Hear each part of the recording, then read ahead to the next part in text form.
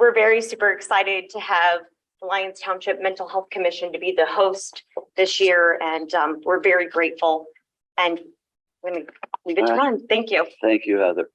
Yeah, as Heather said, my name is Ron Melka. I'm the executive director here at Lyons Township Mental Health Commission. Prior to that, I've had several roles in mental health and trauma-based organizations. I started as an emergency room technician at McNeil Hospital.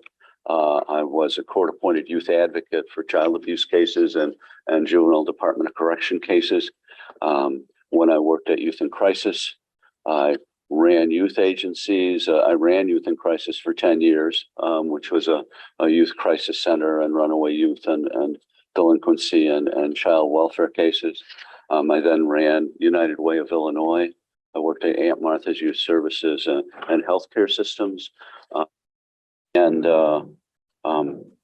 So I've been on both sides as far as funding, as well as providing the services and starting at the bottom in the emergency room, pumping hearts and stomachs and moving up to the position that I am here today. I wanted to talk a little bit about, the situation of men and males in society. We've had several speakers that discussed domestic violence, abusive situations, abusive men. I wanted to talk about some of the issues and problems with male dominance. There are dozens of articles and studies on why men don't show or discuss their feelings other than strength, control, dominance, aggression, anger, competition, those types of things.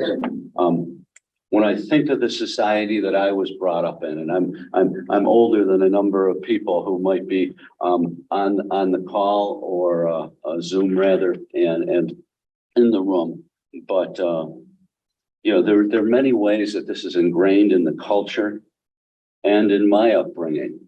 The world was trauma-based as far as framing. Men were competitors. You can see that through millions of years in the evolution of other species where males compete with each other for mates and dominance and leadership, food, territory. They're the hunters, warriors, leaders, the takers. The view when I was little was that it was a dog-eat-dog world.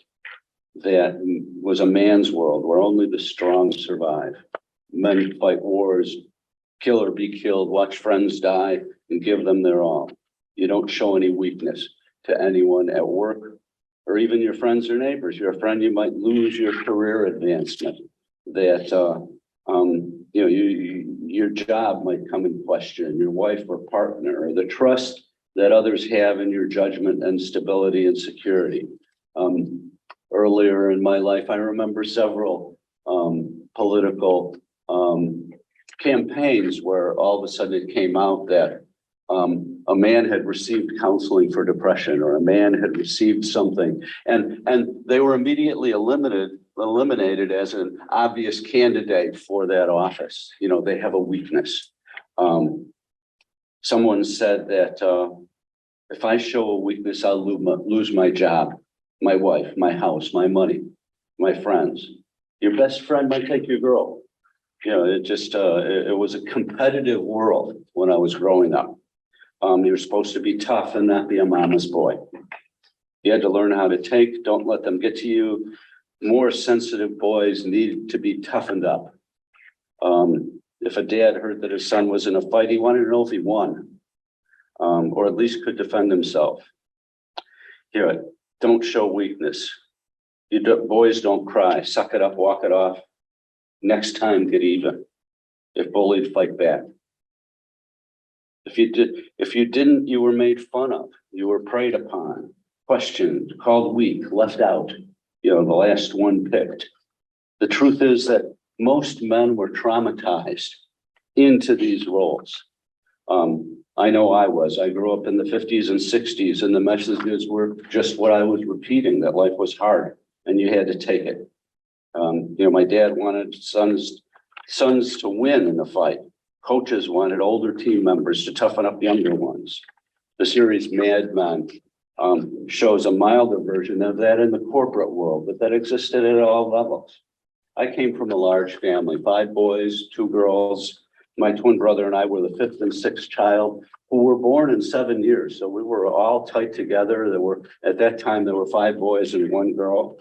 Early childhood was like a chaotic preschool. While I'm tall, I was the shortest boy of 5 due to my birth order. Even my twin was taller. There was a definite pecking order. Bullying was a fact of life. Older boys bullied younger ones. Stronger bullied weaker. I wasn't the strongest, so I became a victim. You can go along with the boys or be bullied. You know, you had to get in line. Otherwise, you'd be made fun of and ostracized. I had to hide my feelings, be quiet, don't make waves. You had to let the bully have his way so you wouldn't be the one targeted. Both my parents had been Army officers. My dad was still a major in the reserve, so discipline was swift. Well, with the number of kids my mom had and how close we were in our house, there were usually 1 or 2 spankings that occurred daily. And while my mom was a loving and caring person, this was what was assumed. Most of the people who I grew up with were spanked. Teachers could spank you. The priest could hit you. The coach could hit you. And if your parents found out, you got hit when you got home. We kept secrets. You didn't show your feelings or any weakness. You shouldn't embarrass yourself that way. Or embarrass your family, or embarrass your friends, or your group, or your ethnicity, or whatever that is. You know, I still have anxiety and stress when I have to confront authority, say present to my board what the budget is, or discuss and advocate with a senator or a representative over when we have a disagreement over a bill or something like that. Luckily, the world changed with the social movements of the late 60s and early 70s. So I was volunteering at hotlines, at coffee houses, at youth organizations, emergency shelters, worked at the emergency room, pursued a career in mental health services and in administration. Luckily, I did not come from a family that had just submissive women. My mom would have graduated college in a few months, if not for World War II. She already had her RN and was getting a nursing degree. My aunt is was a psychiatrist. My grandmother owned a hospital. My great-grandmother owned a hospital and a nursing school in the 1880s. So I had models of strong women as well. And so went into the healthcare field where I worked mostly with women. And were supervised by women, and went into social services, and the youth agency I worked at had an executive director who was a woman, and most of the counselors were, and much of my career has been in the helping field. However, these unhealthy male dominant messages still resound not only in individuals and families, but society, in the media and movies and sports, many families. They're difficult to replace with more healthy messages and responses. The strong, silent, dominant man is still a positive image in society. Unfortunately, besides traumatizing other men pay a high price for not dealing with their past trauma, with their emotions and mental health issues. Besides continuing the cycle of trauma, according to Mental Health America, men have more stress-related illnesses, such as heart disease and high blood pressure. 6 million males are affected by depression each year. Over 3 million men have panic disorder. 90% of those diagnosed with schizophrenia by age 30 are men.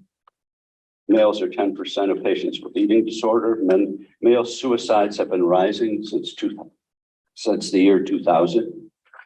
More than 4 times as many men as women die by suicide. The highest U.S. suicide rate are white men over 85. About 1 in 5 men develop alcohol dependency. Male veterans have nearly twice the rate of alcohol and drug use than women. Personally, I have to deal with high blood pressure, anxiety, ulcers, and feelings of isolation. June is Men's Health Month. It's a good time to highlight these needs, the problems to men and boys in your community, as well as their families, employers, and the community at large. Look at agency providers to see what programs they might have in your area to highlight these issues and help make our communities more supportive of men addressing their mental health needs and moving out of the cycle of trauma. Any questions?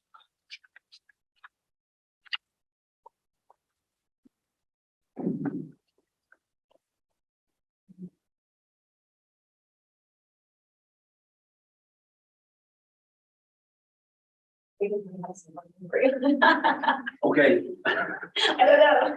All right. I may.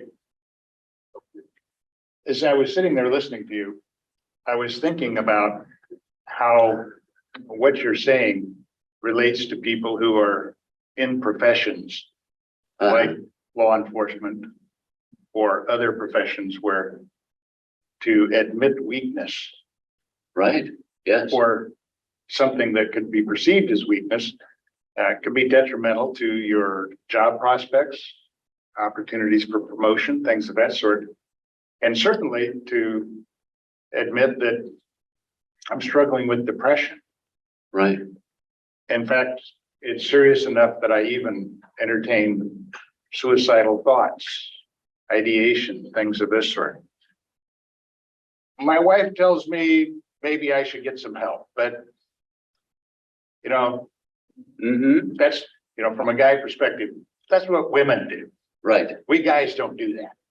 That's right. All right. So is society better off or worse off for a police officer with that sort of mentality, with those sorts of things in mind? Worse off. Right. Absolutely. More dangerous. Mhm.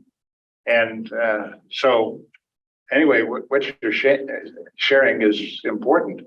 So if you were to be talking to someone like, let's just say, hypothetically, a police officer, what I have trained. would be your message? Yeah. Well, I've trained about 300 police Step officers. up here and Yeah, I've trained Talk about to- 300 police officers in mental health first aid.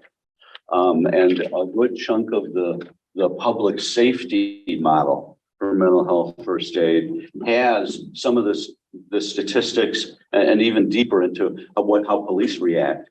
If you hold in that trauma, if you hold in that isolation, the CIT training even goes in deeper on how to listen to individuals, how to negotiate with someone rather than immediately think that they're a criminal and evasive, whereas they might be an individual experiencing schizophrenia and hearing voices. And so that's the reason why they're evasive, because they've got this and they've got that, and they've got this and they've got that. And they don't know what to do and they're afraid. So, and to do role playing with officers in a situation like that. So it's training, it's skills, it's going toward the facts. How many police officers don't live beyond a year and a half after they retire? How many of them have had heart attacks? More police officers die by suicide than are killed by felons. So see what that stress does, see what that image does. Yes. I think it's so impactful for our police force to understand the trauma that's been endured by the people they're coming across.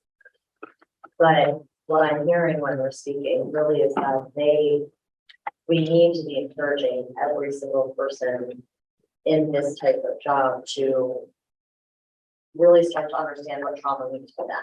Right, exactly. And how they're being. And how do they do debrief? We talk about a debriefing plan. Who can you turn to if supportive? How do you take care of yourself?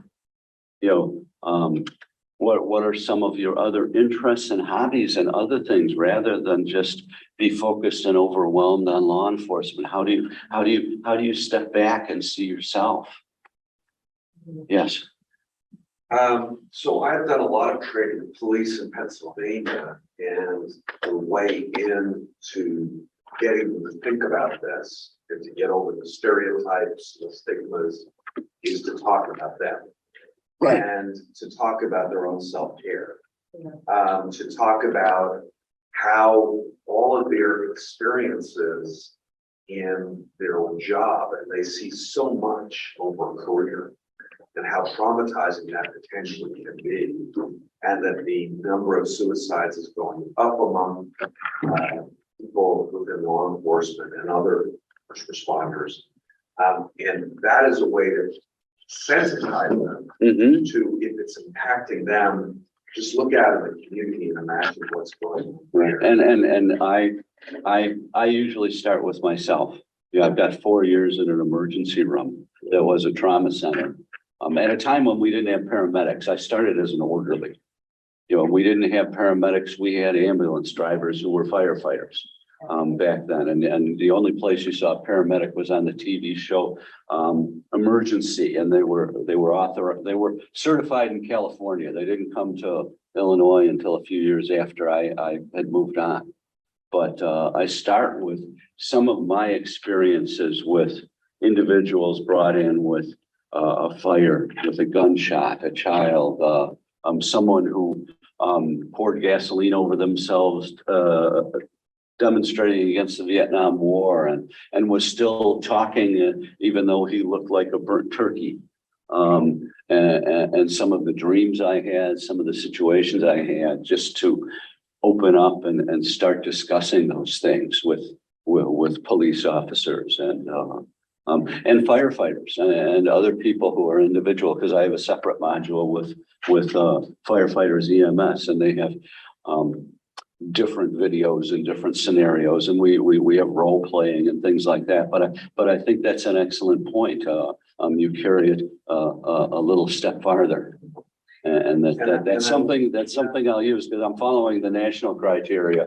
But I usually like throw in my own examples and throw in a few other extra things. So a number of police departments, not just around Pennsylvania, but elsewhere, are now implementing programs and requirements that, for example, in the Pennsylvania Attorney General's office, all agents and lawyers and everyone in that section, the child predator section, are required to see a psychologist at least once a year. Sure. Because they're looking at these horrible images day in and day out, hours. I don't know how to deal with it. Yeah. But they deal with that, and this is the way so they can have an opportunity to debrief. And, again, one might even say, is it even healthy to work in that kind of field for more than X number of months, years, whatever? But at least people are starting to get sensitized. I know in the Philadelphia Police Department, there was the then Commissioner Charles Ramsey required officers, including his entire command staff, to go outside of the EAP, or the Employee Assistance Program, so to get counseling after police shootings. And in order to, again, debrief and to let people really deal with the tragedy that happened. Very good. Just a couple of comments. Sure. I can't help also but think about the implications of the impact of the mindset that you're talking about on our criminal justice system, not just individuals. Sure. But how many people think getting tough on crime means to do the manly thing, which is to fight back, to punish, Right. as if it's some schoolyard scrap or something like that. Right. And that a problem-solving approach, like what I was talking about yesterday and others discussed yesterday, to reduce crime, to fight crime, that's being soft on crime. And okay, logically, that's just not very is it the manly thing to do the stupid thing? Well, and that's, I mean, to use those terms, I mean, seriously. and I fully agree. I mean, it's shooting yourself in the foot is what it's doing. Yeah. You're causing the problems, and so often, and I've been in my career for a long time and seen several cycles. And so often when you hit a budget situation as well, what are the things that are cut? You know, you keep those punitive programs because we can't reduce that. And you cut the ones that are called soft, that are the ones that are really preventing or addressing or reintegrating people and treating people and getting to the root causes. Now, I'll tell you, the people with those attitudes tend not to be police officers. It's because police officers are out there and they confront the reality and they ask themselves, well, what's going on here? They try to understand what's happening in the communities that they're involved with. And even when there's tensions and adversarial relationships, most police officers still are public service oriented enough that to get into the profession, that they are sometimes the most responsive to things that are strategies and programs that actually go after the root causes of crime, try to change the environment in a community, including trauma. Now, I know that in part because when I first started the Justice Voices podcast, some of the strongest positive reaction to stories that I was highlighting from guests who were people who had gone to prison for serious crimes, those early guests, came from police officers. Every police officer ought to watch this. Every prosecutor ought to watch this. It's the public that has this kind of, we need to duke it out with the wrongdoers sort of attitude. And it shapes policy. And that in turn impacts negatively on resources available to communities that are trying to more effectively reduce crime in their communities. I'm going to use an example here in the Chicago area. I'm arranging one of the next guests actually on Justice Voices will be Pastor Chris Harris. Pastor Chris Harris, I met when I was in the governor's office, back director of public safety policy. And Pastor Chris Harris is the pastor of the Bright Star Community Church in Bronzeville. Okay. Well, along the way, and I don't know what the story was, he, on a trip to Israel, built some sort of relationship with an organization in Israel called Natal, Natal. And they dealt with helping victims of terrorism deal with the trauma. So trauma-informed care and response. And he asked them to come to Bronzeville because Bronzeville had a crime problem. They had people who were suffering, victims who were suffering from trauma. And so they put on a train the trainer program. And he developed a program, or he and his team developed a program called TURN, T-U-R-N. I don't remember what the acronym stands for right now, but that became part of a outreach to people as early as possible, from school age on, people who were victims, people who had suffered harm. I'm thinking of the language training we had yesterday. People who have suffered harm as a result of violence in their community. One of the things that struck me about their comments was they also reached out to the police in their communities, and the police were coming in to seek help. Now, a lot of times they wanted it confidential. Sure. But police officers are traumatized daily. Absolutely. The stress is obvious. That the trauma, the things they see, the things they experience personally and vicariously by observing it in others, it was something that needs response. And here was an example of a community. It wasn't the system, the government. It was a faith-based community effort that still exists. And I want to highlight, and they partnered with the University of Chicago Crime Lab and others to develop. Actually, they have kind of a network they've developed, to be able to pull resources together. And these are existing resources. And responding to a crime situation in a community-based, evidence-based, and credible system. I mean, here you have these people that come in from Israel who are dealing with victims of terrorism, who are teaching how to deal with trauma. Okay, that's the sort of thing that resonates with people like police officers and others in these so-called manly type professions with manly type perspectives. So if they can do it in Bronzeville, is kind of my point. Yes. It can be done elsewhere. Mhm. And so this theme of trauma that we're addressing here so often in this conference as a carrier for the disease of crime and especially violence is something that we really want to highlight. But if people are wondering, well, what can we do about it? Seek counseling? That may be important. But once people, when the light goes on and they see this is being smart on crime and responding to people who have suffered, including the people who perpetrate harm as a result of harm they receive, they experience, the hurt people. Well, now we're actually doing some good all the way around. It's a win-win-win-win. And it doesn't necessarily take all sorts of resources that don't already exist. It just takes a mindset. Right, I agree. And you're in that profession. Kudos to you. Well, I try. Well, and it needs to start, with the dads, with the coaches, with the playground, with the situation where those messages get ingrained initially, where you don't want to be targeted, you don't want to be the one bullied, so you let the bully get along with bullying someone else, and you fall in line. Or the dad says to his son, like my grandson told me not that long ago, that my dad says I need to toughen up. When my son was playing football, the coach at one of the local high schools had the older players toughen up the younger players.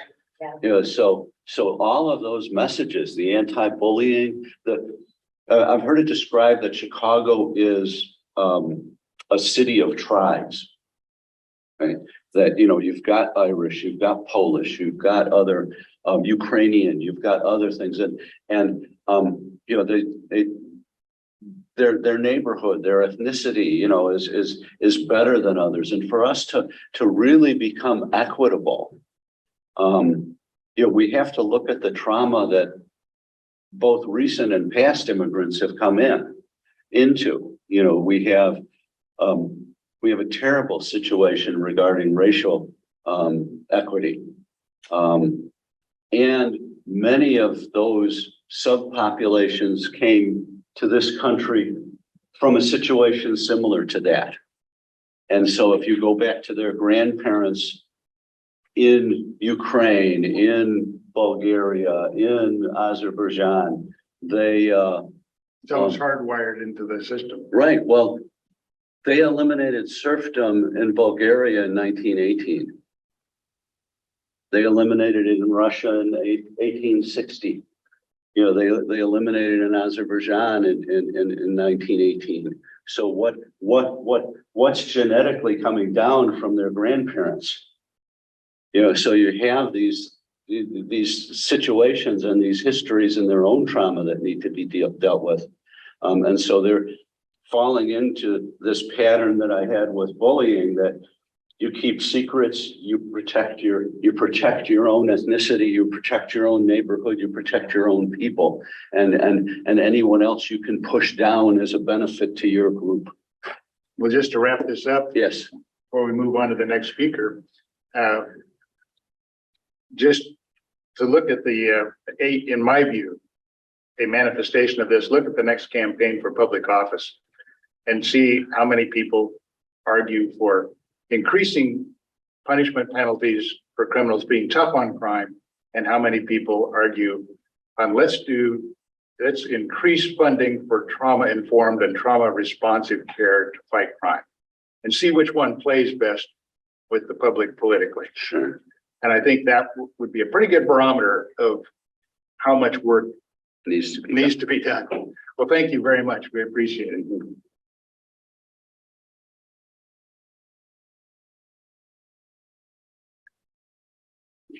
From Kenya, we have Yes. From Kenya. presenters here today. We have Benson Shamala. And Mr. Shamala, I'll let you introduce your associate who's working your PowerPoint, I presume. Mr. Shamala is the country director of International Justice Mission in Kenya. And he will be addressing the topic of embracing trauma-informed care in the criminal justice system, which is a major topic of conversation, as you can tell already, for this conference.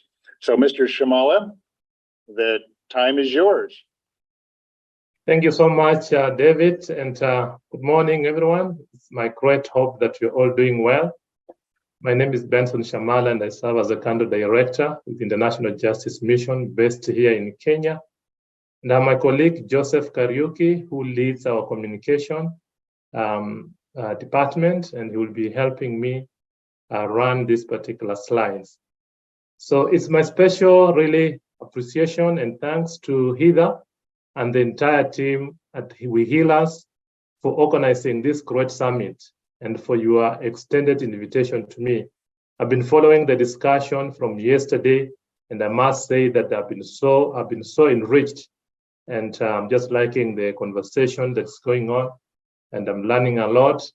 And today I'll be just sharing about the aspect of embracing trauma-informed care in our criminal justice system, and to share about our experiences at International Justice Mission as we have been dealing with cases of people who have been violently abused, and we have been working with them in the criminal justice system and just sharing their stories. It's our hope, it's my hope that the end of this presentation, that I will be able to encourage us and be able to convince us to be more empathetic, especially to survivors of crime as they go through the criminal justice system, and especially in developing world where poverty is so rampant, and many of these particular survivors or victims fall within the low or little income brackets.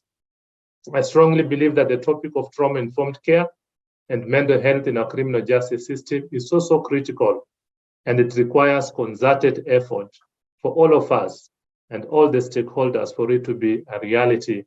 Been listening some of the discussion and some of the development in the US, and I was just so impressed some of the things that are already happening, and I believe that the same also could be extended to other developing world. So just to highlight what we do, I want to share a story about Kofi. Kofi, boy, 8 years old, he remembers so well the first day when he was taken out of his family and was enslaved in a fishing industry on Lake Volta in Ghana.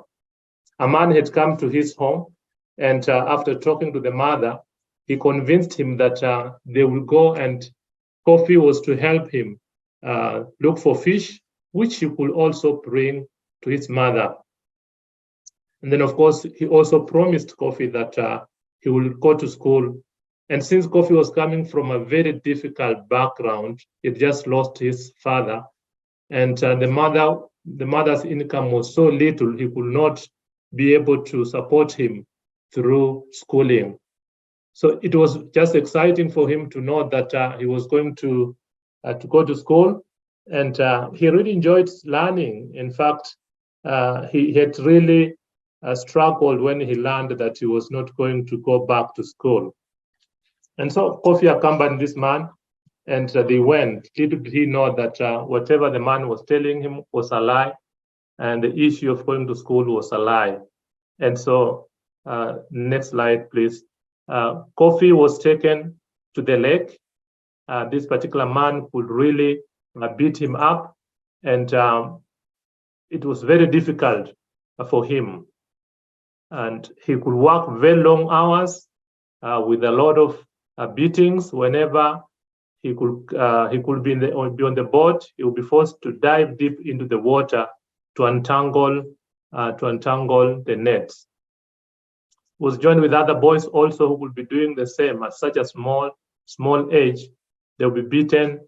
They will drink the water, the dirty water, from the lake. Many of them were looking so malnourished, and they were having disease that was coming from the contamination of the water that they were taking.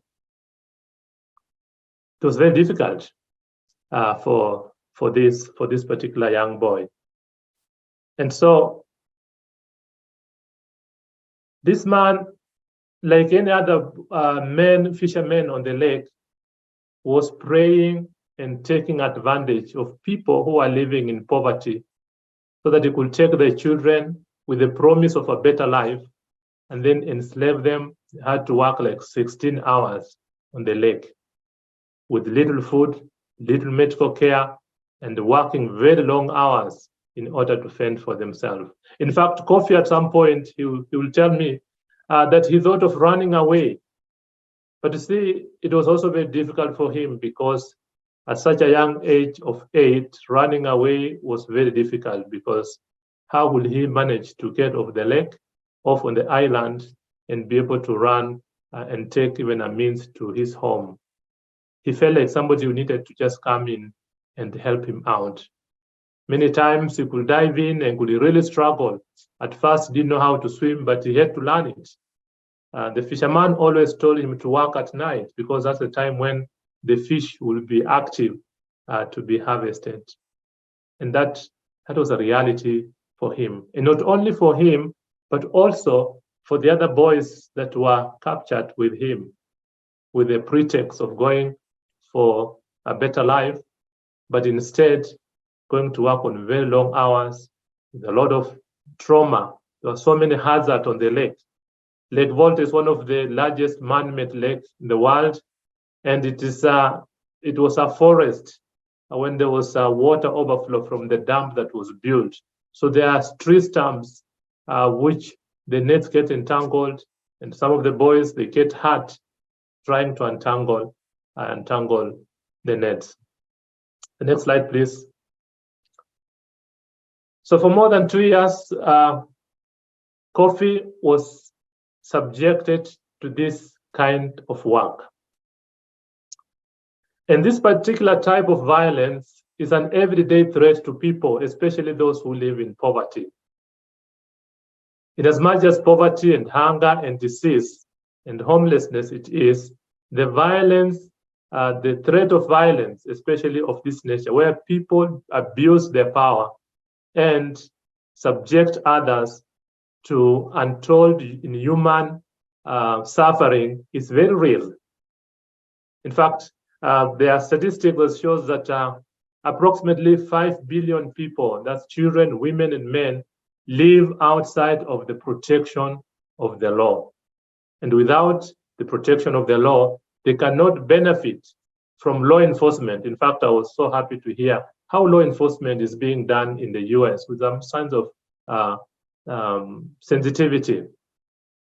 Without access to strong justice system, people that live in poverty are uniquely vulnerable to everyday violence and cannot be compared to others who live in the wealthy neighborhood.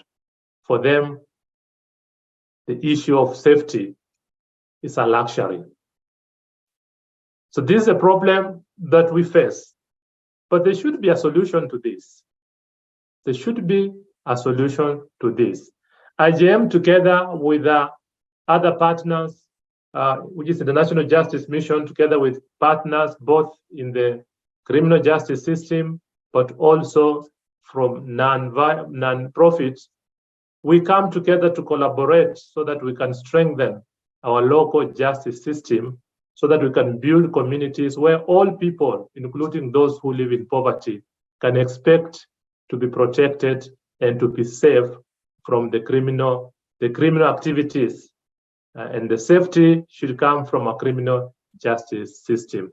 In fact, we have been working across, we are in 40 different offices in 27 countries all over the world, trying to work with the partners, with the governments, first to strengthen our criminal justice system. Because when we collaborate with justice systems and with communities, so that we can respond, or they can respond effectively to violence, we design programs together with the survivors that can deter and dramatically reduce or decrease violence within our communities. We also work jointly to rescue and restore victims. We partner to make sure that those victims who are in places where they're abused, they are restored and they're provided with counseling and other psychosocial services so that they can heal from violence. But also, we don't want just to be focused on the victims. We also want to make sure that the criminals of this violence are brought to book so that then violence can stop. And then also scale demand for protection, where we convene and equip champions so that they can be able also to talk and advocate for protection of the community that are being targeted. In fact, we have a very humongous and very ambitious plan that by the year 2030, we want to work alongside different partners and government agencies to make sure that 500 million people are protected globally. And this is really, really a huge undertaking, because we look or we define protection as the array of benefit that people who live in poverty can get when the criminal justice system is working effectively. It means we want to see the particular crime that we are targeting reduced, the prevalence of that crime reduced. We want also to see people's confidence and reliability on the criminal justice system. And also, we want to ensure that the various criminal justice system actors are performing their work effectively, meaning that they're able to respond to crime in a sensitive way so that then protection can happen. We have got 4 main outcomes that we are looking at. One is strengthening our criminal justice system, rescuing and restoration, where we partner with various government agencies to remove people who have suffered abuse from situation of ongoing abuse. We also want to work with the criminal justice system to bring criminals to book, making sure that we represent those particular individuals who have suffered crime, who have suffered abuse, to make sure that the criminals, the perpetrators of those crimes, are held to account. And of course, also scaling the demand, making sure that we are bringing people on board. So I'm so excited to be joining this particular partnership summit, because I believe that from this, we'll be able to enhance some partnerships.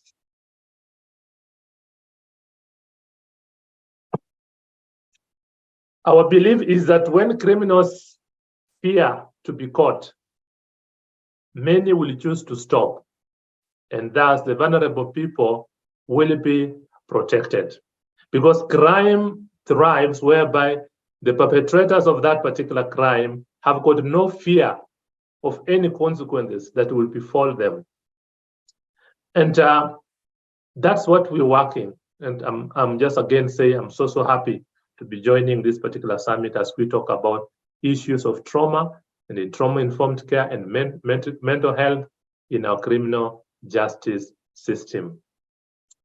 Together with our partners, IGM globally, we have had some great success, and I'm happy to share some of this success. Out of this collaboration, we have had over 66,000 people who have been rescued while we are working with the government agencies, with police, law enforcement, social services. Globally, we have rescued over 66,000 people.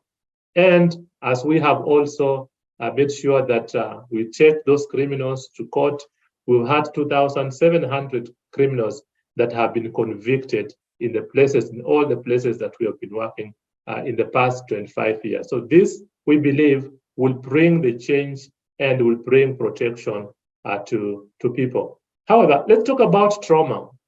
And we have been talking about trauma, and there are so many definitions that have been given. So I won't want to go into the academic bit of it. I'll be sharing more of the practical experience of it.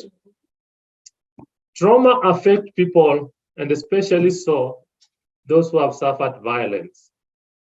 You realize that in our everyday life, there's a lot of stresses that we go through, and especially if you are living in a situation of poverty, there are so many other stresses that come in.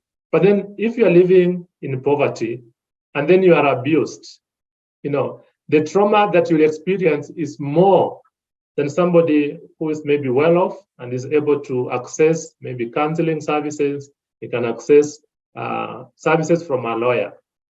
So trauma, as we all know, people who have suffered from trauma, maybe Caris, you can go to the next slide, they experience 3 types of reaction, whereby there's relieving, whereby there is issues of flashbacks, issues where they feel that they're relieving that action at the moment. There is, of course, also avoidance, where when we suffer from trauma, we tend to avoid anything, any thought, places that will remind us of the past or of the places where it happened.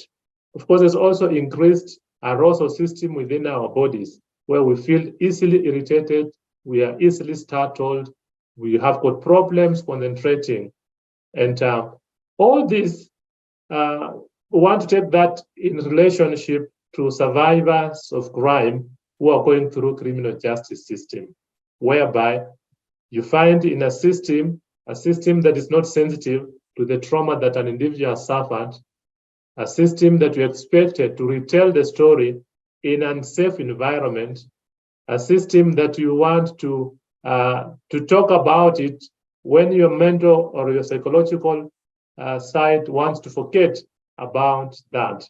And so you realize that survivors of crime have got a really, really challenging situation as they go through the criminal justice system. One of it, of course, is the complexity of the criminal justice system. Like in Kenya here, even the language that is spoken in the court is very complex. Even if you are learned, sometimes you can just float there. And if you are a victim or a survivor for that case, and you have to navigate through the complex criminal justice processes, it's just so daunting. Then, of course, we have got the aspect of delay. Cases that we've handled, at GEM Kenya, we've handled like currently we have over 70 active cases of police abuse of power, where police have used excessive force either to kill or to injure citizens. And so we are representing the families in court. Or be it a case of child sexual abuse, which is also one of the case types that we do here. We represent children that have been sexually abused, supporting them, providing them legal services, and also counseling services as they seek justice in our criminal justice system. We have been counting the number of years a case takes. Recently, we just had a case in which one of our staff, Will Kimani, and our client, Josephat, and our trusted taxi driver, Joseph, were murdered in 2016, and the case started in 2016. It was only until this year, February, where that particular case was concluded, and the police officers, together with the civilian who was acting as an accomplice, were convicted this particular year. So you can imagine the case that happened in 2016 is getting completed in 2023. Such a prolonged cases, and that's like most of the cases take that particular long. It puts another layer of stress and trauma to the victims as well as the witnesses in the criminal justice system. But of course, also there's the aspect of economic challenges. Like if you're talking of a population that even getting food is a challenge on the table. And now they have to go every other so often to court, and they have to use transport coming to court. It's just a huge, huge burden which we cannot bear. And of course, also the psychological burden of knowing that there is this pending case that has never been completed. You can imagine if a small child who's in school, they know at the end of it there is a case that is pending. It just brings another layer of stress. And then, as it were, the inadvertent way in which the criminal justice system actors handle survivors of crime, be it at the police station, be it at the prosecution. Many times it brings a lot of stress on them. So this then calls for trauma-informed care. You can go to the next slide, please. And for us, maybe just to highlight a case that can be able to highlight the challenges of what survivors go through. Let me share with you the story of George. George, I happened to support George in court in 2007. It's a 13-year-old boy. He just lost his father. Coming from a single family with a mother. And so the moment he just lost the mother, the reality dawned on him that he has to be fending for himself. And so George, coming from the informal settlement in Nairobi, he had to go to the street to fend for himself. And that was the reality. And he had dreams of going to school. Joseph, you can go back to the previous slide, please. So he had a dream of going to school and becoming a teacher. But unfortunately, that dream was just quickly vanishing away. Until one day, while he was on the street, a man who seems to be a good man approached him and recruited him, told him that he has got a rehabilitation center and he would like George to join. George was so excited because that was a dream that he was having of going to school. And since this rehab center had a school, he saw that God had really come in and his issues would be resolved. But no sooner did George get into this particular home, this man would call him to his house, which was at the children's home or the shelter, and day in and day out sexually molested him. He sexually abused him. This was so difficult for George. And so whenever George got an opportunity to tell, he told about the experience that he was going through to a good Samaritan who had come to visit the home. And the matter was reported, and eventually this man was arrested and he was charged. So the day that George was giving his testimony, I was there as a social worker, giving him support in Nairobi here in a court called Kibera Court. And it was so painful just hearing how the defense attorney will attack George during the cross-examination. He went on just on a trajectory to dig in on his personality, his character. In fact, he was accusing him that George was the one who may have introduced the aspect of homosexuality in the children's home. And that was so hard for George to bear. He broke down. And of course, that made the defense attorney, together with the judge, to be so impatient. In fact, they accused him of wasting court's time. He was told to man up and be a man. Why is he crying like a woman? It was just so difficult. Needless to say, that case went on, and unfortunately, again, the perpetrator in that case was set free. I would have expected some support from the prosecution to protect George when he's giving the testimony, but unfortunately, this did not happen. And I believe not because the prosecutor was malicious, but I believe because it was the lack of sensitivity, and of course, there was no support structure in our criminal justice system to support survivors like George. In fact, after the court hearing, I had a time to debrief with him and just to see how he was doing. George was so devastated. In fact, he was contemplating suicide. And so it took our counselor close to 6 months having weekly therapy, trauma-focused therapy to George for him to see hope and to see the need for living. Can you go to the next slide, please?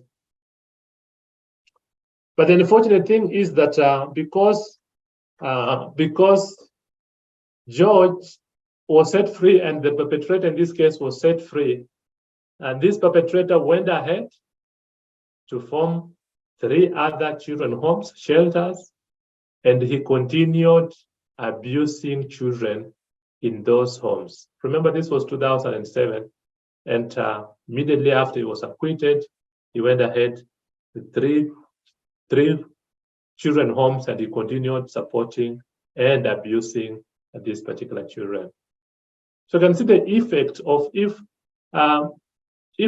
survivors are not supported well, what is the effect, not only to them, but also to other potential victims. So as in the National Justice Mission Kenya, we have been embarking on building the capacities of our criminal justice system actors, be it the police and the prosecutors and the judiciary, and sensitizing them on the aspect of trauma-informed services, be it interviewing, be it examination in chief by the prosecutors, or just a sensitivity within a criminal justice system, especially the judiciary, to say like we need to have this, and I'm so happy the way this is being received in our criminal justice system.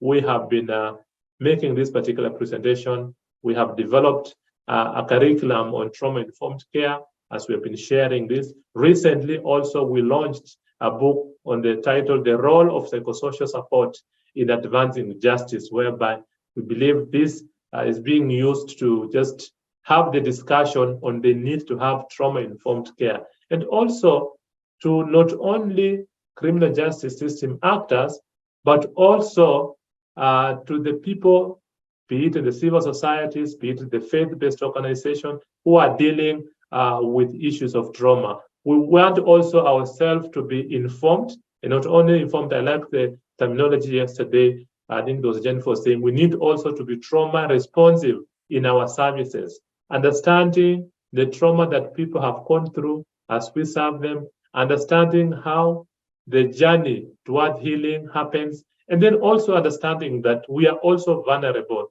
as service providers. How can we also take care of ourselves so that we are not also secondary traumatized, what we call vicarious trauma, so that we're not also carrying vicarious trauma. Another initiative that we have been taking is that we have built what we call a network for people who are working on in the criminal justice system, for victims and witnesses, a support network. And one of the things we've been doing is that we have also put the survivors on the front to share about their situation and things that they experience while going through the criminal justice system. Of course, we make sure that any survivor who is there has gone through counseling, they have healed from the trauma, and they're in a position whereby they can use their voice to speak to those in policies on things that they would like changed. People have gone through the criminal justice system, how they felt, how they were handled. And that has been a critical component whereby they're also providing capacity building for the policymakers, for the people in the criminal justice system. And this is just an example of one of the survivors telling and sharing about their experience. Let me go back to the story of George. As I mentioned, that George's perpetrator went ahead and opened other children's shelters and continued to abuse them. That did not take long. He was also arrested and for different counts of sexual abuse of boys. And last year, we had really a very strict sentencing. He was sentenced to 100 years in prison. And this was just heartwarming. And we can attribute some of the reason why there was this particular success is that because of the sensitivity and the training that we have been providing, the way the police officers and the prosecutors handled the survivors and witnesses, they were able to give very credible testimony of how this man will abuse them. So in one of the cases where we have a home called Scream 4, where this man was abusing children, has been sentenced to 100 of years of prison, but also is still having 2 other cases that are pending that happened in another two of the other homes, that is Scream 2 and Scream 3. So there is need for us to see how we can support witnesses and survivors in the criminal justice system. Because when we have such a like success, then it causes deterrence. If this man could have been convicted in 2017, most probably he could not have abused other children in 3 other children homes. Can you go to the next slide, please? So when you talk about trauma-informed care, we are saying that it's not a therapy, because many times when we talk to law enforcement officers and prosecutors, they think like, no, me, I'm not a counselor. Yeah, I'm not a social worker. But we're saying this is not a therapy. It's not a clinical approach. This is a way of being, of recognizing the trauma that people who have suffered violence go through, and saying, how can I make their experiences more bearable? Be it in interviewing them, be it in preparing them, knowing the trauma they have suffered, knowing how trauma affects us, it gives us more reason to be able to know how to handle survivors of crime. Let's go to the next slide, please, Joseph. So what are the benefits of trauma-informed care? As has been highlighted by the National Child Trauma Stress Network in 2013, and I just read through it. By understanding trauma and providing trauma-informed care, it makes the work of both the police, the prosecutors, the judiciary to be more effective, and it helps the survivors in their recovery journey. Because trauma is a journey. You don't just suffer trauma then tomorrow you are good to go. It's a journey that it requires support. It requires specialized counseling that can help that particular individual go through trauma. And as I talk about that, we all are vulnerable to trauma. It's not only those particular survivors of crime. Both the people who work in the criminal justice system, the people who support survivors in the criminal justice system, we are all prone to trauma. We have our own past traumas. So it's good to recognize that and say, how can we then, knowing how trauma affects people, support these individuals as they go through the criminal justice system? It also enhances the ability to communicate effectively with survivors, knowing like some of the behavior that can be seen to be problematic. If you have the understanding of why they're coming from, we will develop more empathy to these particular individuals, so that when we see maybe problematic behavior, we do not overreact, but rather be able to support them. It ensures that survivors get the services that they need. It also helps us to be sensitive to the fact that if we know the trauma they have suffered, we can even make some application, if you're a prosecutor in court, to have this child or to have this individual counseled first before they can give their testimony. One of the things that we have noticed as we have supported children who are sexually abused, that counseling them before they give their testimony helps them a lot to feel in control and be able to share their stories effectively, rather than just children who have been abused and they didn't have a chance to go through counseling. It also ensures that or improves our chances of obtaining justice, because of course a child who has been or a survivor has been counseled and put things in perspective, they're able to give a very credible evidence that can help the court in making the decision. And then it reduces the risk of us providers or service providers of being negatively impacted by other traumas, because as we listen to cases of trauma, as we serve survivors and individuals who have gone through traumatic experience, we are also vulnerable and we also get secondary trauma. So understanding that, it will help us to know when we are being affected and help us to know when do we take care of ourselves, what we call self-care, so that then we are able to know that and that we don't impact the survivors negatively. So this is a call that we are making. We are calling for more trauma-informed responses or trauma-informed care to each individuals. And this is something that we need to continue advocating for, so that, and especially in places where I'm happy that I'm hearing some good progress, significant progress in the US. Some part of this world, that is not really bought in. In fact, I remember in the very formative years of IGM in Kenya, one of our social worker was supporting a child who had been sexually abused. And the defense lawyer stood up and wanted that social worker to be ejected out. And for sure, the social worker was ejected out because he was saying, these are the people that are coaching children, and so they're coming in court here to make sure that the child sticks to their story. And it was so unfortunate whereby this social worker who has been working with this child was there, and it was just unfortunate. But we've seen a lot of progress. In fact, right now, most judges, most magistrates, whenever they're having a vulnerable child, they're asking who is supporting this child in court. And that's just so significant. We're also seeing prosecutors who are asking for applications to have the child counseled first or be declared as a vulnerable witness.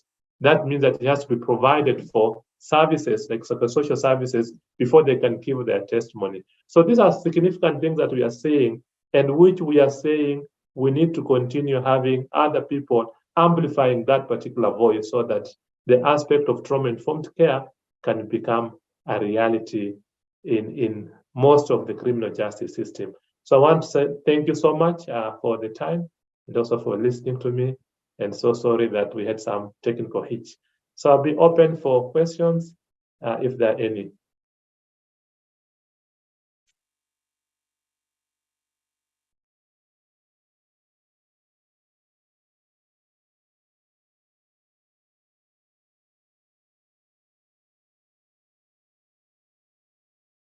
David, don't seem to hear you. Maybe you can unmute. Okay. That's better. All right, now I'm gonna have to get this. Just gonna try to use this to see the chat. I can't turn off the sound. You've got a box in there too. Yeah.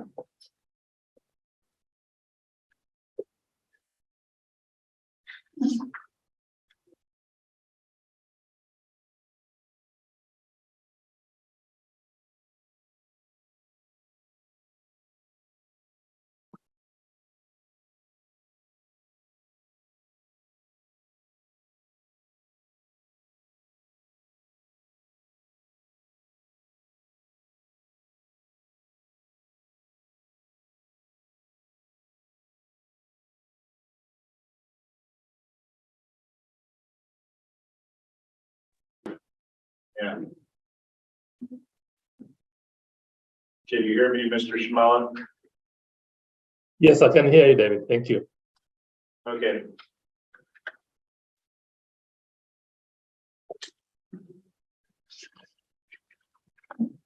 I worked for 4.5 years in Egypt, which is part of the same continent, part of the African continent, but it's is Kenya, but it's a different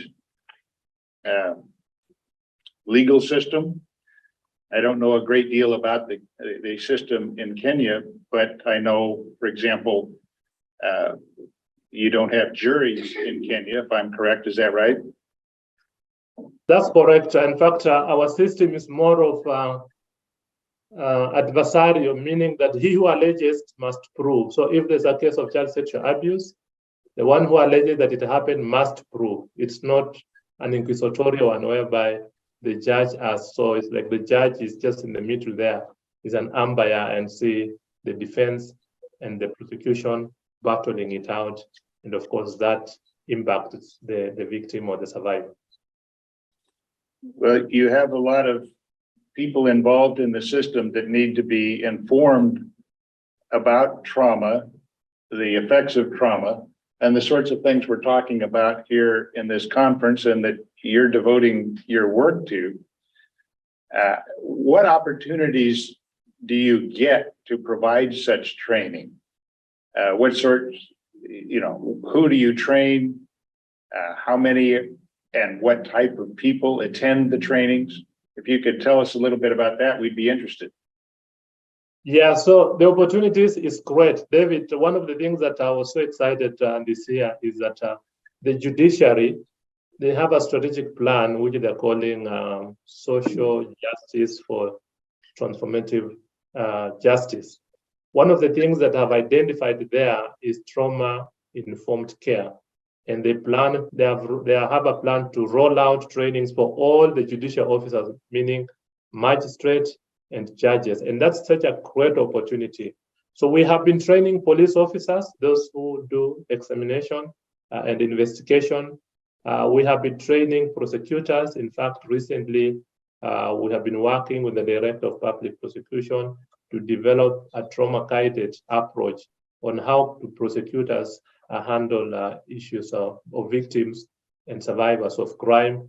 We have opportunities to train magistrates, of course, and so the need is so huge there that we need to be talking about this. We are fortunate that some of the members at our team are members of the National Council of Administration of Justice subcommittee.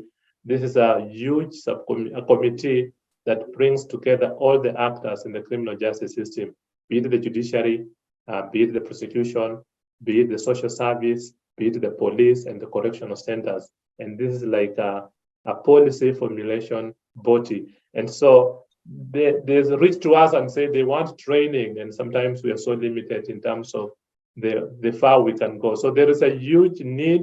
I'm happy that the reception is so high. Previously, it used to be hard to get to train, but right now there's a lot of interest and people want to be trained. But also there's an opportunity for us to form structures. I like the aspect yesterday when I heard that there are some even rules and laws where different states in the US have said that people who are dealing with children, they have to go through this particular training. So first of all, it's just detail for training, and then also putting in place procedures and policies to ensure that people who handle victims and survivors are trauma-informed and are applying those skills so that there's no re-traumatization of survivors. Is there a judicial training center or something of that sort? Correct. We have a judicial training institute, which we have been partnering with them. We have got prosecution training institute, which is recently launched. I think they were launching it last year. Now they have the facilities whereby we can go there and we can train and help them understand the need for trauma-informed care. And the good thing is that they're receptive. They're feeling like this is a need. And it's a ripe ground for various actors in the criminal justice system to come in and provide that particular training. Like one of the things I did not mention, that in this particular network, we have got government agencies, criminal justice system actors, we have got prosecution, we have got police, and then also we have got civil societies who are interested in matters of justice.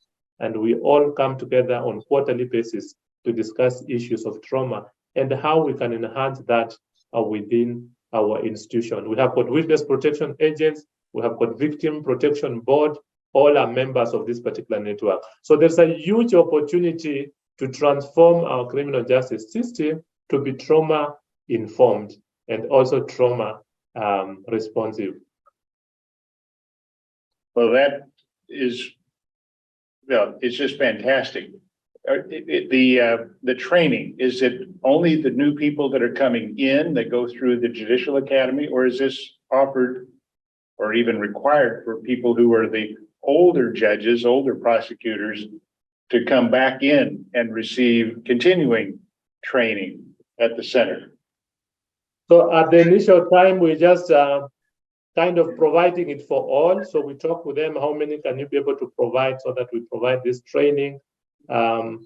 It's not a required one, but our belief and our plan is that we work with them so that it becomes a requirement that for you to deal with children, you need to do this. For you to deal with traumatized, you have to go this particular training. But we are just still at the initial stages whereby We talk with them, see how many can you be able to provide. They say, okay, we are having this conference for 1 week. Can you support that? We'll be having around 200 maybe prosecutors or judges or police officers. Could you come and take them through that? And we have been providing our services. We have a very clearly spelled out curriculum that we developed on trauma, how it affects people, how it can be seen and detected among the people that are being affected, but also incorporate self-care. How can you take care of yourself so that then you're continuing to give services to the people who have been traumatized? So we have a curriculum that we use. We have shared with them, and they like it.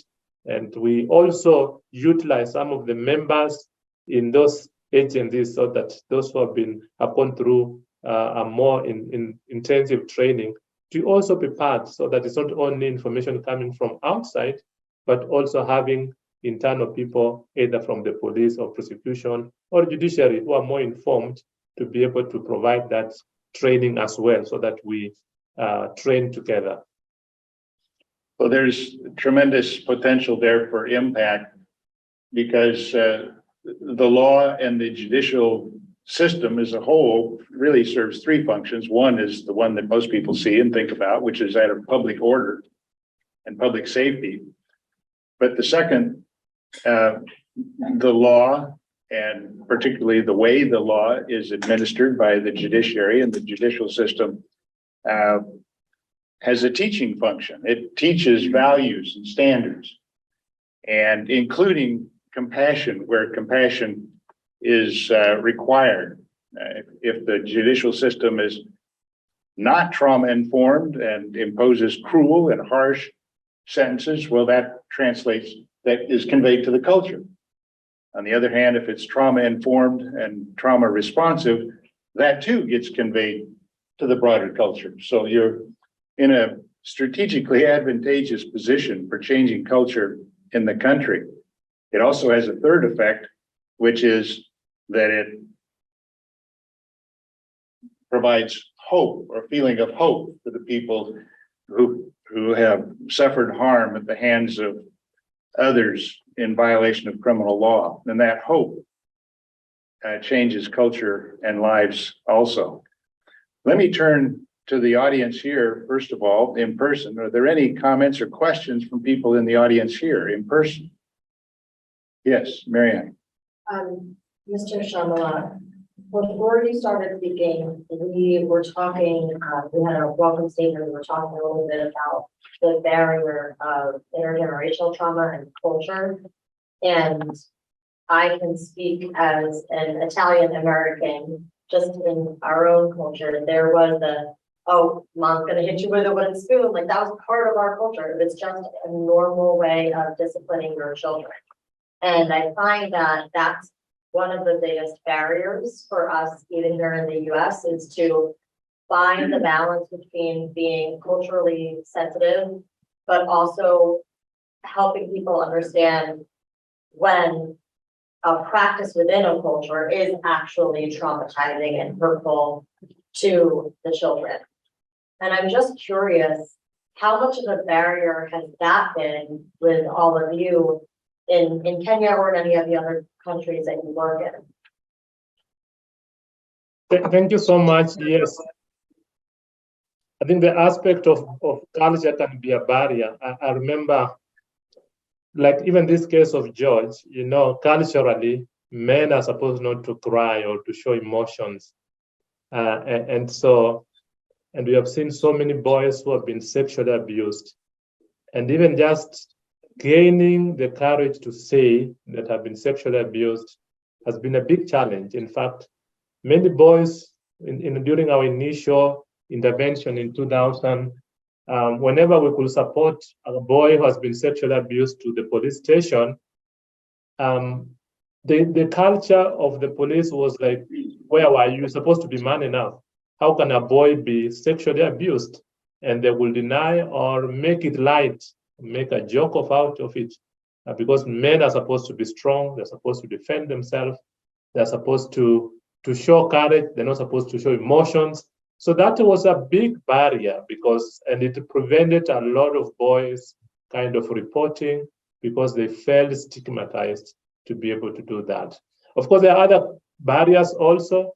I know corporal punishment is one of the areas that, as you mentioned, is now outlawed in Kenya. Schools are not supposed to use corporal punishment. But of course, they will feel that, oh, now boys or children are becoming more rowdy because corporal punishment is the way to go. But one of the things that we have been engaged in is behavior change through the criminal justice system. So proving that whatever somebody has done is wrong through the criminal justice system. Like we have got so many cases that we took up of boys who are sodomized and sexually abused. And by that, we have, and also just teaching and raising awareness at the local level in faith-based organizations, because we have a whole department that deals with community and church, so that just sharing that this is wrong, this is against the law. We have seen the number of boys reporting cases of sexual abuse just go up. But just to mention that culture is one of the things that we need to see. How do we then balance the aspect of culture and the law? Because the law, they say, is very clear, but some of the cultural practices, you realize that they are going contrary to the law. Like we have a culture of female genital mutilation, which is against the law. But we find that people hide themselves, they take girls and they go and mutilate them in the name of culture. So sensitizing them, but also checking up some of the cases through our criminal justice system so that then they can know this is against the law. As much as it may be accepted culturally, is against the law. So that's the approach we have been using. Of course, we have got other partners who go through behavior change and other strategies to that, as we believe, and we go through the criminal justice system so that if it's against the law, we'll go for it so that it can send a deterrence, that when you see a particular behavior is being punished, you will think twice before engaging in that behavior. Well, this may be a generational sort of effort that you're involved in to change culture, because I know Kenya has a history of, as I understand it, there are probably about 60 or so ethnic groups in Kenya. It's a very communal culture. It's not like it's some monolithic single culture. Each of those ethnic groups have their own informal, maybe formal leaders and leadership. And how do you change these ingrained sorts of attitudes in a culture like that? That would be extremely challenging. To be positioned to working with the judiciary is, to me, that's what I mean when I say you're strategically well positioned to have an impact, not just in changing the judicial system, but through the judicial system, change culture in the rest of the country. So I applaud that. One of the things, at the same time, the formal structures of government aren't the only way that can happen. I just was talking a little bit about what was happening in Bronzeville with some things where the community was involved in its own response to the trauma being experienced by citizens living in the community and police officers who are serving the community. But one of the approaches that it really attracted my attention, and I think shows a lot of promise, is that of restorative justice, a different concept of what justice is and how justice is administered, justice as healing rather than justice as punishment. And that can be community-based, or even when it's sanctioned by the judicial system, it can be in community and partnership with the judicial system. So restorative justice is another concept of justice that I hope, an idea that catches on. We're going to take a break here shortly before our next presenter, but Mr. Shamala, we really salute you and thank you for your presentation and for your work. Thank you very much. Thank you so much, and looking forward to more discussion. Bye-bye. By the way, before you sign off, look in the chat. There will be some good comments that are in the chat there. You'll want to read. Let me just, oh my. So we'll let you do that while we take a break. Okay. Just 3 minutes. Please. Look, the wooden shoes.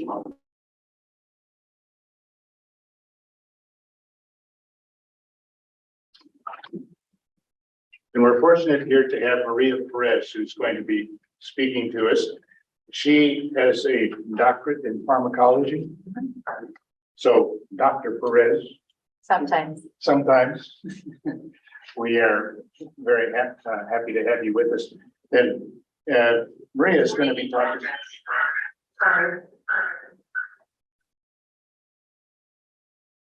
Maria is going to be talking to us about mental health awareness, particularly a focus on suicide and stigma.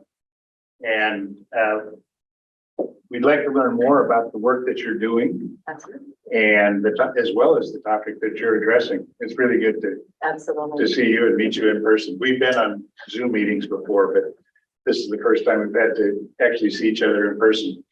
Now, for those of you in the Zoom audience, unfortunately, we aren't able to put her, for technological reasons, we aren't able to put her presentation or PowerPoint presentation as a shared screen. So it's only on the screen here in the in-person audience behind us. So hopefully you can see that, but in any event, thank you. You're welcome. Thank you. Thank you, David. Nice to finally meet you after so many months and, seeing everyone virtually, getting that feel. And I think we're going to be talking a lot more about that feel of like humanity, the feeling of touching somebody, having to see somebody. And I think that's going to be part of this conversation. So I am Dr. Maria Perez. I'm the clinical and scientific liaison for Otsuka. I am a clinical pharmacist by training. So I've seen some people, I've seen so many people, I shouldn't say some, but a lot of people in multiple disease state, and one of them is psychiatry. And, this month is May Awareness Month. And I think this is one of a good topic that we can discuss. And so, I think this is one of those topics, when you talk about stigma, there's always that Webster dictionary. It defines it as shame, synonymous with shame, right? But how is it correlated to suicide? And so I'm going to start with that. So if if someone is in crisis, you can call this number, but I think as of last year, this was changed to 988. It was shortened. Actually, just aside, Sorry to interrupt, but you're in front of the projector, so you just stand on your side, so you're not watching. Sure. So, I'll do. So actually, as I'm speaking today, it's 10:30 our time. There's actually another webinar through psyche.org that's actually talking about 988. So just a plug, but for more resources, you can log into psyche.org for a lot more resources on mental health. But if you do know of somebody, please, call 988 or call somebody. So our objectives for today, we're going to be reviewing statistics in the US, as well as the risk in suicide and psychiatric diagnosis. We're going to be discussing about suicide risk factors and provide a brief overview of stigma. We're going to share the patient perspective of mental illness, and we're going to provide information on ways to combat and reduce stigma and highlight suicide prevention resources. So on the slide, you'll see suicide statistics, many numbers, right? Let's just start in the world. In 2010, suicide is the 13th leading cause of lost lives globally. What is very interesting about this statement is that it's more common in the regions with advanced healthcare system. Very interesting, right? We have all the resources, but why is this happening? Again, statistics, right? But they're just gathering data, but it's for us to explore why. Worldwide, there are nearly 800,000 people die of suicide each year. If I'm doing the math correctly, that's about 1 in 12, 13 minutes. You know, one person dies of suicide in 1 in every 12 minutes. And what is also interesting is that in the US, roughly 47, I mean, the new numbers now is 48,000 died by suicide annually. And it was the 10th leading cause of death in the US. So 10th, right? One thing interesting is in the world between the 15 to 29-year-old patient population, it was the 4th leading cause of death.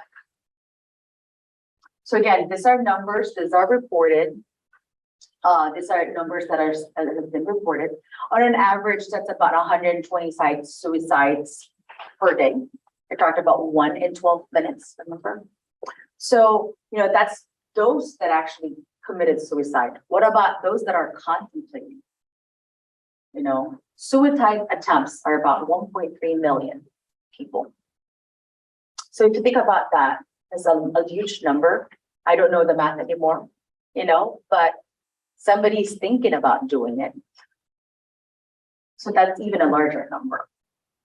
And on the last bullet, you'll see that, you know, statistics on like more of a larger data between 1999 to 2016. The rates went up by 30%. And I just looked at the data like recently. There's another published data, I think 2000 to 2019. This is 37% increase.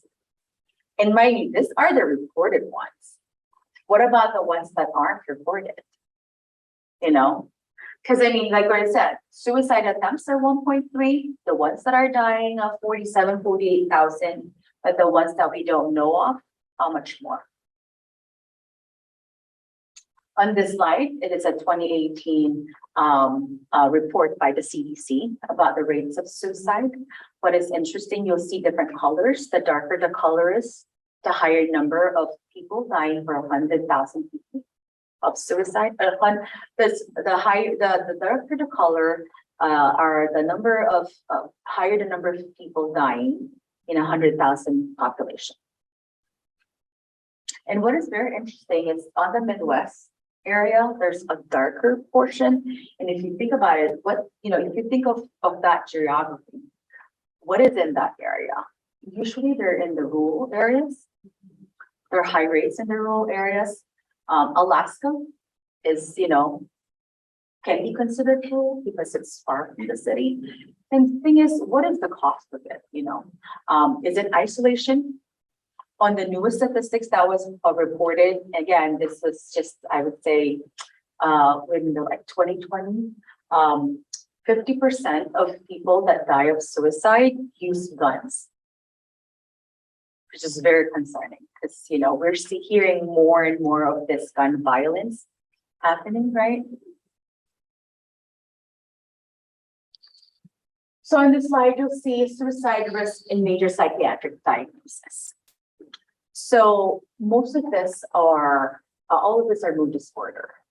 So in major depressive disorder, there's a 20% higher risk of suicide death compared to the general population. 1 in 2 people will attempt, 1 in 2 to 1 in 3 people will attempt suicide. And for every 6th death with a person with major depressive disorder, it is by suicide. So it's very, very alarming. That's just major depressive disorder. Let's talk about bipolar disorder, where there's a lot more impulsivity on this patient. There's that fluctuation of mood. Sometimes they're depressed, sometimes they're manic. Manic could be just a burst of energy. Manic could be just those racing thoughts, right? And in those patients, a lot more higher, 20-30% times higher risk of suicide compared to those of the general population. And those that are thinking about it, 80%, 4 out of 5 people have thoughts of killing themselves or harming themselves.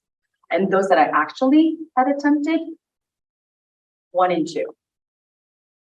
And 15% of patients with bipolar disorder die of suicide. And then what about schizophrenia? The ones with this other mood disorder. There's an 8.5-fold increased risk of suicide versus the general population. Maybe not as high as the other two, but still an alarming rate. 1 in 5 or 1 in 10, and then also suicide ideation, 1 in 2 are gonna, have thoughts of harming themselves. And with that, leads to the reduction in their life expectancy by at least 25 years. And so this is just the 3 psychiatric diagnosis, but there's a lot more. PTSD is 1, borderline personality is 1. But the main thing is, there's a factor that maybe mental health is a factor that leads people to think about harming themselves. So this is just the report. Again, a reported ones. What about those that are unreported? What about those that are undiagnosed? And as we know, and we're going to move over to that of stigma. Why is suicide related to stigma? And then on this slide, you'll see the risk factors. When you have somebody, there was one data states that there's some warning signs that you see. Are there changes in thoughts? Are there changes in words?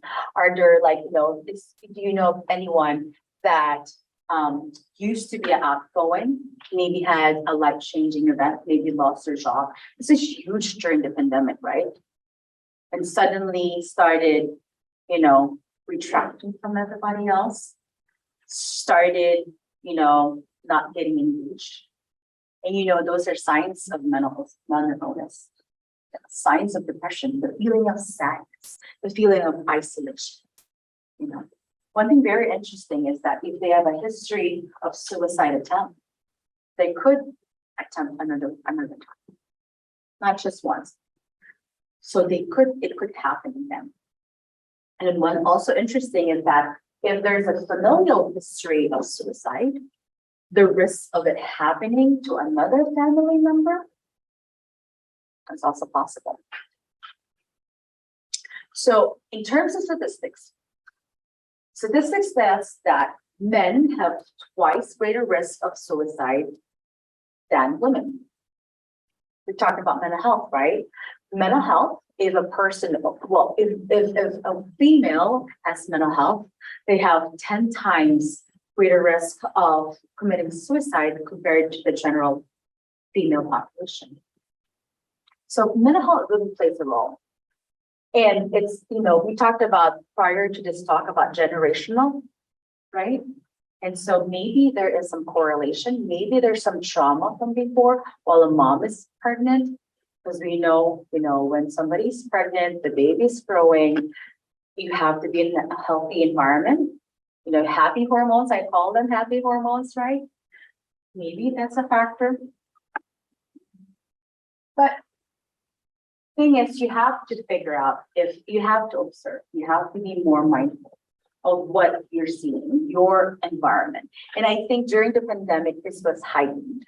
There's so much isolation, so much life-changing events for a lot of us, right? And so what is happening? What happens to the people around us? So stigma, switching to stigma. Stigma takes many forms. It could be in public stigma, self-stigma, structural stigma. Who among you guys have social media? The question is, who among you do not have social media? See some hands, but there's more hands with those with, right? With those with social media, how many social media do you have? Do you have one? More than one? You have LinkedIn, right? That's professional. You have Facebook, if you're my generation. If you're the younger generation, you may have TikTok or Instagram. But one thing interesting is that cancel culture, remember that? If somebody posts something negative on Instagram, cancel culture is huge. And so, public stigma is that perception of the public towards what's going on. We talked about mental health. We talked about men had twice the risk of committing suicide. Why is that? maybe because they're the head of the family, maybe they're supposed to be manly. They're supposed to have that perception of like, I need to be strong, but inside you're actually crumbling. Right? And then there's also self-stigma. Like, what do you think of yourself? Maybe I'm not good enough. There's always that question. If you know you're doing good, but you always contradict and you always like not take those achievements and you feel that you're not always good enough, there's always the fear that, okay, what about what people think of me? Even if you know you've done everything, but you don't believe in yourself, there's always that self-stigma. What about structural stigma? I mean, I'm not talking about the structure in terms of building, but maybe the infrastructure of the government, maybe rules and regulations. I know at one point, when you apply for jobs, and I'm not sure if it's for everybody, or you have to declare if you have mental illness. I'm not sure if that's us, or if there's even a neurodiversity. That's a new concept, right? Neurodiversity in a lot of companies, being aware, it means neurodiversity is being aware that people may be undergoing some changes, some issues, some challenges. I would say call them issues, but more challenges. So, are there rules to protect them? Are there rules, although there are rules, are they implemented? So, stigma in the US healthcare system contributes to a lot of negative attitudes. Beliefs, behaviors of healthcare professionals towards people with mental health disorder. If you're with, burnout is huge right now, right? In every form, healthcare burnout, people burnout. And sometimes you go to work, but don't feel, you're physically there, but you're not mentally there, you just have to do the work. And so it also counts towards like how you deal with your patients if you're a healthcare professional, how you deal with those people that you take care of if you're a caregiver. That can also, create some stigma to those people that you're caring for. So on this slide, you'll see the different perspectives, patient perspective with mental illness. How do they feel? How do they feel if they have, this like something in them? They feel that, they're torn between, am I going to do it? Am I not going to do it? Am I good enough? Am I not good enough? I've tried really, really hard. I'm really, really exhausted, but I don't think it's enough. They're torn between they have, again, talking about social media, there's the facade that it's perfect, but inside it's not. And I think it's common more and more. And, now that I've thought about it, remember, between the age of 15 to 29, it is the largest, is the fourth leading cause of death. Is it because of all those things that's happening? All the accessibility of technology, where again, there's an Instagram life and there's real life, right? Life versus reality. I don't know, is that virtual versus reality, right? Everything has to be perfect. You have to show on Instagram that you like, okay, you have all this nice clothes, all this nice things, but you're like buried in that. And that is like a life-changing event. At one point, you're gonna have to pay those debts. But if you can't, then that's a life-changing event. And what happens? You develop like mental illness and then you're stuck. Then do you have people to talk to about this? Right? And as healthcare providers and as somebody caring for, and we're talking about trauma informed, we need to do something about this. And on my next few slides, I'm going to be talking about combating stigma.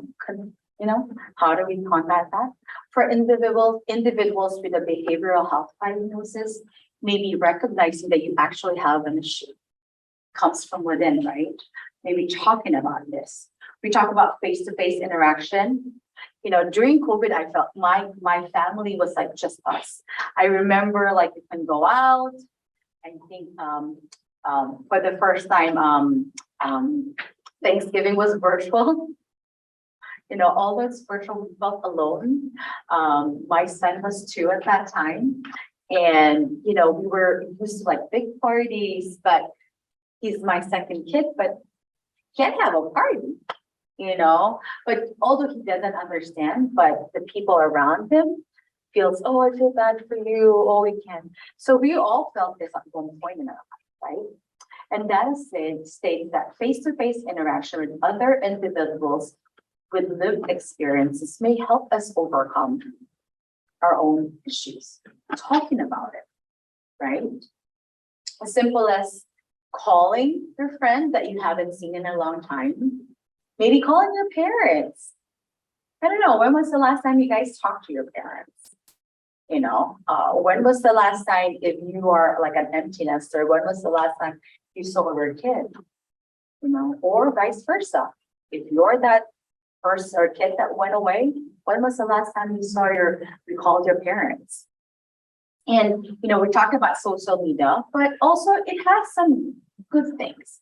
I think one of the gifts of social media is, you know, for me as a person, is that I've met a friend from Chicago. I met her a year ago, and I met her to a drug dinner. And we haven't seen each other because she's from Chicago and she just did a presentation, and we developed some friendship all throughout, you know, with text here and there. And then I saw her on LinkedIn. She had a group, and it was a pharmacist women group. And, you know, I connected with her again. And you know, that group from Chicago was only in Chicago at that time, maybe like 30 women. During COVID, because everything is Zoom, blew to 3,000 people. So that's the gift of COVID. We can still see people, right? But at the same time, you know, yes, there's some negative things about it, but there's some positive things about this. You know, we make ways to have a community. And that's one of the social media gifts or gifts of COVID during that. And, you know, you share the common goal, you share the common pains and aches, women and life and pharmacy world. I mean, at least in my perspective, but what about the other ones? You know, that's why you have those 4 groups. Maybe those things are really, you know, data states that it could be a way to talk. It could be a way for you to listen, and maybe you can think about it. So, you know, but sometimes when we talk, there's always that fear, is this person going to retaliate? Is this person going to talk about it? So then you have to decide how much level of disclosure you want to get. But there's always that, you know, you have to have a tight group, you know, somebody that you trust. But at the same time, if you're that person within that circle, also show that, you know, you're not shameful that you are part of that.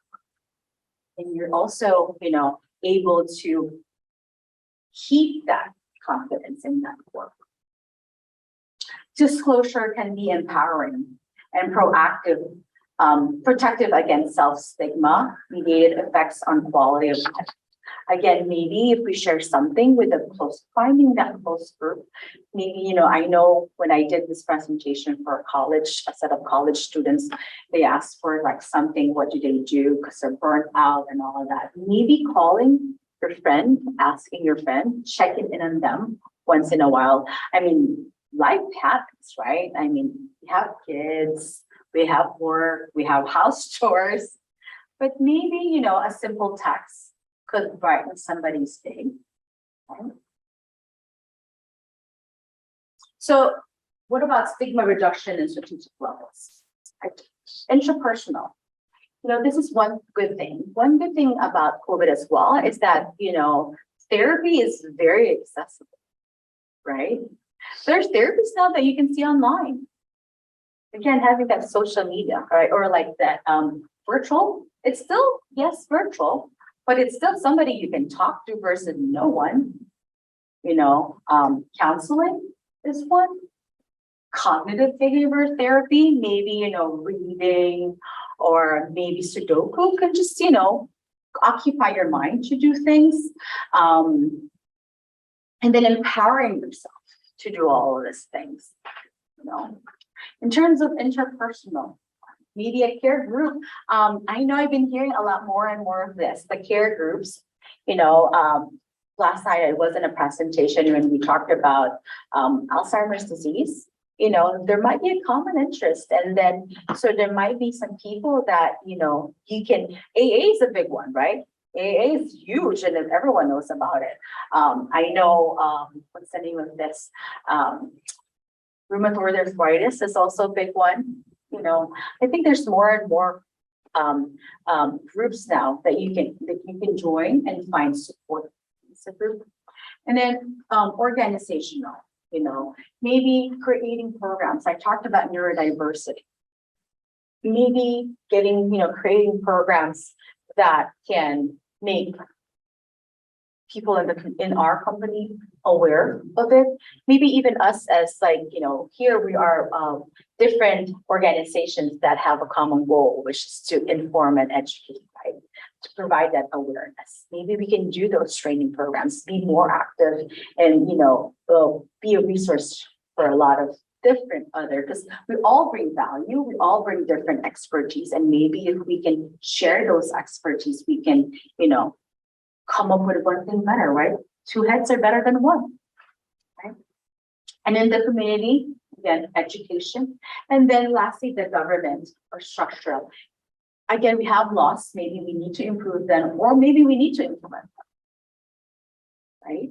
Because I mean, you know, there's a lot of like people that wanted to talk about it, but until it's implemented, you know, say to the government level, it's like RA something, I'm not sure if that's the right thing, but, you know, section something, section 1, 2, 3, but it's not implemented in, say, your company, or it's not implemented by your vendor. So, you know, maybe we can improve more of that, maybe more of that policies, legal and infrastructure policies. So, you know, stigma reduction strategies can start from the person and it can go from all levels, you know, local initiatives, regional, and then statewide. So you have to start somewhere. And, you know, maybe like this is very interesting in that offer assistance to local media regarding how they reduce stigma. You know, we talked about social media. We can even talk about news. Every channel has different ways of sharing the news, right? They may be sharing the same news, but it's how it's being delivered. Maybe not, you know, sensationalizing those news, hyping people up, but instead giving them factual information. You know, avoiding that, ensuring that it's a balanced coverage. You give the pros and the cons. You give the success, the challenges, but you also want to rejoice on the successes. So, you know, not only sharing what's negative, but also with the positive as well. And then also encouraging stories about recovery. We've talked about like, okay, in the news, you'll see that, oh, okay, somebody has died, somebody did this, somebody did that. But how many have you heard about success stories? What's the percentage of news do you hear about that? Right? Unfortunately, you know, it's hard. It's easy to complain, but it's hard to appreciate. And maybe we need to share more about those positive ones and encouraging other people that there's actually hope. There's actually good things that are out there. Sharing accomplishments, you know, sharing that I've been here. And again, that's a stigma too, because I mean, if you've gone over it, right, do you want to share with other people? But I think, you know, getting over it is actually a good thing because that will inspire a lot of people to get over it as well, because there is. So on the next few slides, you'll see the different resources. American Foundation for Suicide Prevention is a good one. American Association of Suicidology, Suicide Prevention by SAMHSA. And I know there's some different brands about this different networks and framers and resources can provide a lot of toolkit, as well as if you wanted to create one for your company, they do provide something. And so World Health Organization is a huge component. I know CDC is definitely a good one. Suicide Prevention Toolkit for rural and primary care settings. But many of them. So with that, you know, I wanted to take the opportunity to thank all of you for giving me some time to talk about this. I know this is kind of tough. I may have like stepped on some emotions. I may have shared too much, but I'm happy to share that, you know, you're not alone. We all struggle, but you're not alone. And for those that have overcome it, I challenge you to talk about it. And, I thank PsyQ for giving me the opportunity to be here. This is not the only, this is not it. There's more and more resource on psyq.org. Like what I said, there is actually, I think at 12 o'clock Central Time, there is a talk about 988. So, which is the suicide hotline or the crisis hotline.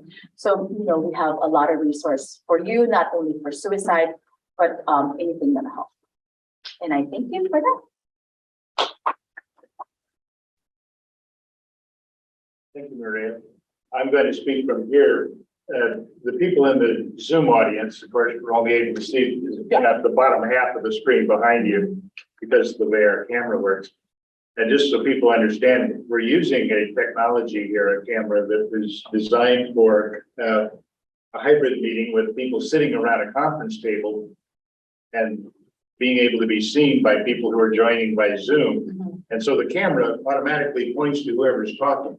So I can't control it to raise it up, to show more of the screen behind you. It points where it feels like pointing. I needed height. Yeah, well, I thought about that, maybe get Get a podium, But but then- I don't know. but then you would have been in the way of the screen. Yeah. They still would have only been able to see it. Right. So what's the solution? Well, if you share your slides with us, that could be part of the packet that gets sent out.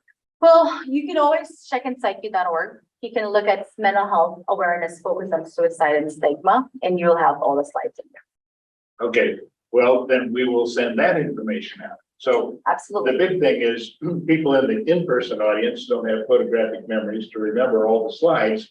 So they need that to be able to see it later. And the people in the Zoom audience would really like to see it the first time. Absolutely. But anyway, I'm going to sit here so that I can see anything that comes up in the chat. There were applaud thank you hands so much. that came up, so just so you know. So are there questions or anything that anybody would like to either ask or comment on here in the in-person audience, first of all? There was a woman that gave a presentation yesterday and she talked about how kids nowadays, I'm not sure what the age range is, but they're very flippant about talking about killing themselves. She gave an example of a test being difficult, and then the kid will be like, "Oh, that test was so hard, I'm gonna kill myself." So I was wondering what the relationship is, or the correlation with that, of the increase in their flippancy of saying that, and the increase in actual suicide. Because even in our chat rooms, they'll say it to each other, Yeah. or they'll say KYS, kind of derogatory. Yeah. So is that their way of coping with it? Is there a way to- Is that their way of kind of dealing with it or coping with it, perhaps? Or?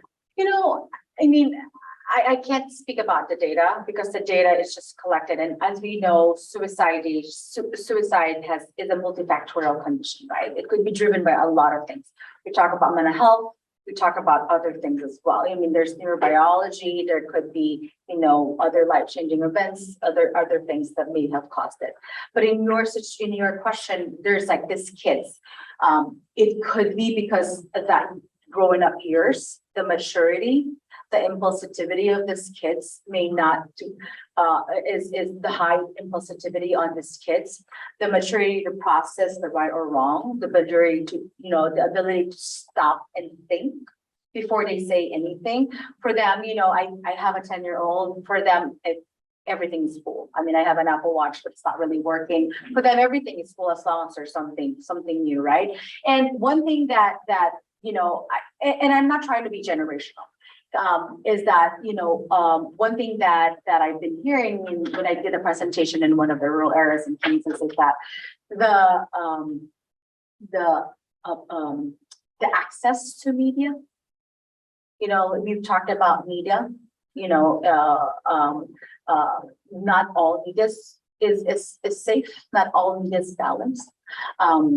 But maybe that's a way for them to, again, positivity, the ability to process, the maturity to stop and think. Maybe saying those words make them look cool. For some that are just saying because they don't empathize or have sympathy for those people that are going through it. I'm not quite sure. Again, suicide is a very dynamic topic. I would say dynamic because it's ever changing. It's always changing. You can't really say like, okay, so, you know, Anne's sister died, killed herself. Oh, it's probably because the same issue as the other one. You can't really, there's not a common denominator or what's causing it, but environmental factors are also play. I also think he's getting to a link between bullying and suicide, right? I think that a lot of you don't understand the implications of what they're saying, as we said. It's 3 letters, how many of them really understand the implications of what they're saying? And I think that us as adults shoulder some of that, because I think about my son, he's turning 7 in a few weeks, and he loves video games. And he can read now, so he's not allowed, I don't want him in the chat, but he can read on the chats. And he'll ask me sometimes what things mean, and I do shy away from telling him the stuff that he's trying to learn. And specifically on this topic, this is hard to teach children about. You know, we lost our aunt to suicide right before the pandemic, and we never explained that to our kids. We just said that she was sick and we lost her. Maybe it's time that we need to not only be talking about it together as adults, but we need to learn how to talk about it with our children in a way that doesn't scare us. Because quite frankly, as a mom, I'm just scared to talk to him about it.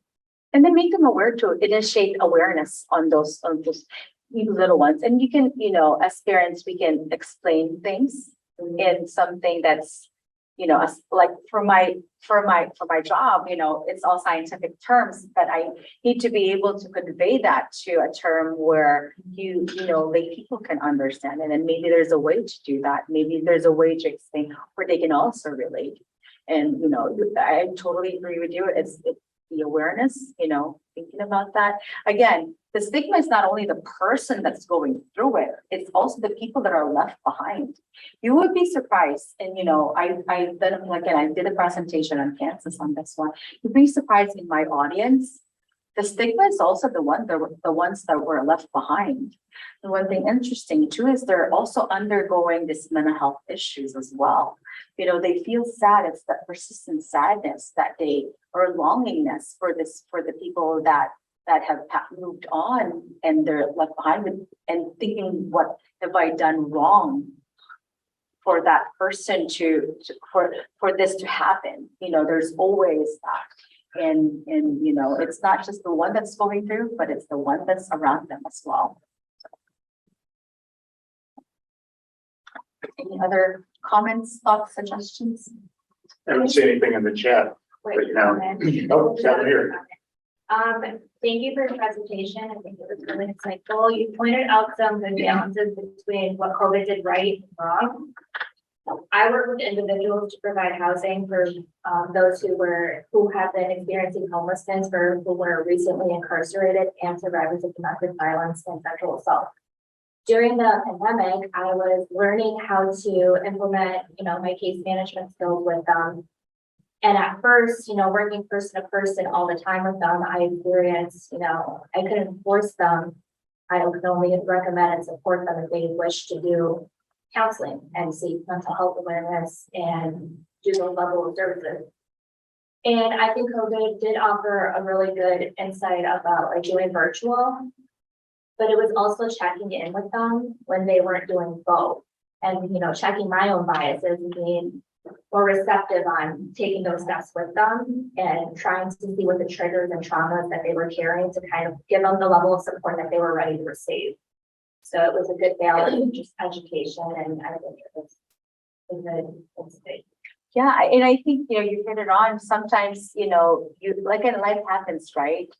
You have your job, you care for your family, you may care for, you know, for babies, right? Or you do chores, but, you know, virtual meetings give you the capacity to set aside, maybe I'll just go, you know, put a shirt, you have to put a shirt on, you have to put it, you can't be naked when you're going to, you know, it happens sometimes for some patients, especially with, you know, if they're going through something. You have to be presentable when you don't have to put makeup on, but I mean, at least presentable enough or decent enough.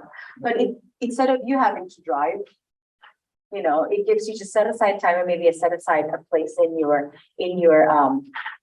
house or even in your car, as long as it's a private, environment where you can speak freely. And that's a good COVID, right? Yeah.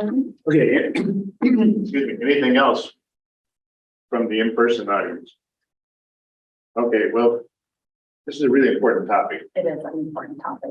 and we really appreciate you being here to introduce us to this. The resources that you shared will be really valuable for anyone who wants to take a deeper dive. So stay tuned, everyone, for that. So if you weren't able to write fast enough to get those website addresses down and all that, we'll send it out to you afterwards. Absolutely. Thank you very much.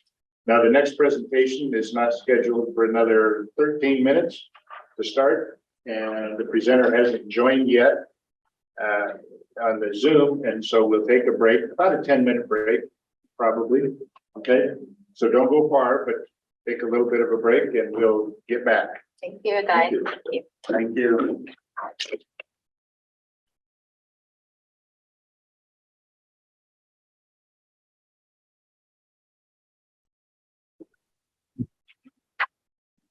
It's time to resume after our break. We now have the great pleasure of listening to a presentation here by Sheriff Jerry Clayton from Washtenaw County, Michigan, which is, some people probably wondering, where in Michigan would that be? Well, that's Ann Arbor. So it's a fairly sizable sheriff's department. I think, Sheriff, you've got 400 plus employees, something like that. Yes. And we really appreciate having you here with us, particularly with the theme of this conference. But here, Sheriff Clayton will be talking on the topic of co-creating community wellness and safety, one individual at a time. That's an interesting title. We're really looking forward to your presentation. Well, thank you so much for having me. Hopefully you can hear me. If not, somebody will wave and let me know. It really is a pleasure to join you. I really appreciate the work that you're doing. And I think how we're thinking about engaging folks across this broad continuum of services, I think it's our next, it's our horizon issue. It's right here with us, but it's also a horizon issue, because I think how we think about this should shape how we engage the entire criminal legal system, the entire support system. I think we think about these things too much in isolation and silo. And I want to present to you a model, not the only model or the best model, but a model that we believe is starting to work for us in Washtenaw County. So I've titled this around our co-response unit, but I want to talk a little bit about set the context and how it works with everything else in our organization. So for us organizationally, because we employ this mission or outcome, drive strategy, drive structure, and then we talk about the money approach to everything that we do, I think it's really important to start with our mission as a sheriff's office. Let me back up, and I want to show you this first slide. So this slide does not just have the sheriff's office symbol on it. It also has our Washtenaw Community Mental Health symbol on it. And it just typifies the strong collaborative partnership we have with our Washtenaw Community Mental Health. And you'll see this throughout this entire presentation. And I think the moral to the story is about partnership and collaboration and shared aspirations for making impact in lives. So our mission statement, which is an evolved mission statement, we've evolved it just recently to include a couple of things. This co-creating community wellness and safety, the providing exemplary service and building strong and sustainable communities. But I want to focus on this co-creating community wellness and safety. And the crux of this part of our mission statement, and we lead with it, is because we see that we exist to help make this happen. The co-creating part is an acknowledgement that none of us do extraordinary things by ourselves. It requires all of us to work collaboratively to do extraordinary things. And I think we may disagree on a number of things across the spectrum with partners and other community members, but I think we all can rally around this concept of community wellness and safety. And when we think about wellness, we think about neighborhood by neighborhood, right? Where the majority of the people in the neighborhood are physically, emotionally, and psychologically healthy, whatever that means for them, right? Excuse me. Where food insecurity, housing insecurity is not such a dominant issue that's derailing people's lives in neighborhoods. Where robust transportation for people to get to the services that they need. And the final part of that community wellness is if we get to a point where we have actually addressed community-based trauma, neighborhood-based trauma, where we are meeting people upstream and helping them navigate the issues that, again, sometimes land them in crisis. So that's community wellness, right? And we know the way we think about it, that happens one individual at a time. Everyone we engage, and I'll talk about crew in a minute, but everyone we engage is an opportunity for us to help them position themselves to achieve that level of healthiness, right? And then if the governmental apparatus and the community apparatus is working right, then we have all those other things that we know contribute to well community, where there's housing and food and transportation, all those things starting to come together. So we see ourselves in the sheriff's office is just one cog in that wheel. I think a very important one, and I'll show you why in a minute, but we're one cog in the wheel of individual wellness to community wellness, and then we get safety. Because think about it. We've been doing it wrong, I think, for far too long. We've been striving for this safety by doing enforcement and locking people up and arresting folks. But if the 40 years haven't told us that doesn't work, I don't know what else will. We've been doing it backwards. We can do the safety piece, but we're really in a better position to achieve safety when communities are well. So that really, when you think about, well, what drives us at the sheriff's office in Washtenaw County to do the things that we do, I like to think this does. This is the foundational piece of our organizational culture. This is based on a belief that we exist to serve, right? And that the service we provide people changes lives and impacts lives. So all of this is important for us. This slide here is, we came into office, we're a full service sheriff's office, right? So we had the road patrol, we had corrections, which is the jail, we had certain aspects of dispatch. And then I was asked, Sheriff, do you want to take responsibility for basically pretrial services, community corrections? I was like, holy cow, yeah, we'll take that. Because again, when we look at the larger continuum of services and sanctions, when a person enters that criminal legal system, we wanted to have impact across the entire continuum. From pre-arrest, we do diversion, lead, all the way through arrests, through courts, all of that, we wanted to have a presence. So have a presence with the mindset that I just talked about. The pre-arrest piece, quite frankly, we're starting to pour more and more money and attention into, because if we can do that really, really well, we have less emphasis on getting people out of system if they're not in the system. But let me go back to how we were thinking about it in 2009. So we thought about this concept of the continuum of services and sanctions. So if we think about how a person that ends up in the criminal justice or apparatus here, the criminal legal apparatus, what are the different decision points and activity points when they're in that system? And how can we impact them? And well, let me back up. There's a decision point at each point of those continuum. And that decision point is based on two primary dimensions that we have to consider: risk and need. Think about that. The decisions that the judges make and everybody makes is based on an accurate assessment of risk and need. And we've identified or defined risk as the level of dangerousness that a person poses to themselves or others, and need as a physiological, psychological, emotional requirement for well-being.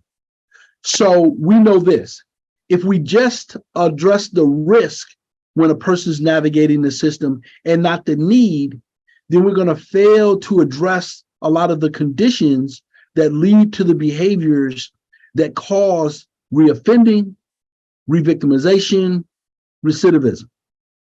If we just address the need and don't address the risk, then we may be letting someone out back into community who might potentially be a danger to, from a societal standpoint, again, more risk to continued offending and victimization in the community. But if we address both at the same time, let's assess this person and see, especially in pretrial status, do we really need to incarcerate them? No. Then let's have them out. Now let's address their need. What is going on? Is it a substance use disorder? Is it a mental health issue? Are there housing components? Do we have community resources and governmental resources that we can connect to that person and start the process of their healing and position themselves for success while they're going through the system? And look, if we can help put that person on that path as they go through the system, by the time there's some kind of adjudication and a decision for the judge, I would hope and believe that it would be lesser, because now the behaviors that caused the original issue has now been addressed and that person's more stable. So we think about that risk and continuum through everything. Give you an example. Those of you may be familiar with this, right? The sequential intercept model. And if you, as we thought about the continuum, we started also thinking about the sequential intercept model. That along each part, each component, there's an opportunity to engage someone. So I think back in 2013, we brought some Samson's Gaines technical assistants came in, and we did a community-based sequential intercept mapping, really to identify, especially in Washtenaw County, which is a pretty resource-rich place, where the gaps were in the system. Let's identify the gaps, where are people falling through, where are we failing to provide the appropriate support to address a person's needs. And at the same time, we were doing an assessment of our pretrial, validation assessment tools and everything else to make sure we had confidence in our risk assessment. So not only were we doing the assessment of those risks, an evaluation of those risk assessments, we were training the courts and the judges and all the other system players in that risk assessment with the belief that if they had more confidence and understanding in the risk assessment, then they wouldn't see it as being more risky to have alternatives to incarceration for folks. So at the same time we were figuring out where the gaps are to address needs, we were also assessing what our instruments are to assess risk and making sure we were addressing both of those issues. So this is this is the level of services and involvement from a sheriff's office perspective that existed prior to us doing that sequential intercept. So we had some outreach stuff at Intercept Zero. We were really internally being intentional about shifting the culture of our organization and thinking about who we were and how we provided services differently. We were doing, we had, with community corrections, we had court services liaisons that were doing assessments and providing accurate information to the judges to make determinations about a person's pretrial status. So we were doing some of those things. Then we did the sequential intercept. And after that, here's what we plugged in. We started to plug in more and more programming, more and more interventions that we believe better manage needs and lowered risk. So this was what this looked like was after we did the sequential intercept mapping, before we went and got a public safety mental health millage passed in Washtenaw County.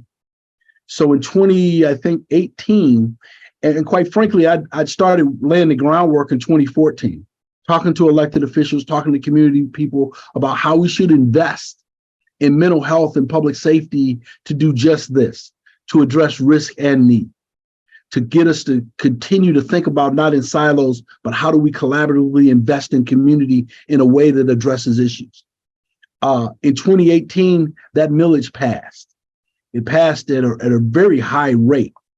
And this was the people saying, we're willing to invest in strategies to get to the outcomes around well and safe community.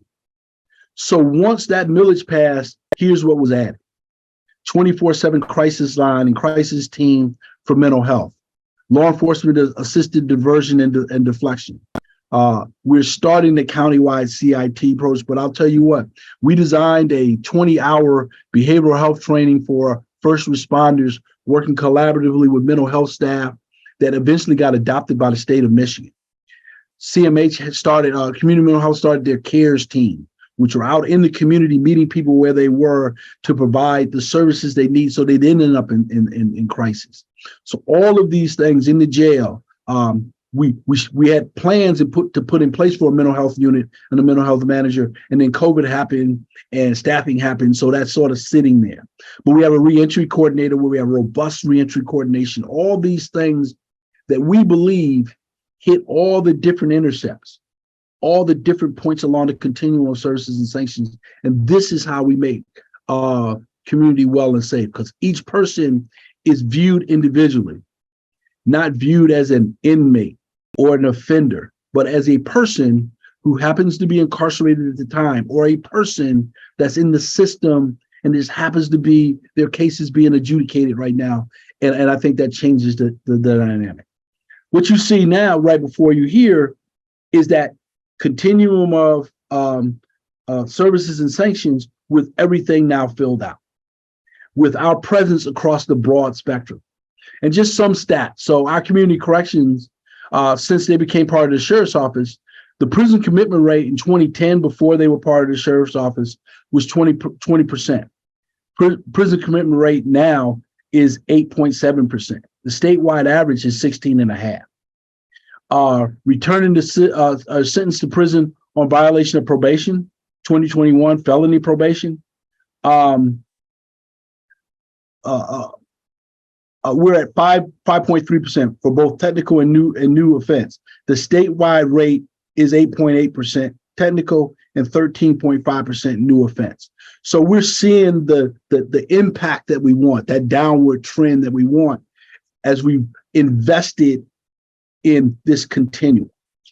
I want to spend a 4 minutes now moving into the crisis response. So, post George Floyd, post all these conversations about police reform and criminal justice reform, there's a lot of reform, but there should also be evolution. So before people were talking about reform, we were evolving anyway. These are all the things. So when people were talking about reform, we're like, okay, this all makes sense. We're down this path anyway. So in Washtenaw County, we talk about this continuum of community responders. I like continuum. So this is this continuum of community responders. So when people say, well, we want alternatives to responders, we want unarmed response, all of that. I say, we're right. We should have that. The police shouldn't respond to everything. But let's do it deliberately. Let's do it intentionally. Let's think about the outcomes that we want. What's the best strategies to achieve this, the impact that we want? Let's be really clear about when police should be present, when they shouldn't be present, when they both should be present, all of those things. Let's figure it out. So in Washtenaw County, we're pushing this continuum of community responders. And we already have 4 out of 5 of the elements, the components. So there's already the police response, where they respond to situations that are identified as high risk or predominantly high risk. Invariably, we find there's need there too. Then we have community mental health. As I said before, post millage, CMH really invested in robust services, 24/7 crisis team that goes out and meets people when they may be in crisis. They also, CARES team, are interacting with people before they're in crisis. So that exists. We already have coordinated response, where sometimes the police respond, and because our deputies have been trained in behavioral health emergency partners, and they've trained with CMH, and there's a relationship there, they'll sometimes come on the scene. They have the ability not to diagnose, but to identify and assess and say, this person's in crisis. This is beyond my capability. Let me call our clinician partners. And then they show up and they coordinate how they're going to engage this person. And then it happens in the other way too, where our clinicians show up. They see that, wow, there's a risk factor here that may be beyond our ability to manage. So let's bring our police partners in and let them help us to do this. Our fourth part of the continuum is our co-response unit, CRU. And our CRU is when we put a deputy sheriff and a clinician together in a vehicle responding to calls where there's this strong nexus of risk and need, where there's enough risk there where you need a police presence, but there's enough need there. So we start to figure this out because we establish criteria. We're developing training for our dispatchers so they ask better questions, they can assess better, and they can put the right community responder to the right scene. And then this fourth one is community social service. So we haven't implemented this in Washtenaw County yet. There's some discussions about doing it in the city of Ann Arbor, but this is really the responders that meet all those other factors that I discussed earlier that help well communities: housing, food, physical health, maybe transportation. So they fit that particular realm. But if you're going to do this continuum right, you have to, from a community and governmental standpoint, you have to structurally invest in each one of those community responders for 24/7, 365 service. It can't be just 9 to 5 Monday through Friday, because the need is beyond just 9 to 5 Monday through Friday. So we're working and moving toward that space. So that's our continuum of community responders. And I want to just narrow in on our crew. So our crew, as I said, is our co-response unit. We started this pilot back in June of 2022. It is a strong partnership between the Sheriff's Office and mental health. And it really does provide on-scene crisis de-escalation, behavioral health, screening, assessment. We do this in collaboration. And here's what we find. You know, contrary to some of the narrative out there that police escalate situations, yeah, I guess sometimes they do. But well-trained police officers that come from a culture of service and understanding what's going on, that is not the default position. And here's what we've seen in CRU. You know, take my word for it, talk to our clinician friends. There are times, because our clinicians are engaging these folks and holding them accountable, they don't want to talk to the clinician. They want to talk to the police officer. Sometimes for some folks, it is the structure that comes with the uniform that calms them down and positions them to better engage. And then the clinician can come in play. We've also found where the uniform would cause maybe an escalation. So the deputy steps back and the clinician steps forward. So they learn to work together, train together, and assess together, and make sure that they're managing both risk and need in a manner that achieves our ultimate outcome. And the ultimate outcome is every time we come in contact with someone, everybody in that situation departs that contact physically, emotionally, and psychologically well. If 2 out of the 3, then we have not done our job. Remember, I talked about we start from an outcomes, strategies perspective. When we were putting together our continuum of community responders and our crew, we wanted to identify what are the ultimate outcomes. So whatever we do, if we do it right, what should be the impact in the community? So this wasn't just driven by us. This was driven by conversations and focus groups with people with lived experience in different parts of our county and other service providers. So that's a lot of word salad up there. So I just want to hit the highlights. So we want to make sure we provide the appropriate service, the right service, right? The right service at the right time to address the needs in a way that people feel supported and we can connect them to the right services. That the community supports and commits to a full continuum of community responders.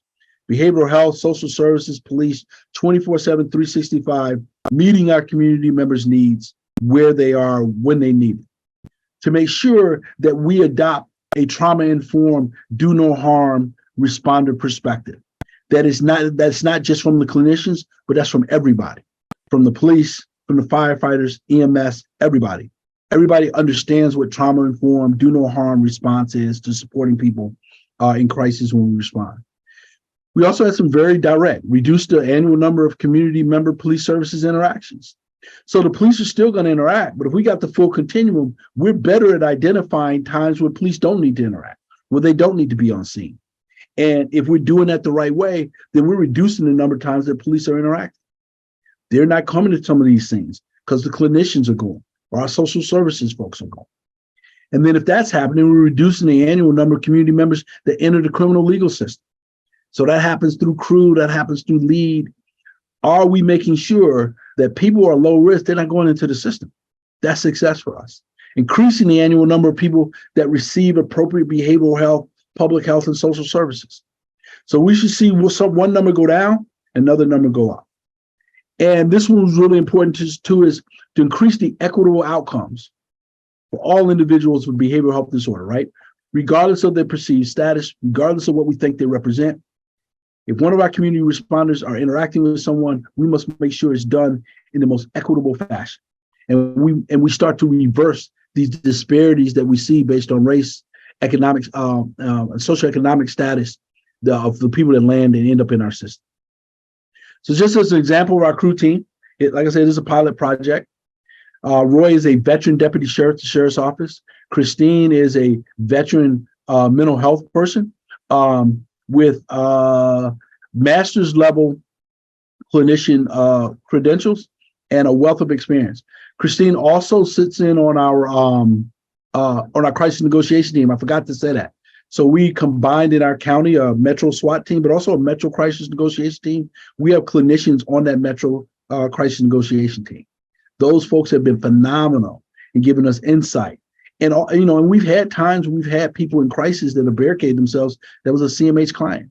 And the insight that they were able to give our negotiators have been phenomenal. And I believe has created more of the outcomes that we want. I think I talked about the purpose of our CRU, right? Utilizing, so it's not just cost of the reducing the cost of high cost services, right? Emergency room, jail, police, but making sure our investments are maximized. We're going to meet with one of our hospital partners in a couple of weeks because now they've got an idea what crew's doing and they want to be a part of it. And maybe they have some of their residents become part of crew. And I'm loving the potential of what is going to happen here in Washtenaw County. Here are how crew calls come in. They come in through our 911 dispatch. So there's also this discussion around, well, let's have separate dispatch. Let's have another number that people can call to get a non-police response. I'm like, okay. But let's understand, we got 211, 411, 988, and 911. Are we going to add another number? And here's when we were doing our focus groups and having our conversations with people with lived experience and their family members, they were like, look, Sheriff, I guess we can add another number. When we're in crisis, I don't want to have to think about who should I call for what. I want to be able to call one number and they should be able to route it to where they need to route it to. So that requires investment in dispatch, training, the right people sitting behind those consoles that can engage folks when they're on the phone, family member in crisis, they're maybe in panic mode, don't know what to do, maybe not talking in the most coherent way. Can those dispatchers create a sense of calm and understanding? And okay, here's what we're going to do. We're going to get that right responder to you and follow up on that. Some of what CR uses self-dispatch. We have a clinician that knows the community, that knows a lot of folks, and they've done a lot of follow-up where they'll come in contact with someone and then they'll follow up a week later to make sure they're okay, meeting them where they're at. They've done so much work with unfortunately, a rising homeless population, people with housing insecurity, and meeting them out there, making sure they have what they have as they try to navigate themselves into more sustainable, stable housing. And, the benefits are all the stuff that you see here, but I think the real benefit is for every person, I'll go back to what I said before, well communities happen one individual at a time. So the biggest benefit that we're seeing from crew, and you'll see here in a couple of text testimonials from folks, is that one person at a time that they engage with, not all, but enough of them are starting to get themselves on that right path, right? And we know how this goes. This is a long process, right? And the person might be on the right path, and they might slip up and go back. And then we have to be there. We'll catch them, put them right back on that path. So I talked a lot to our team about what success would be. And nobody gets to define success outside of what we talked about in terms of the ultimate outcome. And success might be long-term, but success is also incremental and individual. And we believe that one person at a time, we're seeing success in this investment. So this slide really quick talks, I just wanted to do this because this illustrates a point for us.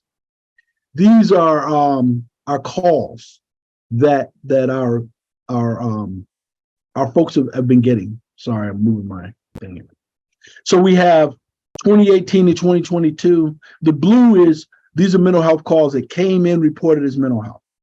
The orange is what was verified. So it came in, it may have come in as a mental health call, but it may have come in as something else. And this is what the deputy verified when they left the scene. The gray is really just one of our townships where we're doing the pilot. But there are a couple of takeaways when you look at this graph. The first one is what things are reported as and what they're verified as is different. Almost 200 calls in 2018. Look at the difference in 2022 between what was called in as mental health calls, but ultimately what got verified as mental health calls. This should give us insight when we start talking about, well, we want to do this in silos, because very rarely, a call comes in. This is only, the dispatcher can only dispatch what they know. And they might not be getting all the information. So as we train them, they might get better at it. But we also know that these situations evolve and change. So we got to be careful about when we say we're going to do this unarmed response and send people into situations. We also need to be cognizant of the fact that sometimes we don't know what we don't know going to those calls. And sometimes we may know, but the situation may change and it may require us to adjust our strategy. The other thing I think is quite evident is the increase in mental health calls over the years. What we're hoping is the more we get better at investing upstream, we'll start to see a reverse or a decline in those numbers.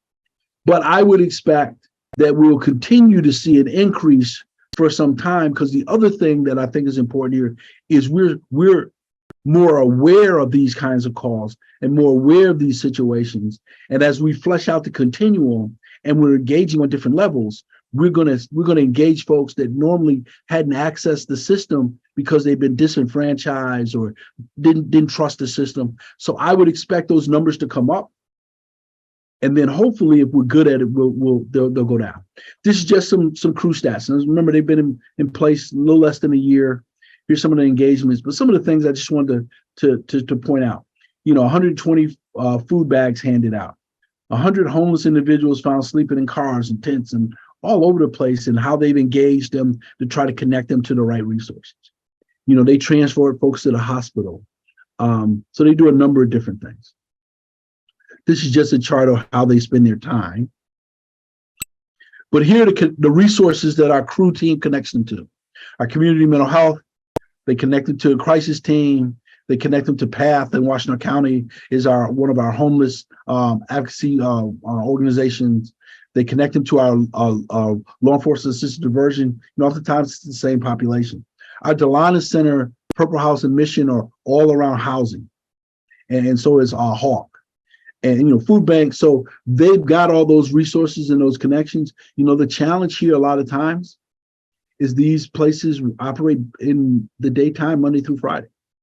So on those weekends and those off hours, they have to be the ones to make sure that they connect folks to the right resources. I'm going to wrap up here in a minute. I don't know if we want to have time for questions or anything. But again, here's just some of the resources they provide.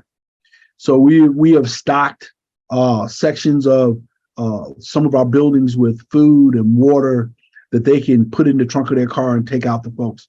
Microwavable meals. They put people up in hotels, give them jackets and coats and hats, personal hygiene products. One of the things we talk a lot about is, can we help people maintain or regain their sense of dignity? And I think that's the right approach to what we're trying to do. So we try to do that. And that's a primary focus for us. And this is just where they spend most of their time. But they've been all over our county. Although it's a pilot project in one area, they've been all over the county because the needs all over the county. And we're also being evaluated. So evaluations being done by University of Chicago Health Lab. They've got a PhD that's embedded in our dispatch center, does ride-alongs and all these things. We want to get this right. I always talk about, everybody talks about evidence-based approaches. And, I always smile because it says, well, you get evidence-based approaches because somebody's doing it before it was evidence, and we build the evidence. And we get smart about how we're going to evaluate and all those type of things. So we're in we're in that process now. So we're hopeful to be able to demonstrate both from a qualitative and quantitative standpoint, the impact of this project. So I end with this, just a couple of success stories. So this is one resident, 53 entries into our Clemens is our records management system. Overdoses, retail frauds, domestic violence, and she was involved in this relationship that was very, very abusive. Our deputy came in contact with her. He contacted her from crew and put her to the diversion team, worked with her and supported her.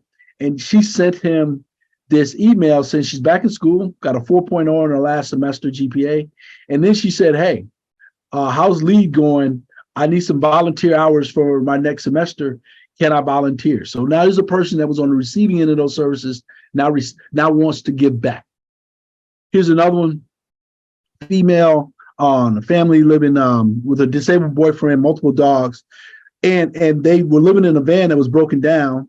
Our crew folks connected them to a local church that was doing auto repairs, got their van repaired. And this was her emailing back talking about, thank you so much, because, just facilitating that connection.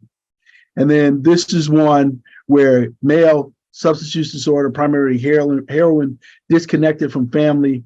And because this person was well known in the community, when he connected with crew and kept connecting with crew, it created this environment where others would connect with crew.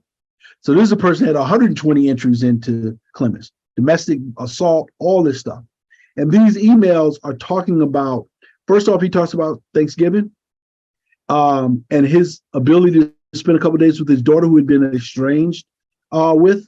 And the second one was about Christmas, being the best Christmas he had in 10 to 12 years. He was able to spend time with his daughter, and what a blessing it was, and all of these type of things.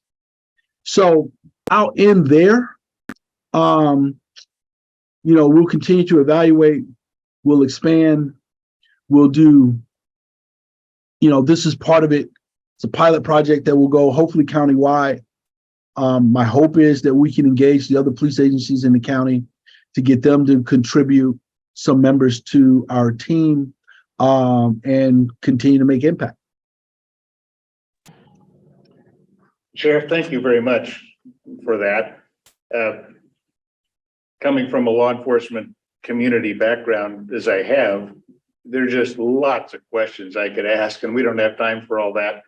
But one of the things that, taken overall, what you're describing is what I would call a problem-solving approach to policing, which is quite different paradigm than the usual reactive. We respond to crimes, we investigate it, we catch the person who committed the crime, and we take them to court, and that's our mission. It's not even necessarily that reactive approach is not necessarily even include our job is to protect the community. No, that's not actually the traditional role of law enforcement. The traditional role is to respond to crimes after the crime has happened. Right. Now, gradually, that kind of started changing, and it was a hard sell in a lot of parts, and probably still is in the law enforcement community, the idea of preventing crime. The community policing, the things of this sort, because resources are limited, and you've got to be able to respond to crime. You can't sacrifice that ability when you start implementing other things that are more prevention oriented. And yet when you have gang violence, things of this sort, sometimes those prevention efforts reduce the calls for service. So there is a bit of a trade-off, but you're going way beyond all that. What you're describing here in your problem-solving approach, did I understand you right to say that you took over pretrial services? Yes. Yes. Okay. For those of you who don't know, pretrial services are usually something that's is under the jurisdiction and supervision of the court. Right. For a sheriff to do that, okay, that just really hit me. I wanted to make sure I heard that right. And that in itself, I could explore that a lot longer than we have time to here, asking you questions. But one of the things that you mentioned there, you're talking about individualized pretrial assessments of people. Now, this is something with which those of us in the federal system, Rob and I, are familiar with, because in the federal system, there's pretrial services reports on everybody, every individual. But that's not the norm in state courts to have that. I don't know about in Michigan, but for you to take that on and conduct those sorts of assessments is, in my view, an essential component of a problem-solving approach to justice, to criminal justice. And one of the components of that you talked about was a risk assessment. Now, what sort of criteria are involved in that? What tool do you use? Because in essence, a risk assessment is we are going to engage in the process of prophecy as to the future.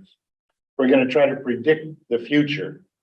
You can do that to some extent based upon the past and a number of criteria, things that have happened, but you never really know whether your risk assessment was accurate until time passes and you find out what actually happened. So this is a continual challenge, is to figure out for pretrial services, what tool are we going to use? What criteria are we going to use to assess the risk? For example, one of the people in the chat asked about, does it include adverse childhood experiences? Does it include fetal alcohol syndrome? Yeah, it's really more of a behavioral risk assessment. So I'm looking at my notes with my team. So validated risk assessment, we used it's a Virginia model, it's the praxis model, quite frankly. And it focuses on behaviors, past criminal behaviors, but also all the contributing factors, right? Some of it is mental health, some of it is physical health, some of it is connected to, do they have stability in the neighborhood, in community? So where are they, all the things that should influence a judge's decision around whether a person should spend their pretrial situation in jail or some kind of alternative to incarceration. So this is really the risk assessment. There's a needs assessment that goes along with it that, quite frankly, I don't know if it goes all the way into ACEs, but we have other instruments that our other community members use to hit the ACEs piece. So I can't say that validated instrument that is used for by our court services liaisons actually delves as deep as what that question was in terms of some of the other contributing factors. Well, that makes sense, because it's not, at that point, there's a need for speed, and you're not necessarily going into that depth. Whereas later on, a pretrial services report, which is what we have in the federal system, by that time, there is an opportunity to delve into that. But I noticed that you used the term ACEs. Okay, you didn't need any prompting from me to explain what that is. So that shows that you're conversant with the language too. Now, one of the things on your graph, the intercept points for diversion, was specialty courts, which are sometimes called problem-solving courts. And we haven't really talked much about that here, but in this so far. But problem-solving courts are just what it suggests, which is, I've mentioned to this audience before that problem-solving courts or specialty courts typically focus on people who are involved in the criminal justice system who are high risk, high need. And so they're the most challenging cases, and they're resource intensive. Yes. But they typically have a pretty good track record of success in breaking this cycle of people just going through the system over and over again without having any change in the outcomes. So what kind of specialty courts are you talking about here? So in that county, they run the gamut, honestly. There's Veterans Court, there's a mental health court we have now. There's one for substance use disorder. So they really run the gamut. My push has been, so you're right. Here's my concern was always, when we have all these specialty courts, that are very resource intensive, right? And it draws all, not just our resources, but the public defenders, prosecutors. So everybody's resources spread thin. And, my push is always, well, what we are considering relative to managing risk and need should be something we do in all the courts anyway. So I get it. We want to narrow in on very specific issues so we can have very specific intervention and support, say for Veterans Court or drug court. I get that. The challenge for us also is to take that same mindset of making sure as the person goes through the adjudication process that we continue to want to support risk and need, regardless of it being a specialty court or not, if any of that makes any sense. For me, it's just a shift in the paradigm, so we spread all that out. So yeah, I think we have, and actually I have a meeting coming up with the judge for yet another specialty court. So we don't have any want for specialty courts in Washtenaw County. Well, you're right. Every court ought to be to some, at least to the extent that the resources allow as a problem-solving court.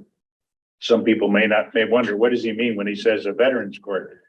Well, it's kind of a subset of mental health courts, which are courts that are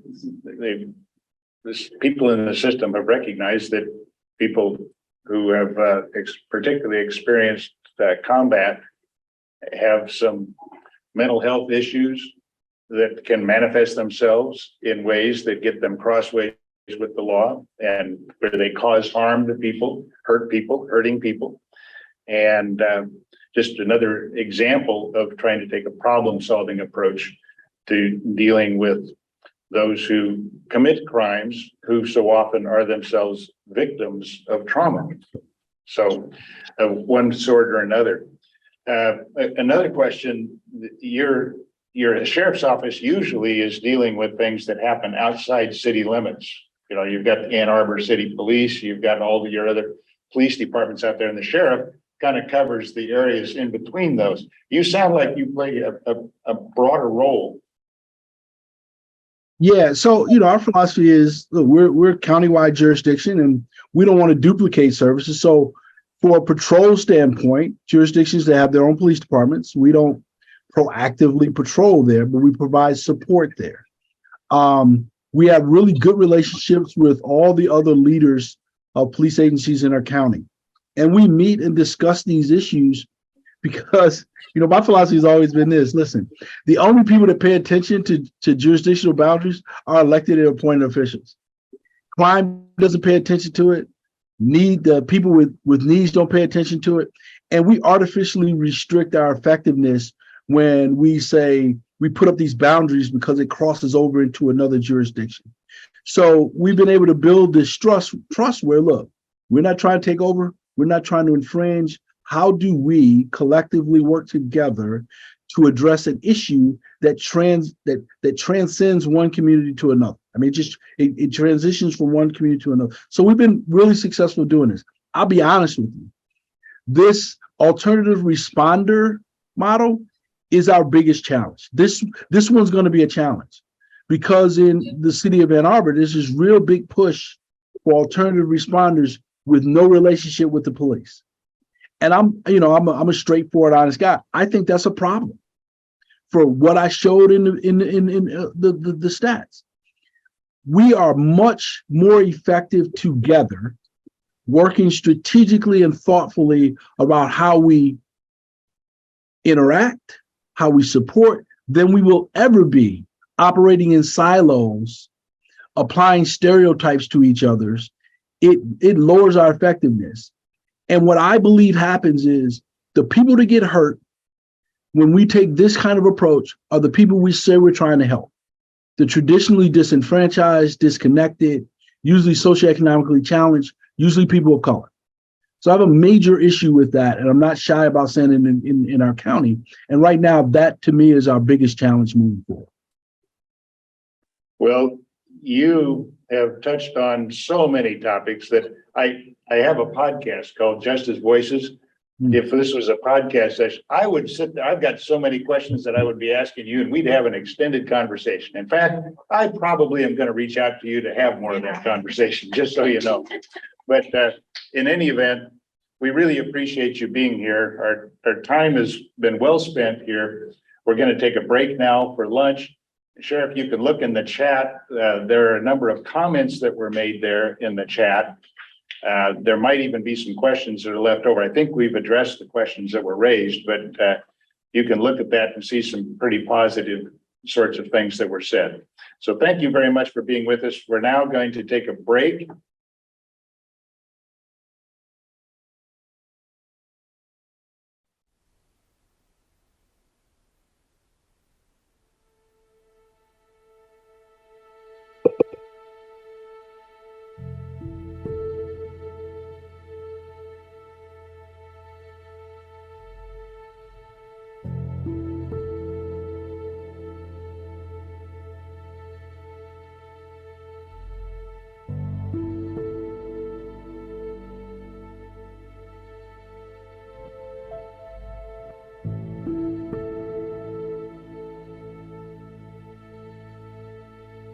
It's time now, everyone. We're gonna do the Compassion Trauma Circle. Is everyone ready to face their past with compassion? Is that a yes? Yeah! While you were growing up, during your first 18 years of life, if a parent or other adult in the household often or very often would swear at you, insult you, put you down, or humiliate you, step inside the circle. If a parent or other adult in the household often or very often pushed, grabbed, slapped, or threw something at you, step inside the circle. If a parent or other adult in the household often or very often ever hit you so hard that you had marks or were injured, step inside the circle. If you often felt that no one in your family loved you or thought you were important or special, step inside the circle. If your family lived in extreme poverty, step inside the circle. Step inside the circle. Step inside the circle. Step inside the circle.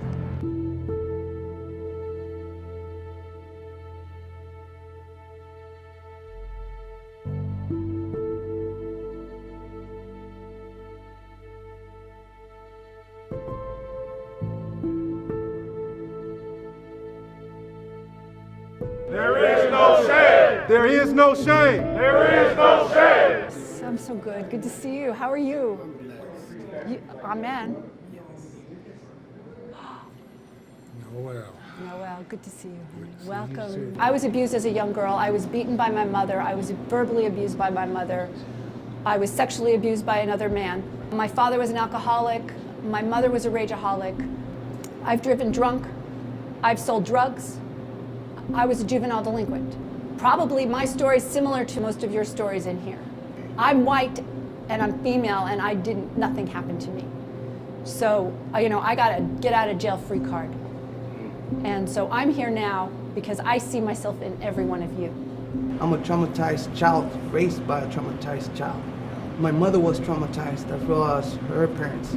Like he said, we wasn't born in the world of being evil people. My mother didn't want me. She hid her pregnancy, and she tried to flush me down the toilet. But as I learned about these things, I always asked myself what was wrong with me.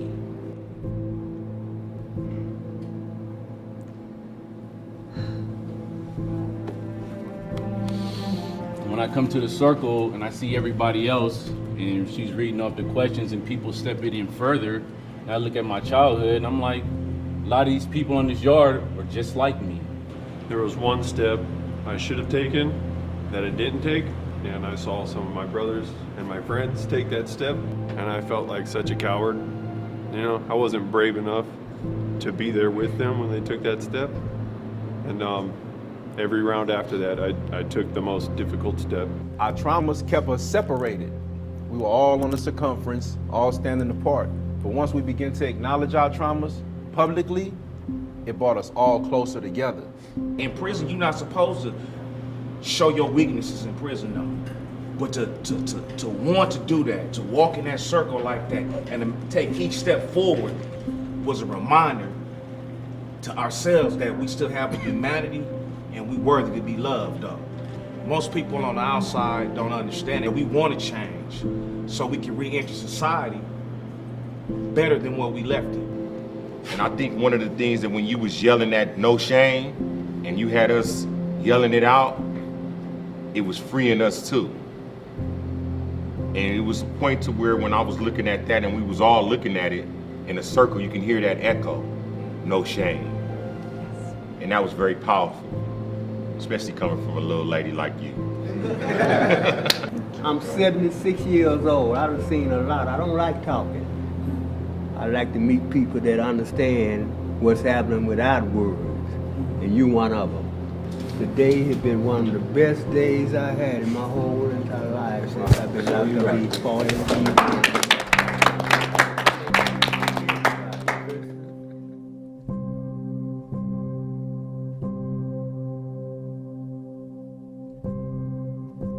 Your true spirits are not violent.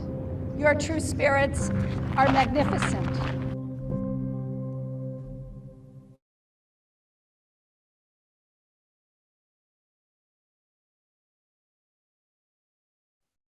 I just remembered something as I was watching this. I've seen it probably 300 or 400 times, but I remembered the two guys that I was selling drugs with, and both of them are dead now. Both of them had a lot of trauma as well. And I'm just thinking, like, I got out of jail. I really got out of the whole thing. But I was ready. I could have gone down that road. And, I have a family member that's an alcoholic and unable to really function. And so this is what trauma does. Trauma separates us from ourselves, from our community, and from each other. So, and so when we realize that, and when we look at prisons, which is a place of separation. It continues the neglect and abuse, inadvertently even. I mean, we don't have to even call them out, some of the abuses that we've heard about in prisons, but they inadvertently perpetuate what was done in childhood to these men and women. There's a photo I want to show a photo that I just posted today on social media. But so this photo, now this is the photo that this is the men at the end of the circle after we've read 20 of the ACEs. So we have the first top 10 ACEs, and then we have 20 additional ACEs, including things like racism, living in extreme poverty, adults fighting in front of you, emotional abuse from adults in the household, experiencing homelessness, living in foster care, being involved with the juvenile justice system, having your head knocked or bashed, having traumatic brain injury. Did you experience violence or assault or a violent assault outside your home? Did anyone you were close with attempt suicide outside your home? And did you often or very often feel like you did not belong or experience repeated bullying? So if we put those 20 together, this is what we're dealing with. These men are as close as they can get to me. They have taken up to 20 steps. And this is a mental health crisis that we're dealing with. This is not just like some guys taking steps. This is a mental health crisis. And prison is the result of us not dealing with the mental health issues that are going on in homes right now throughout the United States. And prisons are mental health. They are mental health facilities. And so that's how we need to start thinking of them. And that's what we need to start pivoting from punitive to healing, because those men are coming home. Those women are coming home. 95% of the people in prison are coming home. And how do you want them to come home? even more traumatized than when they were arrived? Or do you want them to realize their inherent wealth and inherent worth and their inherent leadership qualities and their ability to get things done and make a change in our society? That's what's at stake here. And that's what we're leaving on the table. We're not supporting and encouraging these men and women to be their best selves, which is what I'm doing, what we're doing at Compassion Prison Project is letting people be really aware of their human potential. So I want to just pivot to the first question that I ask, and just so you can hear what else happens in that circle that you haven't heard. So if a parent or other adult in the household often or very often would swear at you, insult you, put you down, or humiliate you, step inside the circle. And then I ask them, what 3-year-old deserves to be humiliated?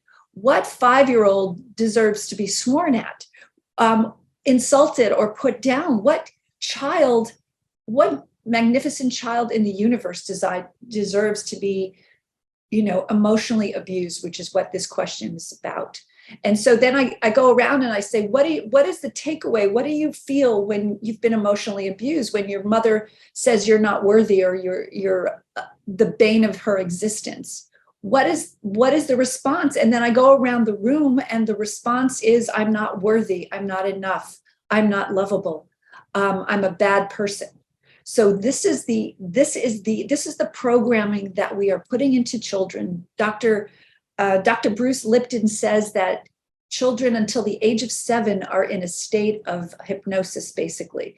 They're in a theta state. Their brains are not basically online. So whatever we input into them, it becomes their programming. So these men and women in prison, and I, including myself and my family, we were all programmed to believe we were not enough, that we had no value, and that value, finding value, was outside of ourselves. So this is, we can look at society and say, oh, so why am I obsessed with getting a Tesla? I mean, I really still have this obsession. I see a Tesla and I'm like, I want that car.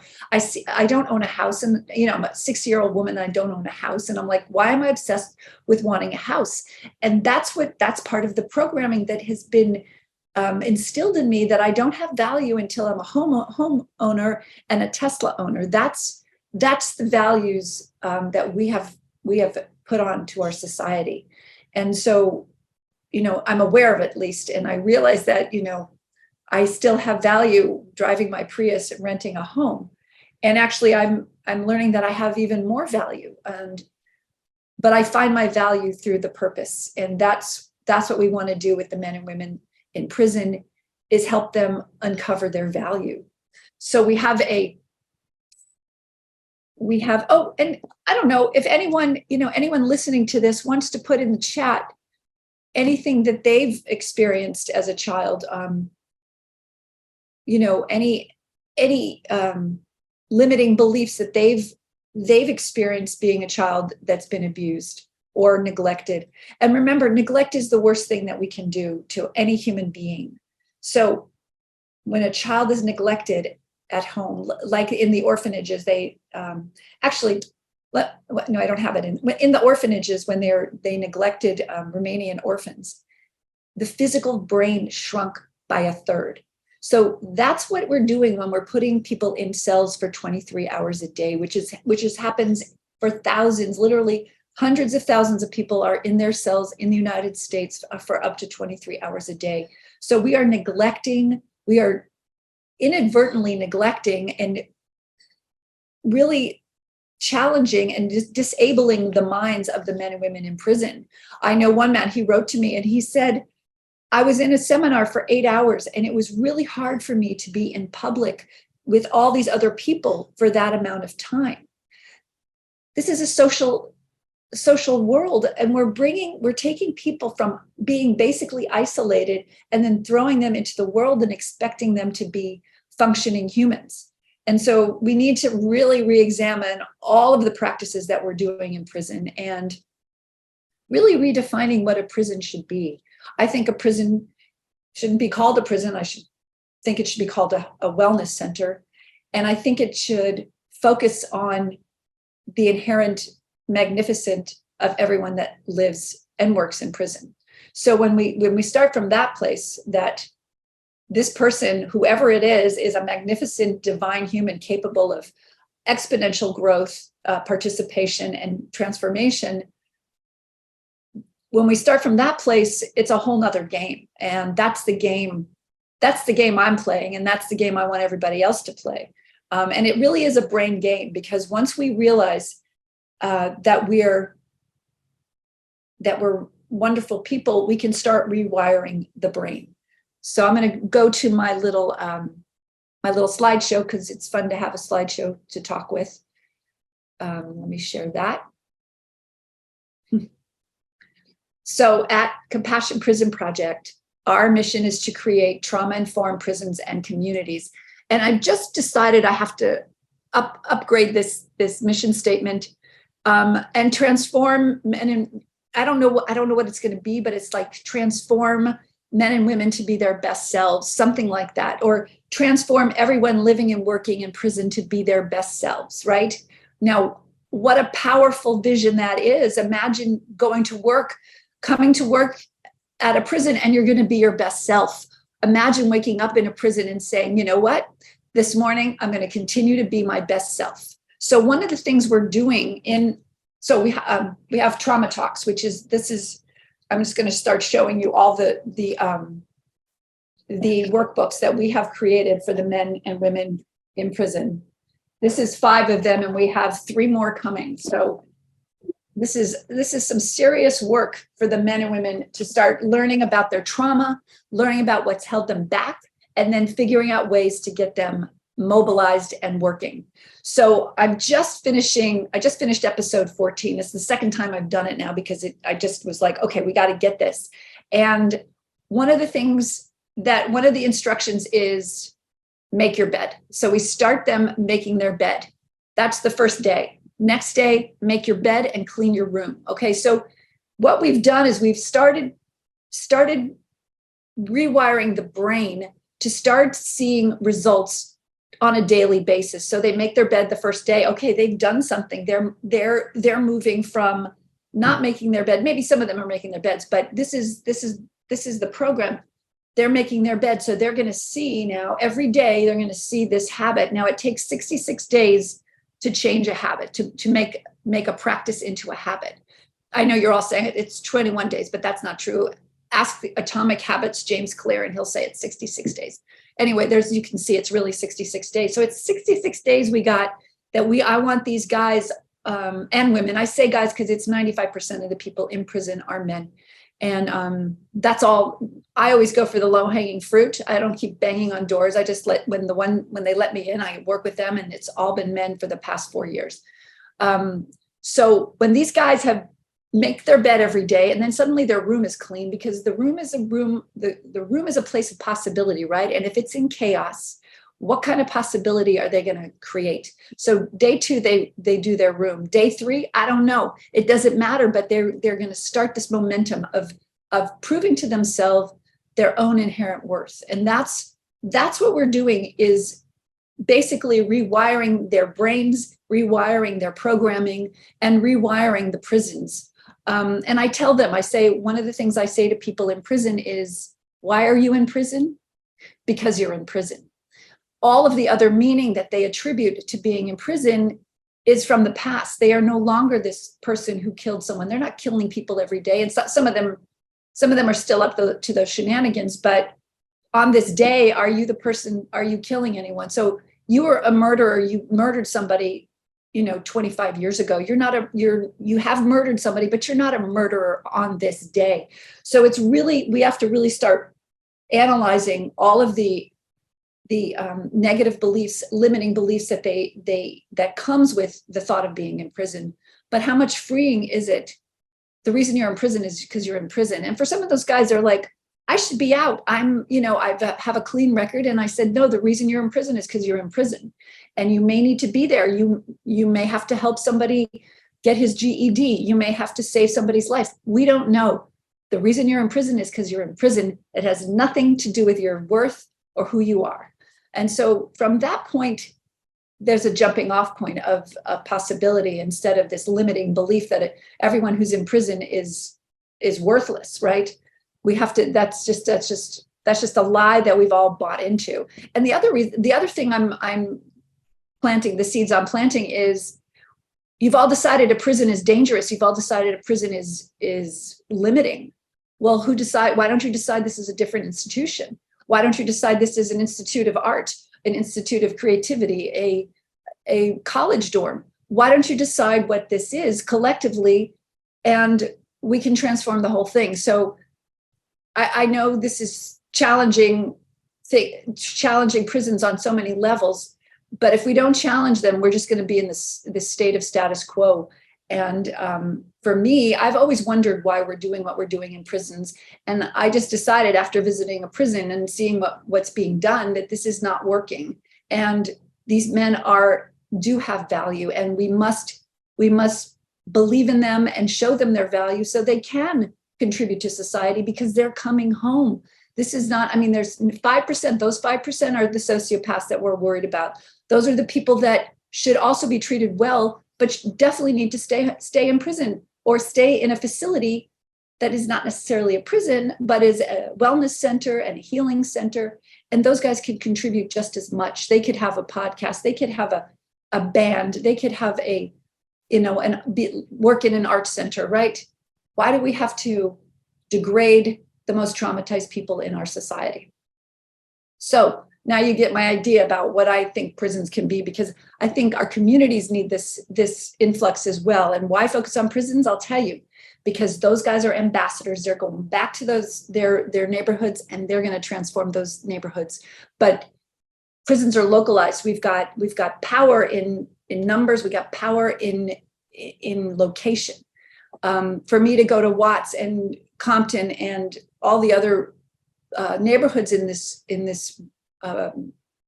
city that I live in Los Angeles, it's just too disparate. But here, I've localized the people who know those streets, who know those people, who can make the transformation. But we have to empower them with all the gifts that I've been given, all the gifts that this world has been given, and not hold them back. And I want them to have an intranet, so that I know we have the dark web and we can't have that, but we need to get them all the resources that are out there in there. They need to be able to surf the web, this small web about inspiration. They need to follow those impulses and get fed. Their spirit and their souls need to be fed. So the problem, here we go. It's hard to believe, but the 3 largest mental health facilities in the US are Rikers Island in New York, Cook County Jail in Chicago, and LA County Jail in Los Angeles. And according to the Bureau of Justice Statistics, report that approximately 74% of state prisoners, 63% of federal prisoners, and 76% of jail inmates met the criteria for a mental health disorder. So we are in a mental health crisis, and prisons are just the tip of the iceberg, right? You see it in the homelessness, you see it in juvenile facilities. 1,943 prisons in the United States. That's 1,943, 2.1 million people not being dealt with their mental health issues. And so you wonder why we still have crime. We don't have to have crime. Crime's a construct we don't need to have. Up to 80% of the men and women in prison have traumatic brain injuries, which impact their ability to stabilize their mental and emotional states. You know what prefrontal cortex, traumatic brain injuries, damage to the prefrontal cortex. This is your executive center. This is where you make rational decisions. This is where you can negotiate. This is where you're not in fight or flight, but it gets shut down when you're in fight or flight.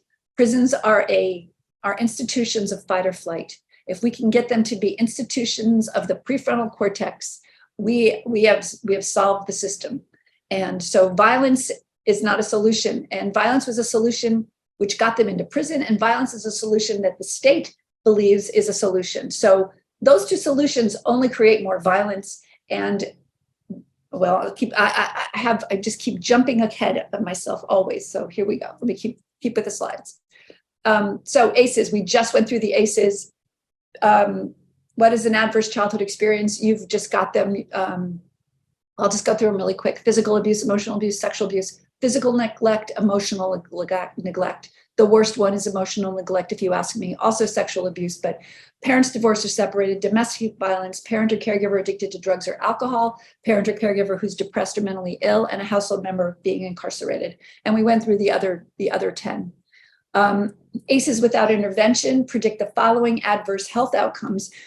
These health outcomes are because you're in fight or flight. And when you're in fight or flight, your immune system shuts down. You have no immunity because the idea is the body's idea for fight or flight is you get out of the way, just get out of the way from the lion.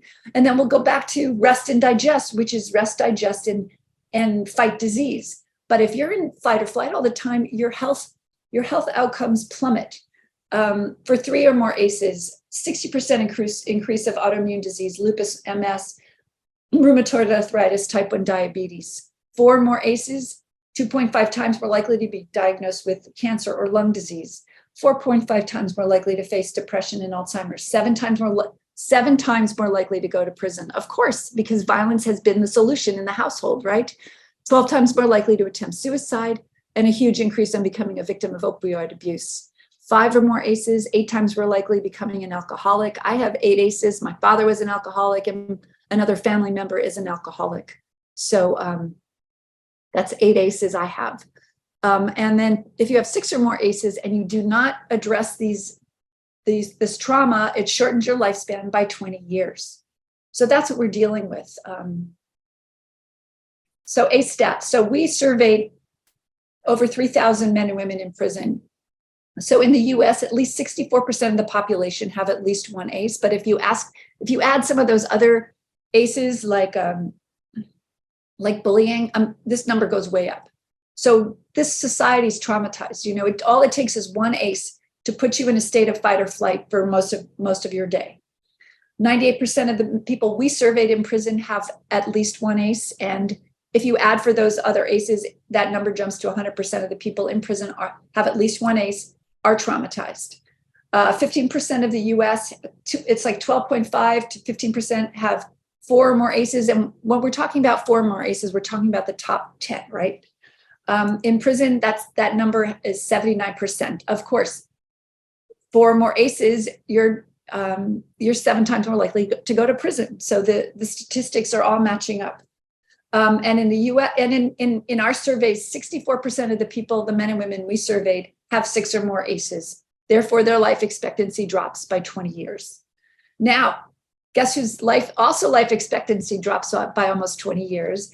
And that's a correctional officer. So their job presents as having 6 or more ACEs. So not only are we destroying the lives of the people living in prison, we're also destroying the lives of the people working in prison, because violence being a solution puts you in a state of fight or flight. You're unable to deal with your diseases. So, and you're unable to bounce back. But this also ripples out into their family. So for both, this is the prison, people living in prison, this is people working in prison. So this ripples out to their families, this ripples out to their children, this ripples out to their community, this ripples out to our society, right? So this is what violence as a solution has done to everyone living and working in prison. And so this is not sustainable. And we know that it's not sustainable. And we think the solution is to build more of them. But in like the officers' unions, they're all like, well, if we help people, we're gonna lose jobs. Well, why don't we have the officers get educated as well? Why don't we give them the programs that we're giving to the people in prison as well, so that there's none of this like fear of the future and fear of system changes, because your change is going to help the world. So, we have to stop thinking in the scarcity, scarcity mindset is a trauma mindset, because we believe there's not enough. Let's go from the abundance mindset, where not only is there enough, there's enough for everybody 2 times, 10 times, 100 times. Ask Jeff Bezos. And so COs who suffer from PTSD, everyone from prison has PTSD, and we're not dealing with it, but we know all the tools that will help them. And we give them in our Trauma Talks curriculum tools, like breathing and havening and tapping. And there's a thing called EMDR, which we need to bring into prisons ASAP so people can get enough sleep. If they can work on their sleep disorders, they can get enough sleep. And you know how cranky you are or unable to think of when don't get enough sleep? Yeah, well, that's everybody in prison. Nobody's getting enough sleep. So the COs, they say 35% of the COs, this is who have reported having PTSD, but it's basically 100% of the COs have PTSD. They've been assaulted, they've been gassed. Gassed means having urine and feces thrown at you when you open the door. They've been gassed, they've seen suicides, they are first responders, they help deal with the overdoses and the hangings. So do you see what I'm saying? This is a trauma center, and it's a trauma creation center where it should be a trauma healing center. A 2001 survey of correctional staff showed staggering rates of depression, feelings of hopelessness, and thoughts of suicide. And that goes to their families, right? These children are living with their families. We're creating ACEs in those families, right? And we also did a circle for incarcerated military men. And so that's the trifecta of trauma: childhood trauma, military trauma, and incarcerated trauma. 25% of correctional officers reported feeling a lack of emotional responsiveness. 20% reported inability to find pleasure in anything because they are numb. They're numb to what they're seeing in the field. They can't absorb that, so they're also numb to the joy, the smile of their child, the smell of a rose. 13% reported hopelessness and or worthlessness. 49% reported having no energy or being excessively tired. 44% reported frequent headaches, and 12% monthly migraines. The solution. It's nice to be at this place. So this is what we're doing at Compassion Prison Project. First, we do the trauma to transformation workshop, which is basically what you see, step inside the circle. We teach them symptoms of trauma, brain science. Let's see here. This is them doing, we call it Go to the Beach. And then there's also the banana dance. So we do these goofy camp songs because these kids have never been to camp. And these kids, I say kids because even the 50-year-olds find, like, look at the joy on these men's faces. They're experiencing joy in prison, possibly for the first time in their lives, and possibly joy for the first time, true joy, and for the first time in their lives. The banana dance, so it goes like this. It goes form, banana, form, banana, form, banana, form, banana, peel, banana, peel, banana, peel, banana, peel, banana. Go, bananas, go, bananas. So suddenly everybody's jumping around going bananas.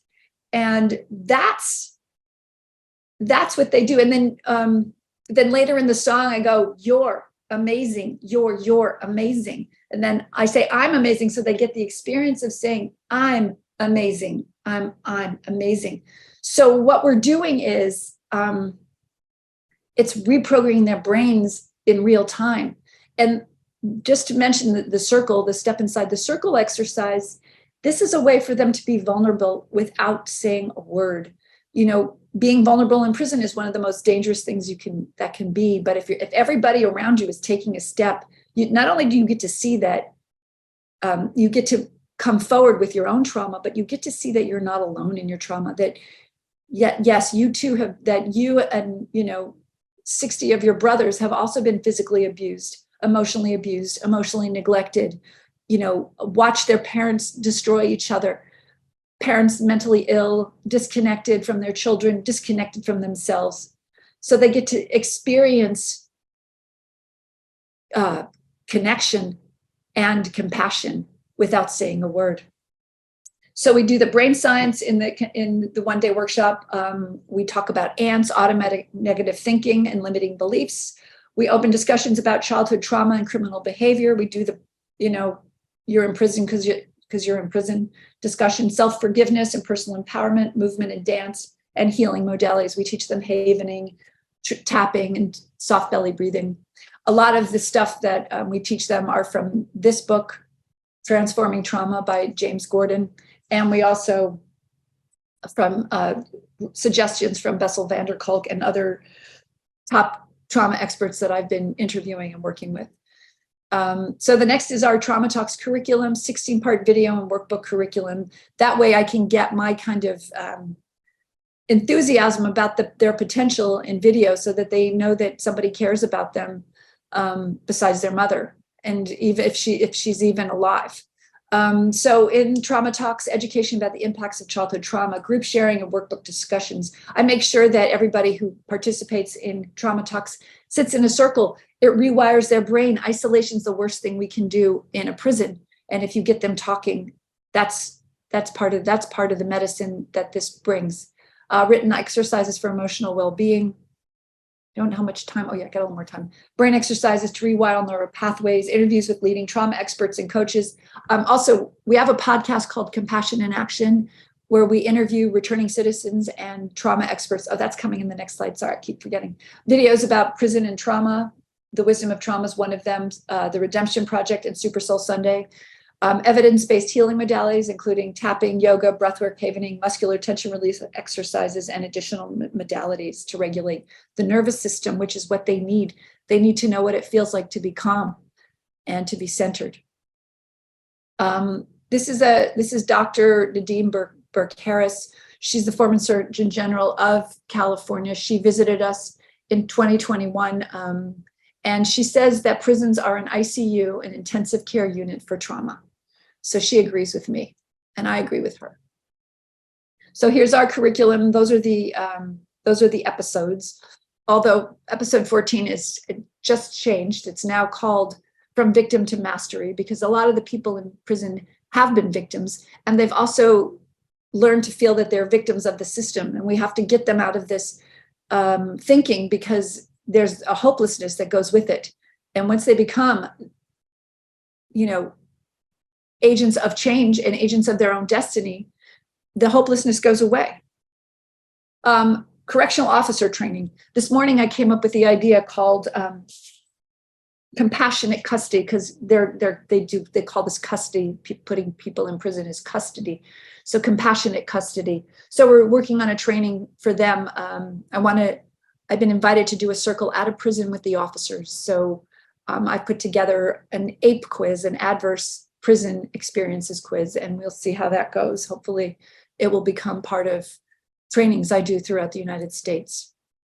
Veterans in prison, like I said, we visited the veterans, and this is one of our drone shots. We had a drone, and this is the flag ceremony, and in the center there is Isidro Vasquez, and he's just so he's so at attention and just so focused and so proud of what they're doing. And this really gave me a sense of what it's like to see warriors, incarcerated warriors. And remember, the correctional officers are warriors. It's a warrior culture.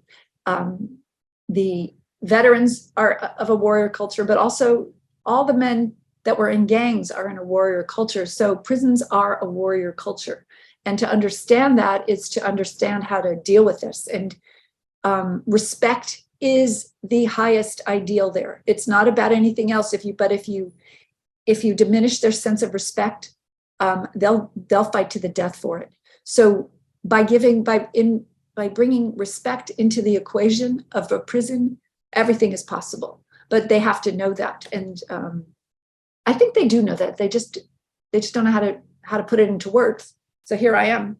Anyway, we made a film of this, and it's going to take months to edit, but we're going to get some amazing things to show you, including the banana dance. So in cell transformation, it's now being called inside transformation. That's what we're changing the name to. Things change all the time at Compassion Prison Project. It's hard to keep up with myself. But this is one of the ways we're going to resolve this 23 hours of day of isolation and start getting people really motivated while they're sitting there, for days on end. I talked to one guy.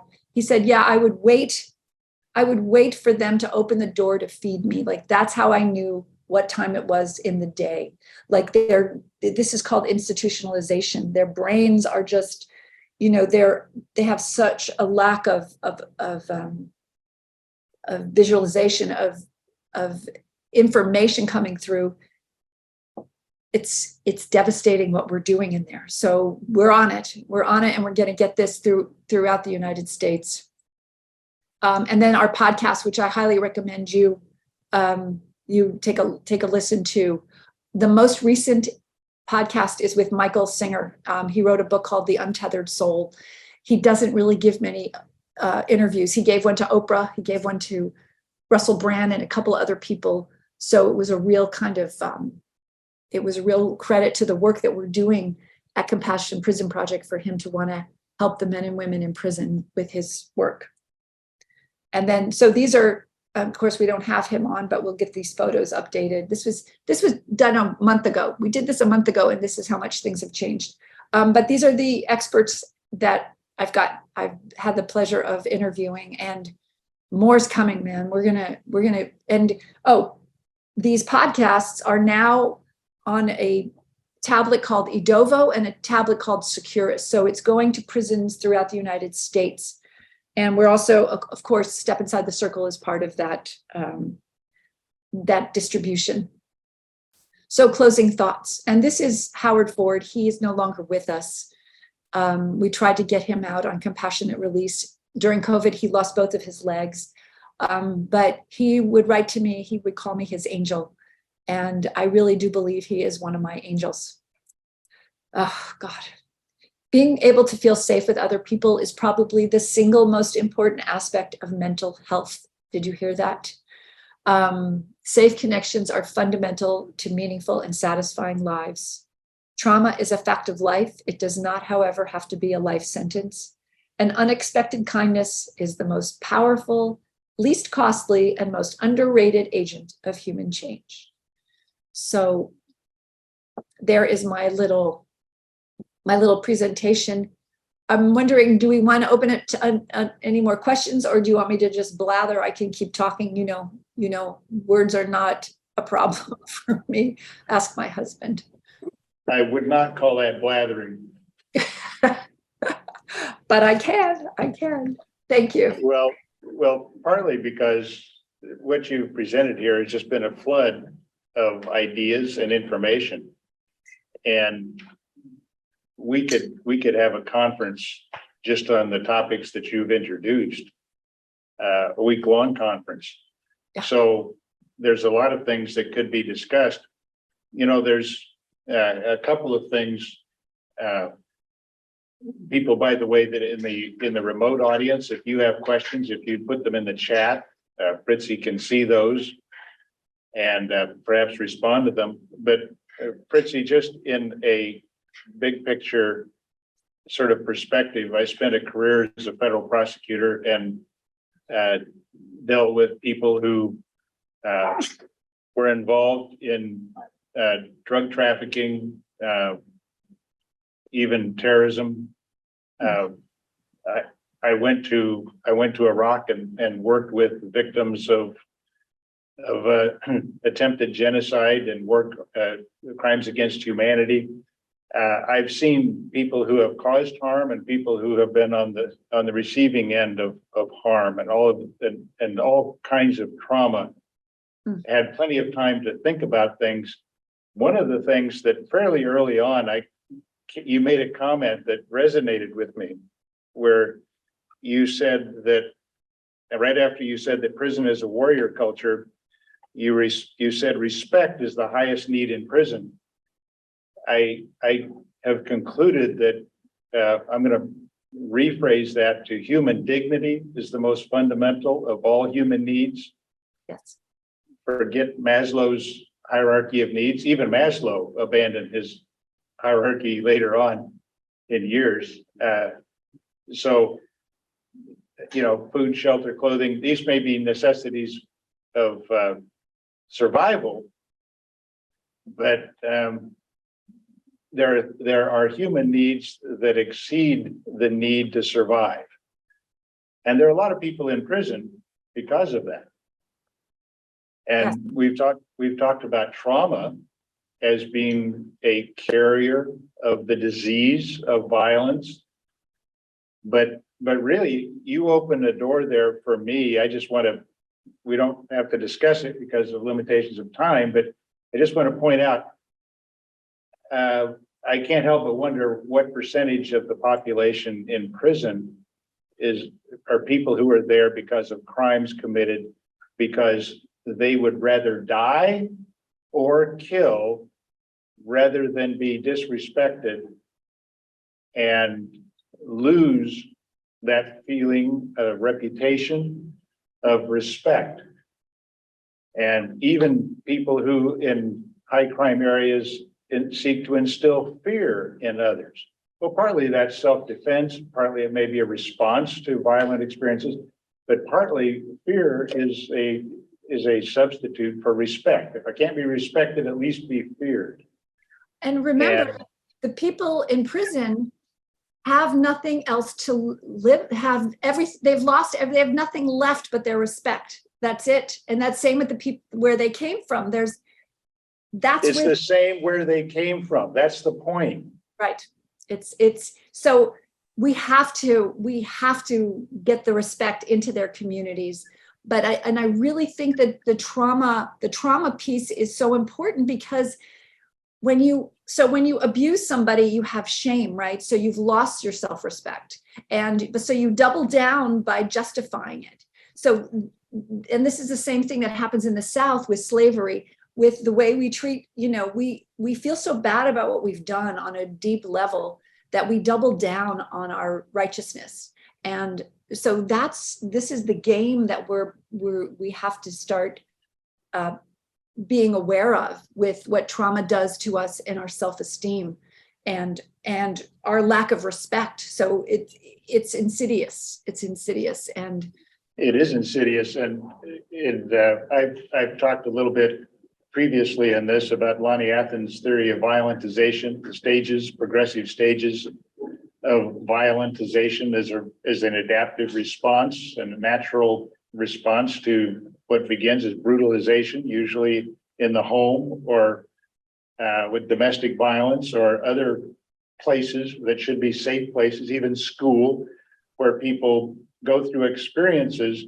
where they are the recipient of forms of abuse that cause them to feel, the trauma is that they feel helpless, they feel humiliated, they feel subjugated. And then all of these other things that develop as a response to that, as a rebound effect from that.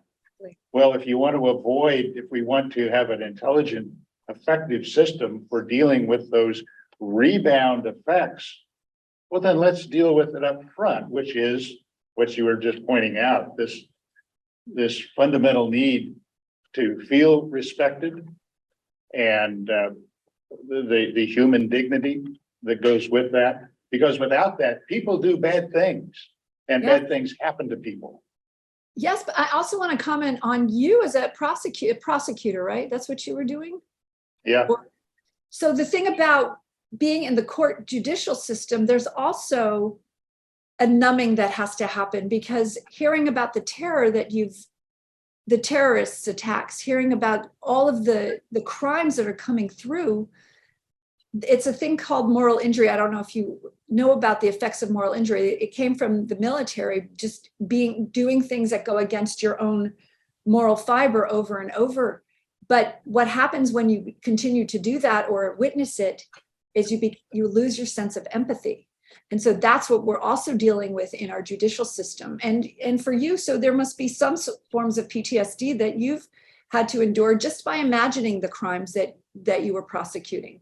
And, so to also bring this awareness to the judicial branch and to the other, all those DAs, and they're just bombarded by all this horror. And so we also have to really start thinking about everybody getting PTSD treatment, and really, because it's violence begets violence. When you're in a state of fight or flight, which is what exposure to all this violence does to your brain, you're not thinking in a sensible way. I don't care how many degrees anyone has. When you're in fight or flight, you don't have access to this. And that's our judicial system. That's how prisons, you try to get one thing done in a prison, you try and just get, I'm trying to get a television delivered to a prison. And, you know, this is a third world, fourth world country. It's, you know, forms and nonsense. It's because everyone's traumatized and they're nobody knows how to just cut to the chase and say, just bring the television over, would you? Jesus. So, you know, we have to recognize what what the prison system has done and violence has done to our brains to create such dysfunction and seemingly a hard way out of it. But I think we can just cut to the chase. Well, you make good points. One of the, excuse me.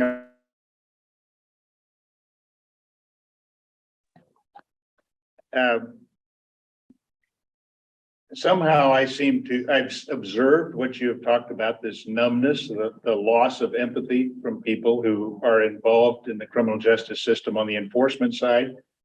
And yet in others, and I count myself as among them, there seems to become an increase of empathy. Good. And I always felt that if I ever lost my sense of empathy, then I've lost my sense of humanity and I have no business wielding the power, the tremendous power of prosecutor. And I've said that in many training conferences to prosecutors and police officers. And I believe that to be true, but I've seen what you've talked about. And when that happens, the justice system becomes a machine and it crushes everybody. One of the things that I note about what you're doing is you keep talking about working with people who everyone living and working in a prison. Yes. And how everyone, both those living in prison and those working in prison, are experiencing the trauma of that environment. And we call that fighting crime. Okay, strategically thinking, that's just not rational. But people here that are in this have heard me say that too often. I won't say it again, but it isn't rational. But that's the way we do things. Well, you are doing things, and there are other people that have made presentations in this conference who are doing things to change that. And we just want to express our gratitude to you for sharing this brief introduction to what you're doing and why you're doing it. It tells us a lot about who you are, but it also tells us a lot about who we are in terms of our response to the messages you've shared. So thank you very much. You're so welcome. And just remember, when you're saying fighting crime, that puts you in fight or flight. So how are you going to solve this problem if you're fighting something, right? So again, we're back in fight or flight. The cortex is offline and transformation is not possible. So. Well, you're right. And we had a presentation to begin our day where we're talking about the language of and the ideals of manhood, what it means to be a man, you know. Well, that's the language you're talking. I'm using that language because that is the language of, crime fighting, and, that's the tough language. But if you're really going to be, I take that language and turn it around. If you're really going to be an effective crime fighter, it's like if you're going to learn to be a boxer, you need to learn how to box. And if you're losing the fight all the time, you're not a very good boxer. You're not a very good fighter. So if we're going to win, well, using that language, then we need to use the methods, the means that achieve the desired results of healing in society rather than making a bad problem worse. And we do that in large measure through trauma-informed responses. And tomorrow, in fact, we're going to hear about a whole project in the state of Pennsylvania on developing a trauma-informed justice system. So these themes are things that are permeating what we're talking about here. So we're going to take a short break. Thank you, Fritzi, for joining us. We're going to. Thank you all. It's been an honor as usual. And I'm so excited to see how We Heal Us takes off. Okay, we won't take very long of a break. The people in the remote audience can stand up and take breaks anytime they want to, but the people here in the in-person audience need a little stretch, I think. So, Troy, while we get set up for your presentation, we'll take a break and then we'll be right back on. Thank you.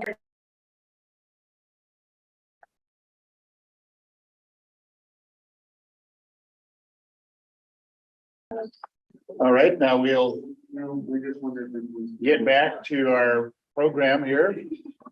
Our next speaker is Troy Siewart. And he is the founder of Insightful Crisis Response. And so, Troy, we are really looking forward to hearing about being insightful about crisis response. And so we'll turn the time over to you. Well, thank you so much. Well, good afternoon, everyone. Yeah. So this is going to be a bit of a challenge. I'm going to challenge the owl here because I like to walk around a little bit. So I think the owl is going to follow me. All right. So I may get the audience at home dizzy. I'm going to start off today's presentation with a number. 278. So you may be asking, what is 278?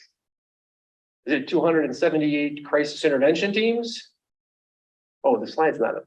My presentation. You want the slide up? Yeah, there? if you don't mind. You are challenging the owl because nobody can see you. They don't want to see me anyway. Okay. They wouldn't. So 278, is that the number of crisis intervention teams? No, that is not what the number 278 is for. Troy, is 278 the number of days since you've been retired from law enforcement? No, I actually looked it up today. It's 486. 486 very happy days. And if you see me smiling, that is why, because I'm very happy. No, 278 is the number of diagnosable mental illnesses that are listed in the most recent. Stop just a moment.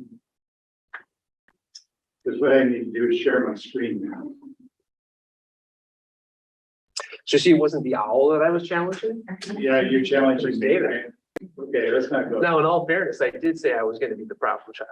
Yeah, you did. I did. I won. Okay. Hang on.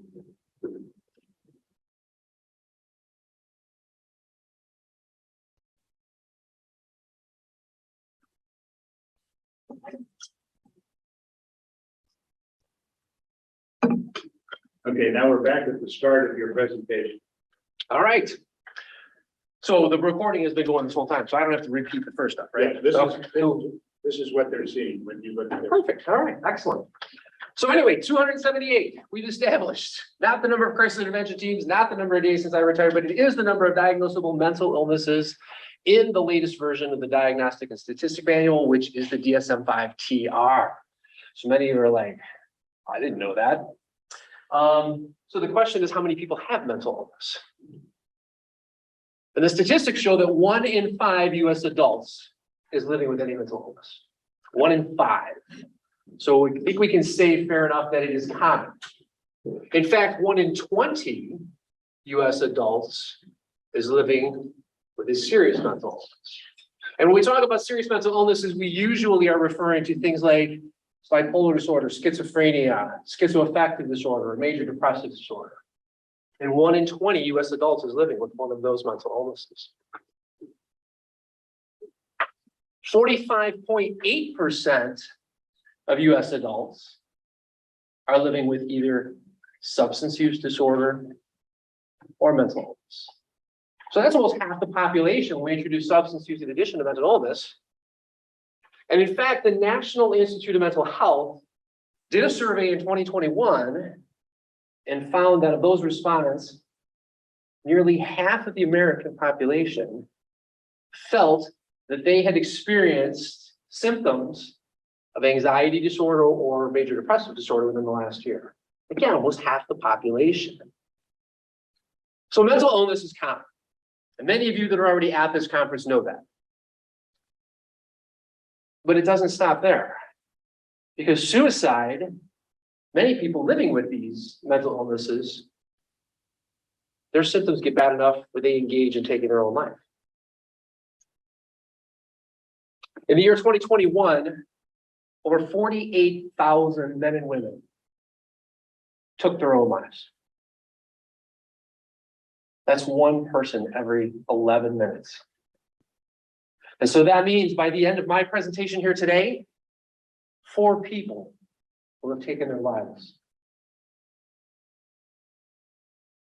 It's currently the 12th leading cause of death in the United States. Between the ages of 10 and 14 and 24 to 30, or 25 to 34, it's the second leading cause of death. You might be thinking to yourself, oh, well, what about those people between the ages of 15 and 24? Well, it's the third leading cause of death. So basically, what have we done? We said that between the ages of 10 and 34, suicide is either the second or the third leading cause of death. And we know that 1 in 5 people is living with a mental illness, 1 in 20 with a serious mental illness, and 45.8% living either with a substance use disorder or mental illness. And people living with mental illness, or people who are contemplating suicide, clearly are not enjoying the signs and symptoms of mental illness or the conditions that they're in. So why aren't they seeking treatment? Almost 60% of people, that 1 in 5 living with mental illness, almost 60% are not receiving treatment. And so the question is why? Well, there's a variety of reasons. Number one, finances, right? What do we need if we want to take advantage of getting quality mental health care and we don't have cash? Insurance. And for those people who are in my former profession of law enforcement, I'll ask them, how many of the people that you encounter on the street living with serious mental illness have quality health plans, gold PPO that's going to give them the help that they need? Very few. Many of the mental health providers today, because of the network of insurance providers and the bureaucratic red tape that they have to deal with, are now going down to just one insurer, as opposed to dealing with multiple. So that's going to be your PPO gold plan with a quality insurance plan. Some providers are actually only cash only. So even if you have insurance, it doesn't matter, they're not taking it, right? So what are some other reasons people might not get mental health treatment? Can we all agree that stigma exists, that is real, right? Whether it's because of culture or just tradition. I come from the law enforcement culture. And I can tell you up until recently, you were looked upon as weak or less than. You said that you're having a difficult time handling a call or something that you've dealt with. It could be logistical in addition to socioeconomic. There may be people who have insurance or have cash, but can't get transportation to places where there are mental health treatment. Or maybe people don't trust the profession. And again, I'll use my former profession of law enforcement. There's plenty of us who thought, I'm not going to go to a therapist, right? As soon as I go to a therapist, I'm going to tell them I had a bad day. The next thing you know, they're going to diagnose me with a mental illness, and then I'm on the rubber gun squad. I lose my career. I ain't doing that. And so they don't engage in treatment. And there are those who just don't recognize that they need mental health treatment, especially those who are severely mentally ill. And so the question comes, how did we get here? Without going into a detailed history lesson on the deinstitutionalization and lack of finances, I'll just kind of cover it briefly and say this. Going back into the 1960s, we, as a society here, determined that it would be best after a federal study, rather than have people housed in inpatient treatment at state-funded facilities, to put them back into the community with people and support structures where they can still access care, pharmaceuticals, and that the money we save from closing down many of these institutions, those would be put up in addition to federal grants to open up community mental health centers. Unfortunately, that didn't quite work out the way it was supposed to. Almost half were constructed, the other half were not. And the ones that were constructed typically, because they were hard to enforce regulations and oversight, would deal more with some of the minor mental illnesses as opposed to the serious mental illness, people that truly needed the assistance. In addition, in the 60s, Medicaid came out, and we found that states eager to save their budget money found it more financially advantageous to shift people to hospitals and nursing homes where they could split the cost with Medicaid, as opposed to a state-run facility, which is 100% state budget. So we started closing down state institutions. And that happened all the way up to 2010s, 2015s. In fact, upwards of 2000, I think the statistic is about 90% of state-run facilities have been closed. So we are reducing access to care. So in addition to all those other reasons that we mentioned about why individuals may not seek treatment, we have now closed down these institutions where they can receive care. During that time, in addition to closing down these treatment facilities, we passed a series of laws with good intentions, trying to protect the rights of those who were affected with mental illness. And the concept of least restrictive setting came up, so that we weren't putting people in the facilities and not letting them out. We wanted to care for them in the least restrictive setting possible, which was a good thing. But in addition to that, we also started passing laws to protect their liberty and prevent wrongful transports to hospitalizations, which is good because we didn't want people put into hospitals unnecessarily. But what happened? We don't have the care there for the people. They don't have access to it. They don't have facilities. We can't get them the treatment because now they're starting to go into crisis. And the only time we can get help is when they meet those difficult thresholds where they are a danger to themselves or others, or they aren't able to care for their basic physical needs. And when that happens, who gets called? 911. So who responds? That would be your friendly neighborhood police officer. Right? And I can tell you, as someone who went to the academy 32 years ago now, that when I went to the academy, you want to know how many hours of mental health training that I got when I was there? 0. Now, the men and women in law enforcement have done a phenomenal job of trying to adapt. We've been put upon, and we have to be all to many things. And this was just another. And so what did we do? We would try to use the tactics and the techniques that we learned in handling other calls and domestics and trying to talk to people and use them on mental health cases because that's all we had, right? But when you call law enforcement, what tools do we bring? We bring a gun, we bring handcuffs, OC spray, now taser. They got bolo wraps, right? All kinds of tools. And who are those tools designed to help us bring into custody? Criminals, because that's what we're used to dealing with.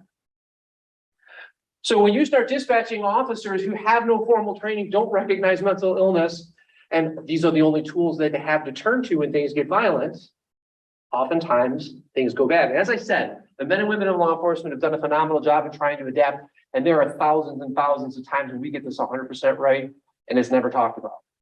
But unfortunately, what happens is there are those occasions when things unnecessarily escalate due to the factors I've just mentioned. And so what happens as a result of that? Everyone's calling for more mental health training for officers, which is not a bad thing. We will take the training, right? Get these officers trained. But here's my question to all of you. Is that training enough? Is training police officers in how to better respond to individuals in mental health crisis going to solve this issue? And so I won't make you answer here like I do my training classes. But some people are like, whew. Well, let's look at my diagram. The water coming out of the spigots represents individuals going into a mental health crisis. And I think we can all agree, especially as of late with the pandemic, it's as though somebody is there turning up the spigots, correct? More and more people going into a mental health crisis. The bucket is my poor way of expressing or illustrating the current mental health system in the United States. Arguably, there are more than four holes in the mental health system, right? But what's happening is people are going into mental health crisis. They are falling through the cracks, going through the holes in our broken mental health care system and going to hit the ground. Training police officers in crisis intervention, again, a good thing. But if that's your solution to this crisis or this issue, it is the equivalent of giving officers a shot glass and telling them to run underneath this bucket and catch people before they hit rock bottom. Right? And we've been doing a good job. And we are loyal little soldiers. We're running around. We asked for a second shot glass. We got them in both hands. We got 2 cups. We're putting them in. Give me a bigger cup. I don't want a shot glass. I want cups. Now we're counting the big gulp cups, right? And there's the problem. Were police officers ever designed for long-term treatment and correcting this issue? No. So what's our only alternative? When we get that water, we catch it in the bucket, where do we put it? Well, my only option is right back in the bucket, right? Because I'm not going to throw these people away. I have to give them somewhere, and I'm putting them into a broken system. Do you see how perhaps just training officers in crisis intervention alone is not the answer that we're looking for? So some of you are sitting there right now and you're going, yeah, well, you know what, Troy? I got you beat because I know what you're talking. We're talking about co-response right now, right? I thought about that. And you're right. Everyone's turning to co-response. Have a co-responder. Police weren't meant for this, man. Get a social worker, get a crisis worker, get somebody who understands this on scene. Hey, I'm all for that. To an extent. Here's one concern with that. What does it take? What do agencies not have a lot of? You know what it costs to employ a social worker? Right? And benefits and all that, and the amount of calls, how many are you going to have? So many agencies would like to do this and they can't. So this alone is also not the solution. And I will also say, there is a concern with this and how it's implemented. My caution would be this. I'm all for having a co-response. In fact, I helped start one in my former jurisdiction. My concern is if you have the clinicians ride along with the officers and they are responding to calls with the officers on a regular basis, and they are coming in a squad car with the officers, what are we training the public to do when they need mental health assistance? We're training them to call 911, right? Help does not have to come in a squad car. So I am not against co-response. Again, I started a program. If you implement this, my recommendations would be have it so that officers go if they need somebody after getting a call, they can bring them on. It's a whole nother presentation, but we just need to be cautious and know that this in itself is still not the whole answer. Why? Because where are we addressing that problem? Remember I showed you the bucket. This is still operating at the level of people are already going into crisis and we're catching them. How many people have ever heard this?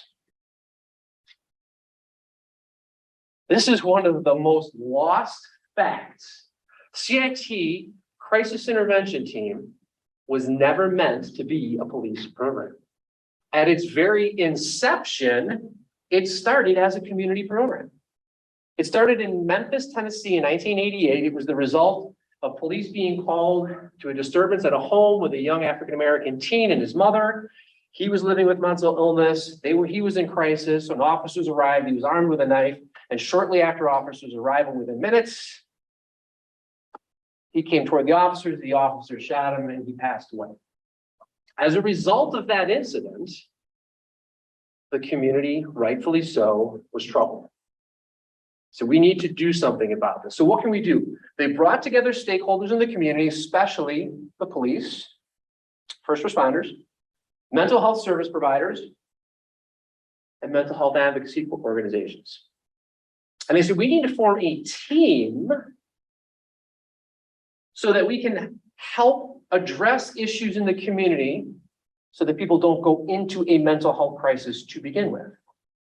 And then when they go into a mental health crisis, we will have specially trained officers and first responders who are better equipped to handle this and are also aware of resources because of this team concept and the relationships that we engender.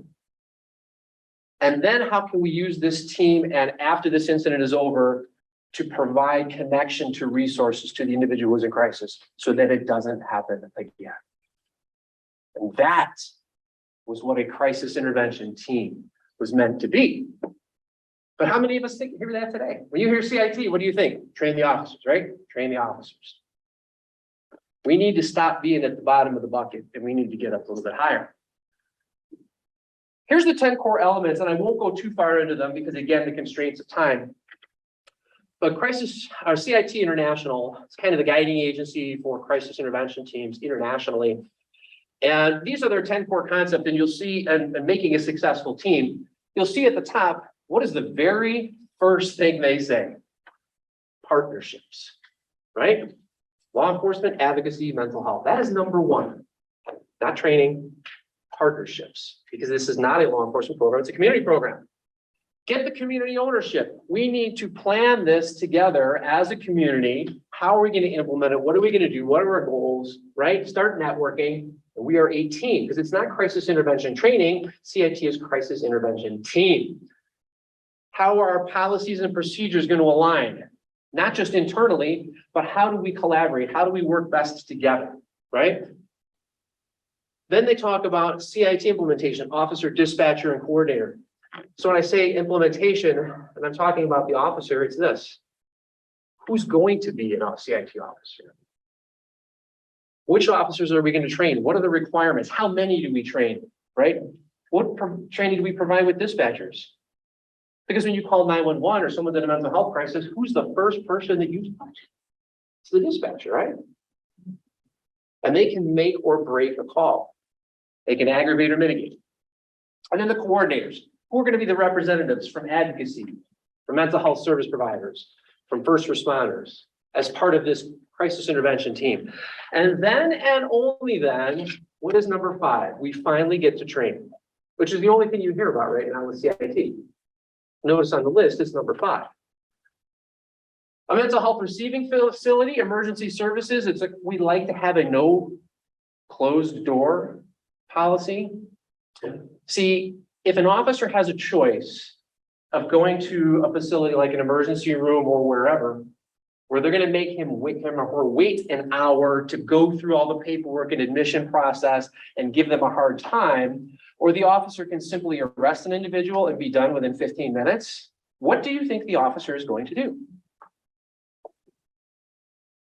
So if you have a facility that's part of this team that says, you bring them here, and even if it doesn't qualify for what we need, we will work to find out where they can go. We'll get these person connected to treatment services, and officers, we're going to get you out within 15 minutes.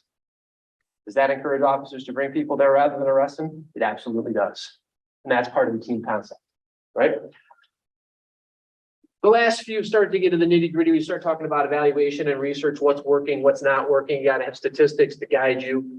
Continue in-service training, because again, if you have a police officer and they get hired, you're not going to send them to a firearms class when they first get hired and say, you know what? Okay, you did really well. We're never going to train you again. That would be ridiculous. But yet there are people who believe, hey, I trained somebody in 40-hour CIT class. That's all I got to do. And then 15 years later, they handle a call and they're like, hey, we trained them. That's not a recipe for success, right? You need to try some annual in-service training to get these people to the top of their game so that they are prepared to handle these calls for service. Recognize them when they do a good job. Encourage people, not only in law enforcement, but these other connecting agencies. Thank them for their service, because this does take time. Many of it may be not billable for people, so that they continue to cooperate, and then encourage it in other communities. So again, I just went through that in just a couple of minutes, but is this like anything you've seen when you hear about CIT? Nope, it's all about training officers, right? This is what it was meant to be. Here's an example of what a CIT program looks like. Because again, it's a crisis intervention team. Police, fire, hospitals. Ideally, I want all 3 to be able to collaborate so that when the police show up on scene, the fire department and them are already part of the same team. We've networked, we have memorandums of understanding. We have agreements as to how we are both going to respond to this. Under what circumstances does FD or PD take the lead, so that we are all on the same page, as well as the hospitals, because they have their own rules and regulations, right? Because right now, what we have is everybody is in information silos. Not only are they not sharing information, but they're only worried about their own liability and repeat calls for service, right? Do those always align? And the answer is no. So the police are worried about what the police got to do. The fire are worried about their policies and their exposure to liability. The hospital says, we're not taking those certain things. This is what we need. And none of those match. So they're all fighting with each other. And who gets lost in the process? The very person that we're there to serve. But if we can all get together, have what's called a steering committee, coordinators, leaders from all these stakeholder organizations, the decision makers, who can sit down at a table monthly or quarterly, depending on where you are in the process, and meet so that we can understand how we're going to respond to these things together and ensure a more smooth transition, as well as mental health service providers. You know, we talked about not having access to treatment. Let me give you an example of just one way that we could implement these first 4 on a crisis intervention team. Let's say the police officer gets called. We've already talked to fire departments. We have an MOU that says this is the way we're both going to respond. The police department's going to take the lead in this case. We end up transporting the subject to the hospital. However, the police department also has a memorandum of understanding with a mental health service provider that says, you know what, every time we bring somebody into the hospital in a crisis state, we're going to send you a redacted email or a summary or a copy of the case report, what have you, letting you know that this individual was involved in this incident and that you are going to give them a follow-up phone call 24 hours after they get released from the hospital. And maybe you can have an agreement that says you're going to offer them 1 or 2 free sessions, depending on how you work things, right? Or sliding scale. Then you have an agreement with the hospital. So the hospital, you know exactly what the hospital needs. So we get to the hospital, we've got no pushback because police, fire, and hospital are all on the same page. And the hospital has an agreement with the mental health service provider. And they say something to the effect of, you know what? We agree that we are going to adopt a new discharge paper in which when we give people resources, your name is going to be at the top of the list. And they're going to have another discharge paper that's the subject who's being discharged is going to waive their rights, or they're going to waive HIPAA rights and allow us to notify you that they're being released. So what does this look like? Police and fire go to the scene. They work well together. They bring somebody to the hospital because we know their admissions policies and we're all on the same page. That goes smoothly. Everybody's on the same page. No one's arguing. The police officer goes back, finishes his report before the end of the shift, emails the mental health service provider, says, hey, we just brought John Doe into the hospital. They say, thank you very much. Hospital, when John Doe is going to be released, pursuant to the waivers and the new discharge papers, says, hey, you know, I know that this police department brought you in. They're working with this mental health service provider. They're going to call you within 24 hours and offer you some services. And then, because of that new discharge paperwork where they waive the HIPAA rights, the hospital upon discharge notifies the mental health service provider, hey, they were just discharged. Mental health service provider says, thank you very much. Pursuant to our MOU with the police department, we're now going to call them within 24 hours. We're going to offer them services. Now, I'm not saying this individual is going to take the services, but are we not in a better position to start resolving things, to connect someone to ongoing treatment than we were before? Yeah. Sometimes we have to arrest people. If we can have members of the public defender's office, the state's attorney's office, the Illinois Guardianship and Advocacy Commission, or in your state, whoever is the one that's in charge of involuntary hospitalization hearings, we can have them all part of the team. We can reach out to them so that when we do bring somebody in, we can work together to get them connected to treatment. And I can give you multiple examples of when this happened and how we did this. Can use mental health courts and other diversionary courts if those are applicable. Make that part of your team. The advocacy organizations, we'll talk a little bit about that, some of our resources as we go forward. NAMI, Mental Health America, and others. Community members, churches. We had churches on our crisis intervention team. Why? Because there are many people who don't either have the money or the desire to go and talk to a mental health professional, but they will go to their faith-based leader. And so those individuals, the faith-based leaders, could call us up and they could say, hey, this person wishes to remain anonymous, but they're going through a difficult time. Do you have any resources that would assist them in this situation? Why, yes, I do. And we could address it before it became a crisis, right? And we don't forget about the individuals and the family members, because who knows best what has worked in the past, what has not worked in the past, and what may work in the future. So we want to bring them into that. All of this is what a team looks like. And in fact, we did cross training where I had members of all these different agencies do ride-alongs with my officers. And I had them come in and do presentations for my officers so that we better understood what their policies, procedures, and their limitations are, so that we could all better work together. And we found an interesting thing. The more we worked together and the more we shared information and we had these meetings, we started developing professional relationships, almost friendships. So that when something happened or we needed something, we could reach out to other team members and get the assistance we needed with whatever difficult situation we were dealing with. Instead of feeling like we were a person on an island fighting a system that was against us at every step of the way, because we were a team. So what can this team do? Well, you can do things before a crisis, during a crisis, and after a crisis. And again, I could do an 8-hour program on this, but just to give you a few, mental health services, right? If we have them as part of our team, we can start connecting people before they go into crisis. How can we work to get them connected to treatment with either free services, sliding scale services, or what have you? There are people in the community that are willing to do this. We just got to put them together. Many people don't know, like here in Illinois, we have a warm line. Other states have that as well. So if you're not in a crisis state, but you need somebody to talk to at the time to help give you references or referrals, help calm you down so you don't go into crisis, you can call the warm line. It's free of charge. Many people don't even know it exists. Organizations, I told you to reach out to your community like NAMI, National Alliance on Mental Illness. They have what's called the Connection. It's a recovery support group. It's a peer-led group, right?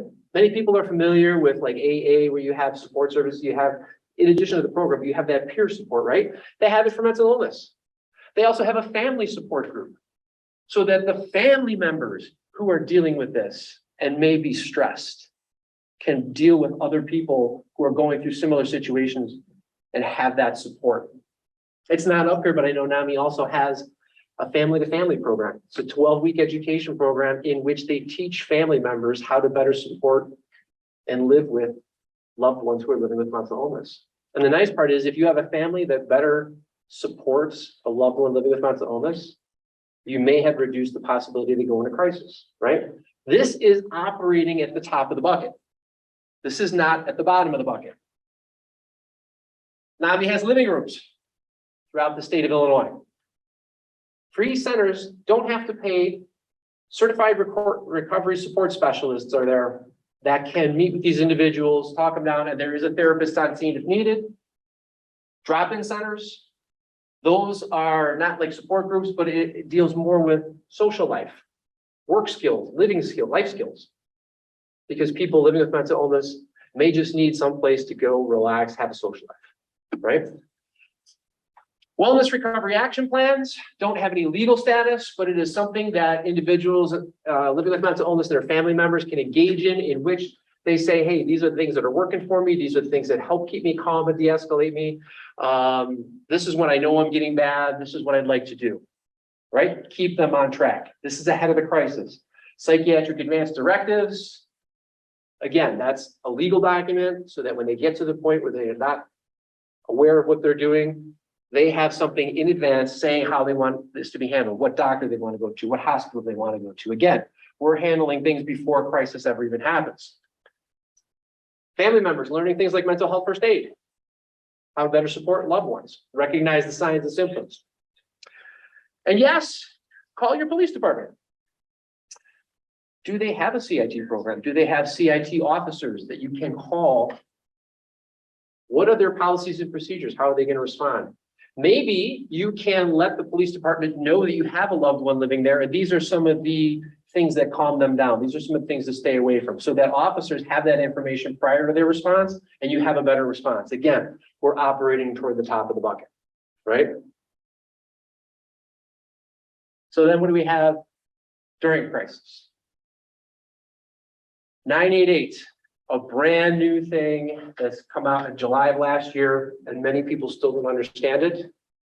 I could spend a lot of time talking about it, But we need to retrain people. When you have a mental health crisis, rather than calling 911, if there's no violence, threatening, or life emergency, call 988. You have trained mental health people at the end, 24/7, no matter where you are, you call that 3-digit number or text that 3-digit number, and they will be there to help talk you down, stabilize you. It doesn't have to be suicide. Any mental health crisis qualifies. And it doesn't even have to be the person in crisis. It could be a family member just looking for resources and how can I help a loved one? 3-digit number, easy to remember, 24/7. So you can do that. In cases where that can't be handled over the phone, many jurisdictions now have, in addition to 988, they have what's called a mobile crisis team, often referred to as a 590 team. They are not up and running everywhere, so you'll have to check your local jurisdiction. But what happens is you call that 988, if they are not able to handle that over the phone and get you stabilized or your loved one stabilized, they can send out a clinician and a person with lived experience who will come to the house, again, free of charge, and stabilize things, right? So that's not involving law enforcement. There's detox centers, and again, if we have to call the police department, ask for a crisis intervention officer, CIT officer, or a mental health co-responder unit if your agency has one, and they might be able to divert, because as we talked about, just because I'm arresting doesn't mean that I have to look for incarceration. I can look for mental health court or other remedies to get them connected to treatment. And then after the crisis, what are we doing? We're thinking about all the things we thought about ahead of time, all the plans we had, whether that's a RAP, whether that's a psychiatric advance directive, whether that was an ongoing relationship with a mental health professional, right? And after the crisis happens, we're following up. Somebody from the crisis intervention team is following up. I can tell you in my jurisdiction, I had my CIT officers call a week after the event. Say, hey, listen, I know we were just at your house last week. This is what happened. We wanted to check in and see how those resources we gave you are working out. How are things? If things were great, fabulous. If they needed more resources and more direction, we're willing to work with them, right? Because what we wanted to do is connect them to ongoing support. We wanted to support them because yes, this individual had plans, they went into crisis. That doesn't mean that because we resolved the crisis that it's over. We don't want them to go into crisis again. And so we give them the support because we want to connect them to ongoing treatment, because that is where the magic happens. We all know that when you bring somebody to the emergency room, it's not like they sprinkle fairy dust or give you medication and you're never going to go into crisis again, right? And certainly law enforcement and ambulances, we don't have that magic either. It happens in continuity of care. And the way we can get people connected to treatment is we continue to follow up, we continue to support them and guide them. And when they start to fall, they know that they have us as their community crisis intervention team to support them and redirect them back to treatment. So you guys are saying, well, this is all really cool, but what can I do? You don't have to be a law enforcement officer. You don't have to be a firefighter. You don't have to be at the hospital. Anybody can do this. There's no law that says a CIT or a program has to be started by somebody in law enforcement. In fact, many are not, right? Don't be intimidated. It only takes one person to start the program. What you're going to do, I would go out, identify resources. I can tell you when I went to the CIT program, they're like, yeah, I refer to resources. I was like, what resources? Google became my best friend as I was out there, and I would just cold call. They're like, hey, local friendly police officer, I'm looking for resources. What can you do for me? And then they'd be like, really? Next thing you know, they're telling me about somebody talking. I ended up with a book this thick of resources, right? So that's what we need to find, because we need to know where to send people. It may even be some of you here today, whether it's at the 5 o'clock networking luncheon or just picking up cards, what have you. This is how we make contacts. This is how we meet people. This is how we have resources that we can send people to. Organize a steering committee. Get your representatives from mental health care, law enforcement, first responders, as well as mental health advocacy organizations. Sit them all down. Have your quarterly meetings, your monthly meetings, whatever. And then basically just collaborate and say, okay, what are our goals? If you want some guidance, look at a thing called the sequential intercept model. And if you look it up, there are different intercepts, places where we can intercept people before they get into the criminal justice system. And then when they're in the criminal justice system, where we can work together to provide treatment, we can intercept them. So when you guys all sit down together and identify what those are, then you can start using those 10 core elements of a CIT program and say, okay, how can we all work together to address these common goals and get done what we need to get done. You're gonna run into some of these, right? I can tell you, I'm gonna start a CIT program with you, like, oh, no way, right? You wanna talk about a hard group to convince? Back when I started CIT, that was like, this is not our job, right? I did it. How do you do it? You create buy-in. You show what those common goals are. People like to save money and they like to save time and recurring events, right? That's tying them up. And if you can address that issue, you are going to do it. So for example, if I started reducing the number of people that were transported to the emergency room, do you think they were interested in being part of the team? Yeah, they were. Same thing for the fire department, right? Decrease calls for service. Officers are like, oh, wait, I don't have to handle mental health calls as much anymore. Sign me up, right? Especially when they don't have to put a lot forward. You're still going to have the competing agendas, egos, time, and cost. But again, show what's in it for them. And then as you get these little wins, tell the bosses. Because the bosses love to take credit for things, right? You'll do all the work. And you'll get this, and then, hey, let's tell the village board, let's tell this. And they're going to go out there, hey, look at this great program we have. And you're like, weren't you just against this 10 minutes ago? Right? But guess what? Then they get the adoration from that. What do they want? More. And then when they want more, then they tell other people to do it, and you will get the buy-in that you need, especially when you start getting public publicity. And it's worth it. I could tell you that we all get in our careers and you start to feel like you're a rat on a wheel and you're doing the same thing over and over and you're not having an impact. The last 7 or 8 years of my career, I had more impact than I did the first 23, at least knowing. More people coming up to me, thanking me, crying on my shoulder, telling me that lives were changed, right? You can change people's families, the individuals, the community, all these issues. When you start getting people connected to treatment, it can make a difference, right? So I'm going to play just like a 10-second clip here. I can't walk over there. We had a case with an elderly gentleman and his wife who had been married for 50 years.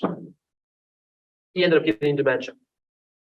Got to the point where he did not recognize his wife, became physical, combative, was an issue. We were at the house and we were working with the wife and the adult children and the family, all the family for, God, like a year and a half.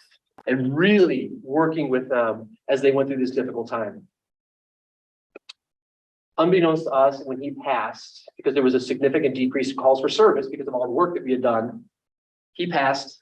And we found out because the lead officer who'd been dealing with the family had a message on his voicemail from the daughter of this gentleman. I'll go ahead and play that for you now.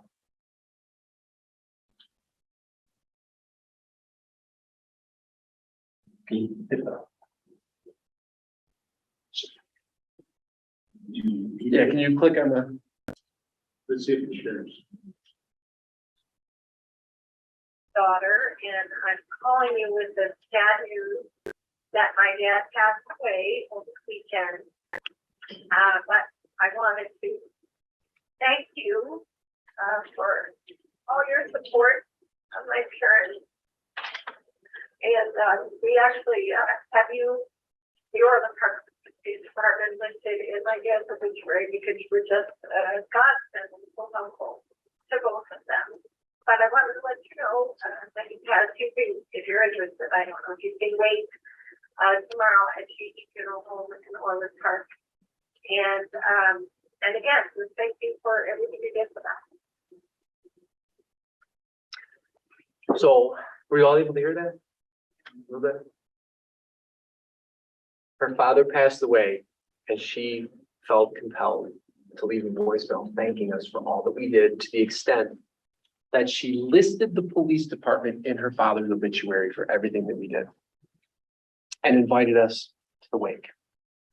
So both myself and separately, because of scheduling issues, but both myself and the CIT officer, who've been handling it most of the time, responded. We went to the wake. And I can tell you that we walked in, the family almost ran to give us hugs. That is what this is about. That is what having a crisis intervention team is. That is what being part of this program means, right? Don't think that you can't make a difference. You can. I started today's presentation with the number 278. And I'm going to end the presentation with the number 1. It only takes one person to make a difference. And imagine if everybody in this room and those listening online or watching the recording later, if all of us only changed one person's life, how much of an impact would we make collectively?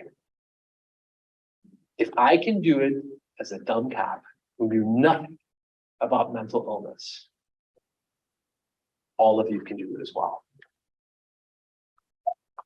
Thank you.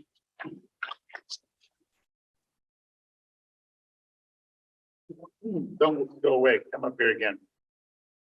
Oh, I'm up there again? Let's talk a little bit. All right. So here on your website, you retired as a lieutenant. I did. From the Orland Park Police Department, which is a little bit south of here. Yes. You worked in numerous roles. You were a police officer. You were an investigator, SWAT team member. Yes. And you became a crisis intervention team officer and commander. You started the program. I did. All right. Let me just tell you that police officer, investigator, SWAT team member, starting a crisis intervention team is not a natural career progression. Tell us how that happened. Well, like many of you are going to talk about your own lives. Have you ever been just minding your own business and then fate just hits you on the door? That's exactly the way I was. I was working a day shift. I was a sergeant at the time. I had just finished going through reports. It was, I think, like a Tuesday or Wednesday morning. I was just about to sit back and have my cup of coffee, and the lieutenant who was in charge of training at the time walks in the office, and it was kind of almost like an afterthought. He was walking through, he had other things on his mind. I was like, "Hey, Troy, I got a new program for you." "What's that?" Right? He goes, CIT. Like, what is CIT? He's like, crisis intervention. Like, what are you talking about, crisis intervention? He's like, well, it has to do with mental health. I'm like, I know nothing about mental health. What are you telling me? He's like, oh, you'll handle it, you'll do fine. He goes, you and 2 other officers are going to this class at the end of next month. Okay. And so that's where it started. I went to the class with the 2 other officers, and it's a really, really great training. You'll talk any officers, and I now teach the training, but any officers that go through it, most of them will tell you it's probably the best training they've ever had. And we got out of the training, and one of the big things is that they say, you need to refer these people to resources. And so I did. I'll never forget driving home, and I got stuck on the highway because of the Chicago traffic. It was a Friday at like 5 o'clock. And we're sitting there talking, and like, where do we send people? We have no idea.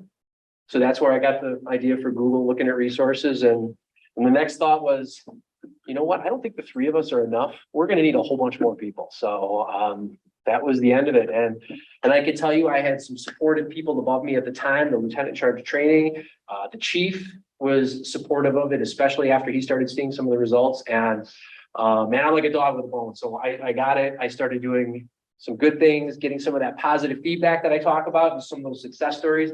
And I just wanted more. I wanted more. And that led to a crisis intervention team of over 30 officers. And then before I left, we got a federal grant, implemented co-response at our department, and virtually during off hours, and then virtually for like 5 other communities. That grant is now ended, and now it has been picked up by a hospital, a benefit fund that is, and we've expanded it to 7 different jurisdictions now. So like I said, there's just a dumb cop who knows nothing about it, was minding my own business, and it grew into that. So you guys can do it. You should have been here yesterday for the training about language. You're not a dumb cop, so don't call yourself a dumb cop. You're right. I'm a retired dumb cop. All right. Any questions from you guys? Yeah. Any questions from the audience here? Let me check the chat. Does Orland still have that program? The co-responder or the CIT program?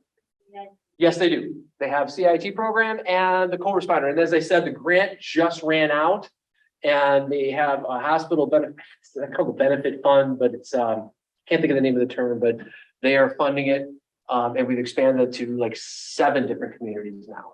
Is Because there a person to connect with just to talk about like my organization at all? absolutely. If you talk to Sergeant Rich Whalen, Whalen, he's the one that I left in charge of the crisis intervention team. So hopefully he's continuing to do amazing things with it. Thank you. Sure. In your training? Yeah. Are you talking about? Yeah, your business. Yeah, yeah, in my training. So I do currently run an LLC, Insightful Crisis Response LLC. You could probably tell in my presentation, I have a passion for this. And my goal is to train as many people as I can to understand the signs and symptoms of mental illness, how to better interact with individuals, not escalate things, de-escalate it, resolve those crisis situations. So whether it's first responders, community members, I'm always there. I've got cards on the back. For those of you who have my presentation, I think it's in there as well. Feel free to reach out anytime. I'm always there to help answer any questions. I think I had another question over here. Are other police departments or any aside from those 7 communities, are they open to that training? Do they reach out or is it something we have to advocate? No, we are finding that like CIT training, the 40-hour class, typically officers are having a very, very difficult time getting into it because we have limited teams. There's a North team and a South team that work for the Illinois Law Enforcement Training and Standards Board. And so there's a limited amount of time. And it's a very expensive class. It's time consuming. So there is a wait list for that class. However, we do also offer an 8-hour mental health awareness and response class, which is an introduction to CIT.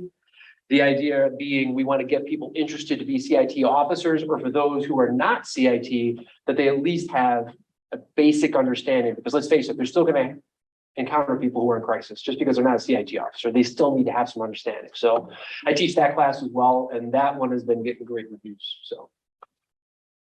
All right. Well, let's take a break here before our next presentation, which will again be on the hour. So, hey guys.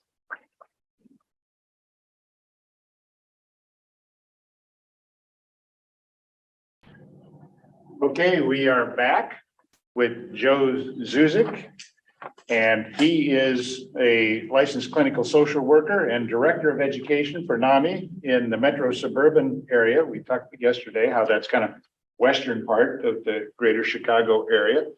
And Joe is going to talk about active and empathetic listening, which I, for one, am really looking forward to probably use. Yeah, awesome. Thank you. Awesome. Well, thank you all. I'm excited to be here today. So my name's Joe and I'm the Director of Education at NAMI Metro Suburban. So if you're not familiar with NAMI, first I want to thank Troy for a great shout out for some of our programs. So you heard about a couple things already, but we have basically 2 big buckets of things that we do at NAMI Metro Suburban. One is direct service. So we have 3 living rooms for adults.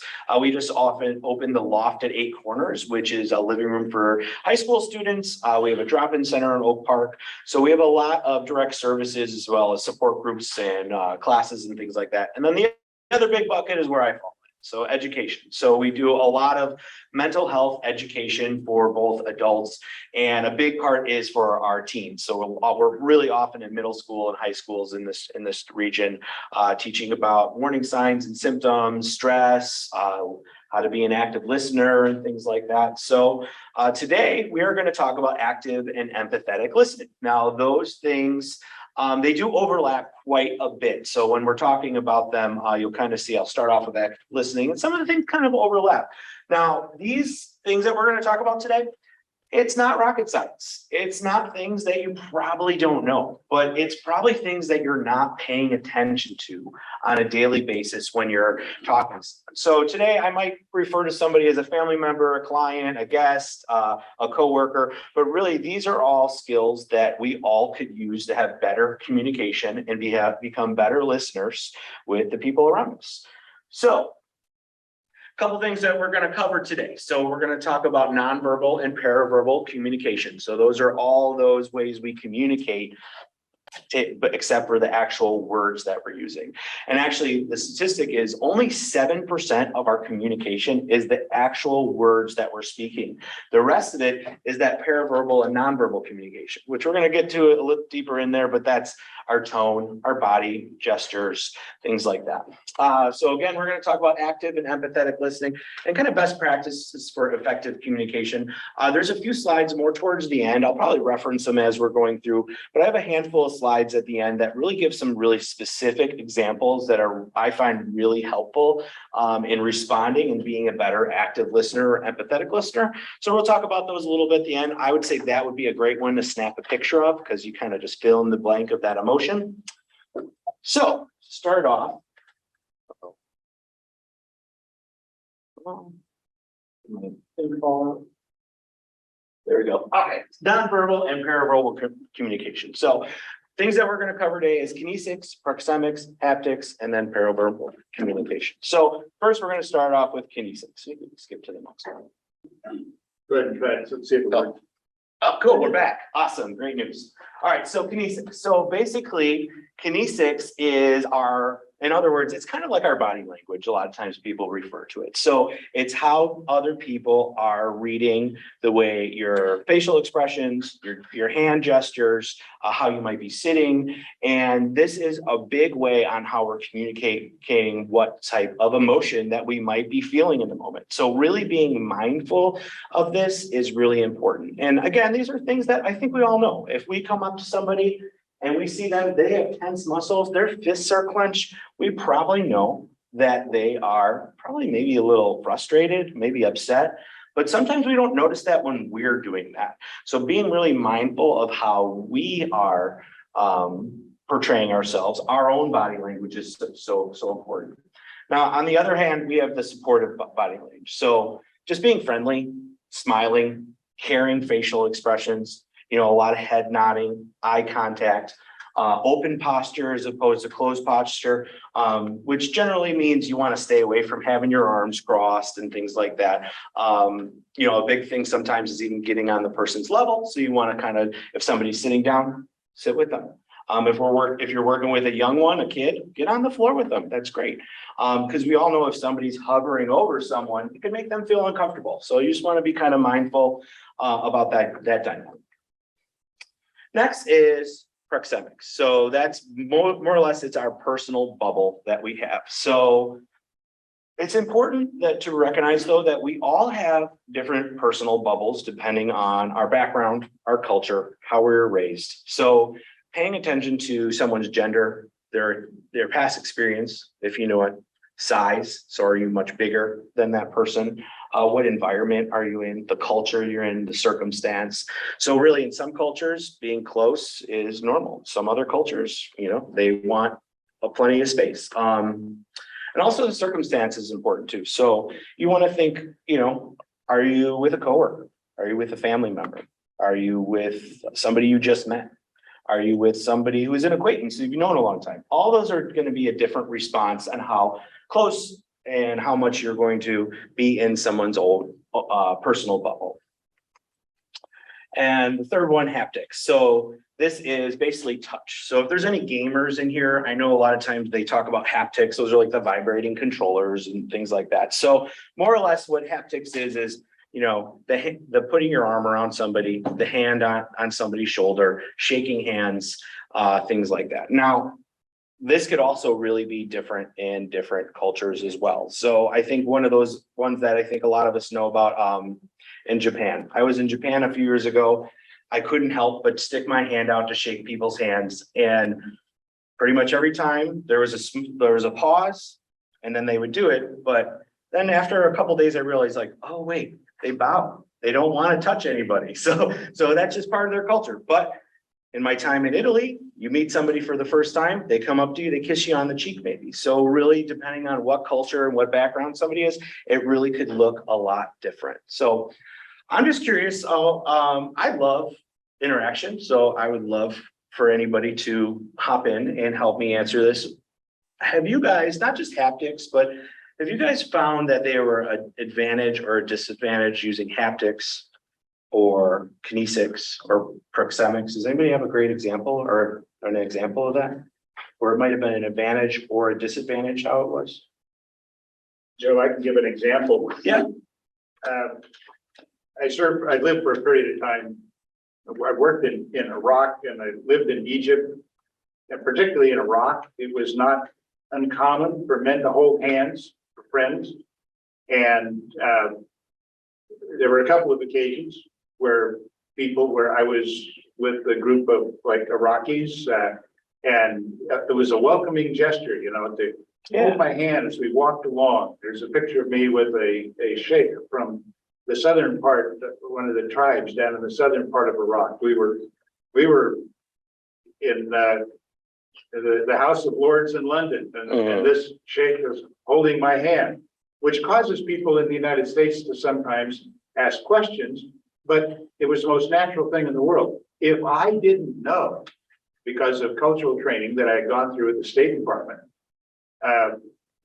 you know, about that this was part of the culture, the kissing, you know, this sort of thing, I would have felt uncomfortable. As it was, understanding it, I was able to appreciate it. Absolutely. For what it was. Yeah. I mean, it was a connection, a human connection, a kind human connection. And yet the same gesture in a different context, in a different culture, could be perceived quite differently.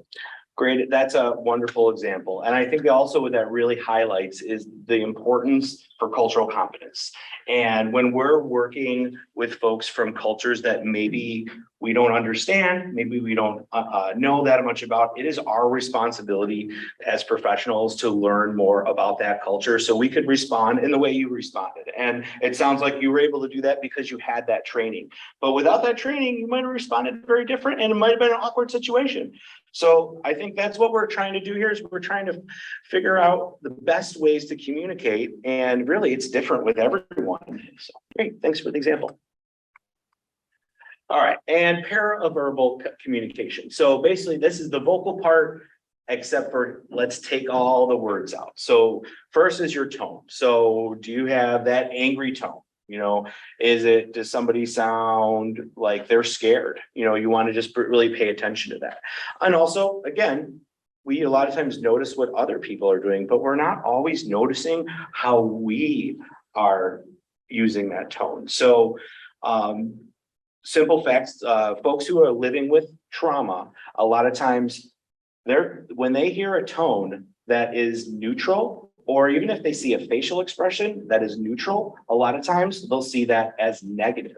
So sometimes it helps to just have that upbeat smile and just kind of talk a little bit happier, especially if you're working with somebody who's living with a mental health condition who has trauma, because that's going to show that, you know, you're engaged, you're, you know, happy and excited to work with them, to talk with them, and it's just going to really come off a little bit better. Volume. So this could also speak volumes. So if somebody's volume is really loud and they're yelling, they might be angry, but also maybe they're excited. Or if their volume is really low, maybe they're feeling down or really low energy, or maybe it's just the environment. Maybe they're in a library. So paying attention to all these things on how we're communicating is really key to make sure that we're communicating the message that we want to send to the person. And the last one up here, cadence. So that's basically your rhythm of speech, how fast or slow. And then that's something where, again, is the person nervous and maybe speaking really, really quickly? Also, sometimes a person's nervous and speaking really slowly too. So I think really it's kind of reading the person by using all of your senses and looking at all forms of the communication to try to pick up really what is this person trying to say back to you, and you really want to hear that person on what they're saying. Okay. We'll skip that for now. All right, so getting into active listening. So with active listening, the reason why I started off with those nonverbal and paraverbal communication skills is, again, those are things we all know about. We all do it every single day. But active listening is using all those skills at once. And that's basically actively listening with our entire body, not just our ears, not just our words, but we're making eye contact. We're in an open posture. There's a lot of different ways, and we'll go through some specifics shortly. So Again, it's really different than passive hearing.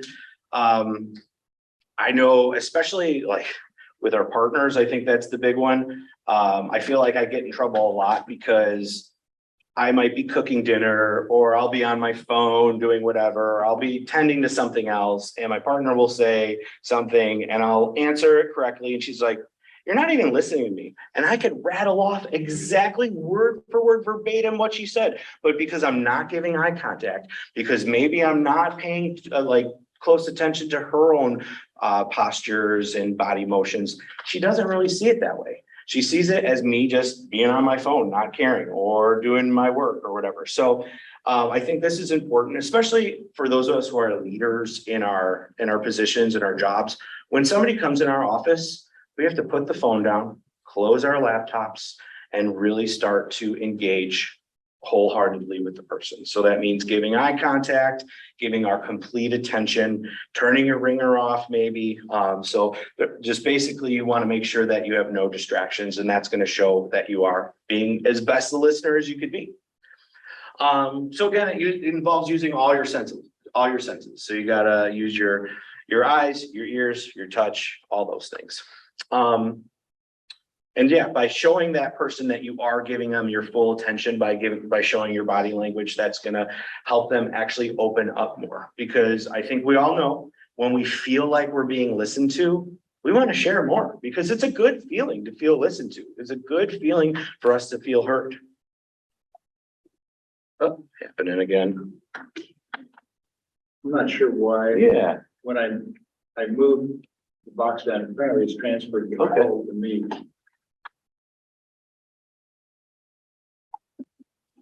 All right, cool.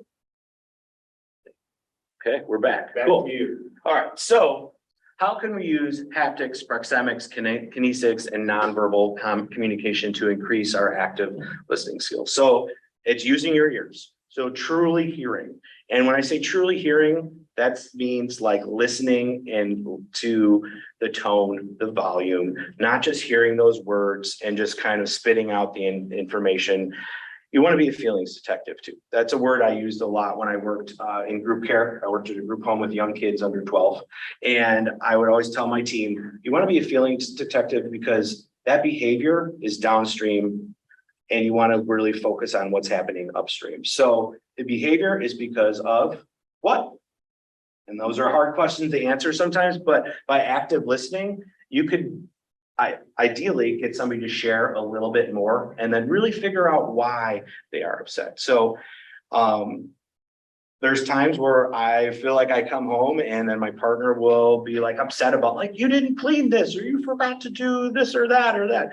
And is she really mad that I forgot to do the laundry one day? Like, no, she probably had a really overwhelming day because I have a 3-month-old baby and she probably was pretty wiped out. And if I would have put that load in, it would have been a little bit helpful. But was it really me, or was it really that she was really overwhelmed by that situation that she was in? Using your brain, processing. So actually really thinking about what people are saying, not just regurgitating like those standard answers, like, You really want to, we're going to talk about this a little bit later, but you really want to ask some really good follow-up questions to help engage that person. And then the rest of your body. So again, that's an open posture, that's eye contact, that's putting away your devices, that's, giving that person full attention, maybe getting on their level, which might be sitting on the floor. It might be, standing up next to somebody, it might be whatever it might be, but you want to make sure you're kind of at the same level because that kind of takes care of that power dynamic a little bit. So why is active listening so important? So one of the big things is it builds that mutual trust between two people. So when you're showing someone that you are actively listening to them, you're showing them that you're a person that they could confide in, that you're a good listener, and that you're somebody they could reach out to and maybe share some things that they might not feel comfortable sharing with somebody who's not using these skills. Helps boost self-confidence. This one's pretty cool. So people who are good at active listening. So if you improve your skills as an active listener, that helps your own self-confidence, which is really pretty cool.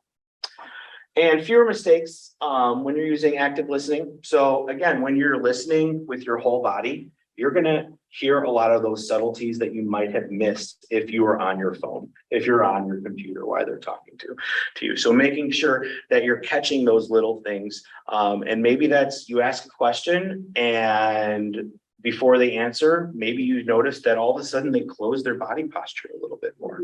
And you might think, as a feelings detective, what does that mean? Why are they doing it? They obviously feel a little bit uncomfortable, and that doesn't mean that they don't want to share something with you though. I think that's sometimes the mistake we make, because if somebody at first might shy away from answering a question, I think, oh, they must not want to talk about it, change the subject. Sometimes that person might need just a little bit of time to be able to kind of process that question and respond in a way that helps them feel good. So, and fewer arguments. We all want to be understood. So if we're actively listening, if we are, repeating what the person says to make sure that we're hearing, exactly what they're saying and hearing the right message, I should say, that's going to cause fewer arguments. Something we want to always avoid when we're trying to practice active listening is power struggles. And just remember, it takes two people to have a power struggle. So if you are able to take yourself out of that power struggle, it's over. That's it. And with active listening, you don't have to agree with the person. You don't have to believe the person. You just have to listen. So even if you know what the person's saying is absolutely false, you're listening to them, you're like, I was there, this didn't happen. That is their reality. So that's how they saw it. Or maybe they just need to vent their emotions in that time. So just being a good active listener is going to open that up to them. So, and then maybe if you do need to say, hey, that wasn't right, this isn't the time. So you find that time maybe later. So you're you're listening, you're gathering all the information, and then maybe processing that with your brain, and then finding another time to maybe bring up that more difficult topic. All right, this is one of those ones that I think are good to kind of take a little snapshot of. So these are some really great tips to be an active listener. So I already kind of talked about a couple of these, but maintaining eye contact, that's a big one. But also staring someone down, that could be awkward. That could be weird. Also for us, sometimes looking somebody in the eye for a long time, that makes us feel uncomfortable. So stare at their forehead. Stare at that sign right behind their head. Those are great ways that you can kind of get around your own uncomfortableness with that. Because sometimes I agree that could be uncomfortable. Don't fidget too much. I am a fidgeter. I tap, I move my hands around, I twirl my thumbs. It's something that I have this is one that's hard for me. Something that I started doing a long time ago is in my shoes, I crunch my toes like this over and over again. Know who knows that? Pretty much just you guys, because nobody can see me do that. So nobody likes a tapper either. And I'm like, I like to tap, so by crunching my toes like that, that is a way where I can fidget. I kind of get that fidgeting out, but it doesn't look like I'm not listening. Because when somebody's tapping, this just happened to me the other day. I was having a conversation with my partner. She was talking about something pretty serious. Music was on in the background. We were eating dinner. I had my silverware. I was tapping my fork on my plate to the beat of the music. And later she's like, you weren't even listening to me. You were just tapping to the music. And I'm thinking, I was really listening. I was listening to every word. I was engaged. I was responding. But because I was tapping to that music, that showed her that I wasn't listening. So it's important. Don't interrupt. That also doesn't mean be completely silent. Sometimes people have to get things out, and asking those open-ended questions are really important, which I believe I have that on there. Yeah, well, not exactly, but open-ended questions. So you want it to be more than just like a yes or no question. So those follow-up questions, we actually have some examples a little bit later on here too of those. Watch for the nonverbal cues. That's kind of what I talked about too. You ask somebody something and they maybe like get a more of a closed posture. They start to fidget. Maybe they're starting to sweat. Maybe they're starting to pace around the room. Those are all things to kind of watch out for. But on the flip side, maybe you notice them be more relaxed. Maybe they start off with their arms crossed in a closed position, but because you're using these skills, because you're being an active listener, that their posture starts to open a little bit. Restate and clarify. So important. There are so many times that we think we understand what a person's saying to us, but we don't. And that is even more true when that person might be escalated, because when somebody's escalated, when they're angry, they're upset, they're frustrated, sometimes those words aren't coming right with them, out of them correctly either. So that's where you restrain and clarify. So what I'm hearing you saying is this workload is way too much for you now that we add this thing on the plate. No. That's not what I said. I just can't do it this week. I could do it next week. And then, oh, okay, I heard you wrong. So then you could restate, you could clarify what is the actual message they're sending. So, and then follow-up questions, what happened next? How does that make you feel? What's your plan after this? Also asking, do you want advice right now? Because sometimes talking about our own stories, our own experiences can be helpful. But there's a lot of times when we talk about our own stories and our own things, that sounds like we're making it about us. So you want to be careful with that. I think a good parenting trick is saying, right now, do you want me to be a good listener or do you want advice? I don't know if it's naturally, but I feel like I'm a fixer. So if somebody says I have this problem, all of a sudden I want to say, well, we could do this, this, this, and this, and one of those things will work. But that person doesn't always need those answers. What that person needs in that moment is just somebody to listen to them, to let them be able to say all those things that they're thinking and feeling, and having somebody be able to do all these things to make them feel heard and trusted. Keep it talking to a minimum. So a lot of, I hear you, I understand. What happened next, staying away from telling your own story, unless they're asking, for your own experience, and validate.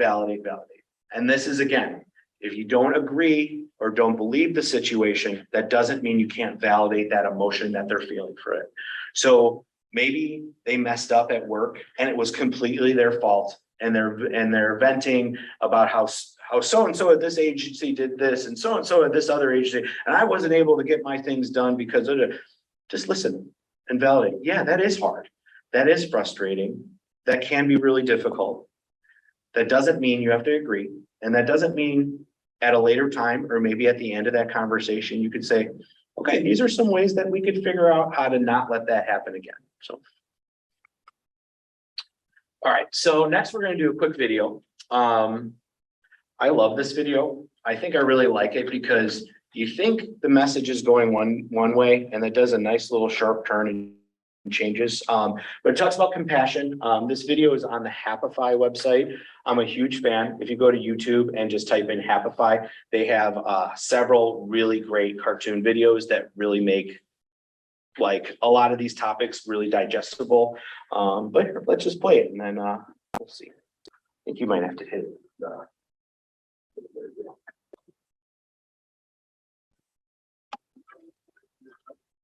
we need volume.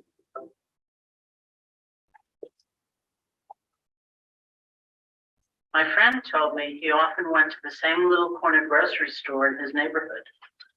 One day, he realized that though it was usually the same woman working there each time, he hardly ever noticed much about her. He felt shocked at himself and thought, for all I really pay attention to her, she might as well be a cash register with arms. So he went into the store, determined to actually pay full attention to her. The first thing he noticed was that she was singing along to something playing on the radio, and that she had a really beautiful voice. When he said that to her, she responded with a wide, radiant smile. As soon as he told me that story, I realized that I too often went into the same store and also had hardly noticed that woman, except for maybe a vague sense that perhaps she was a little grim. I made a plan. I'm going to go into the store, say to her, I heard you have a really beautiful voice. I want her to get really happy and give me a beautiful smile.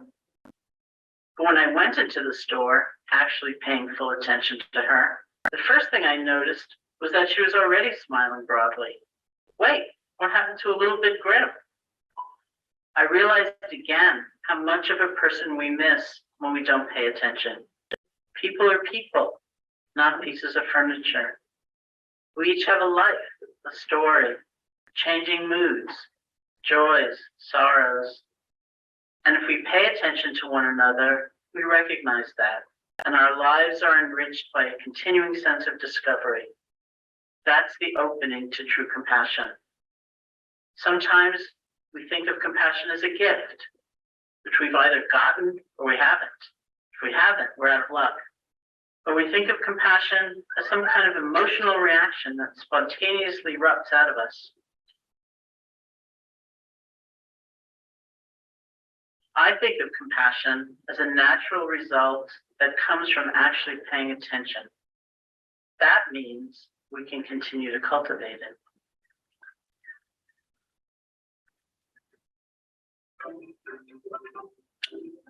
Yeah, I like that video a lot. I really like how when you first start watching it, the woman who's the narrator, you're thinking, oh, she's going to go brighten that person's day. And she's going to just really make that person smile, like she said. But then it turns out that she just hasn't really been paying attention. And I think really too, that motivation for doing that wasn't to make that cashier to feel better about herself. It was about making herself feel better. That I'm going to go tell somebody that they have a nice voice and I'm such a good person for it. So I really like that video because it shows how active listening could turn into compassion. And it's not something that we're born with. It's something that we could learn to do. Does anybody have any comments about that video? Want to say anything?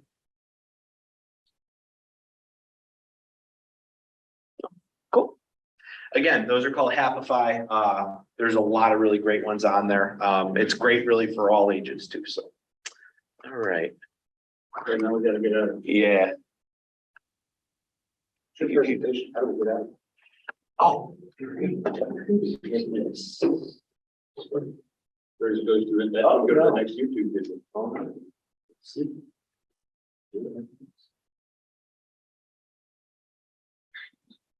There we go.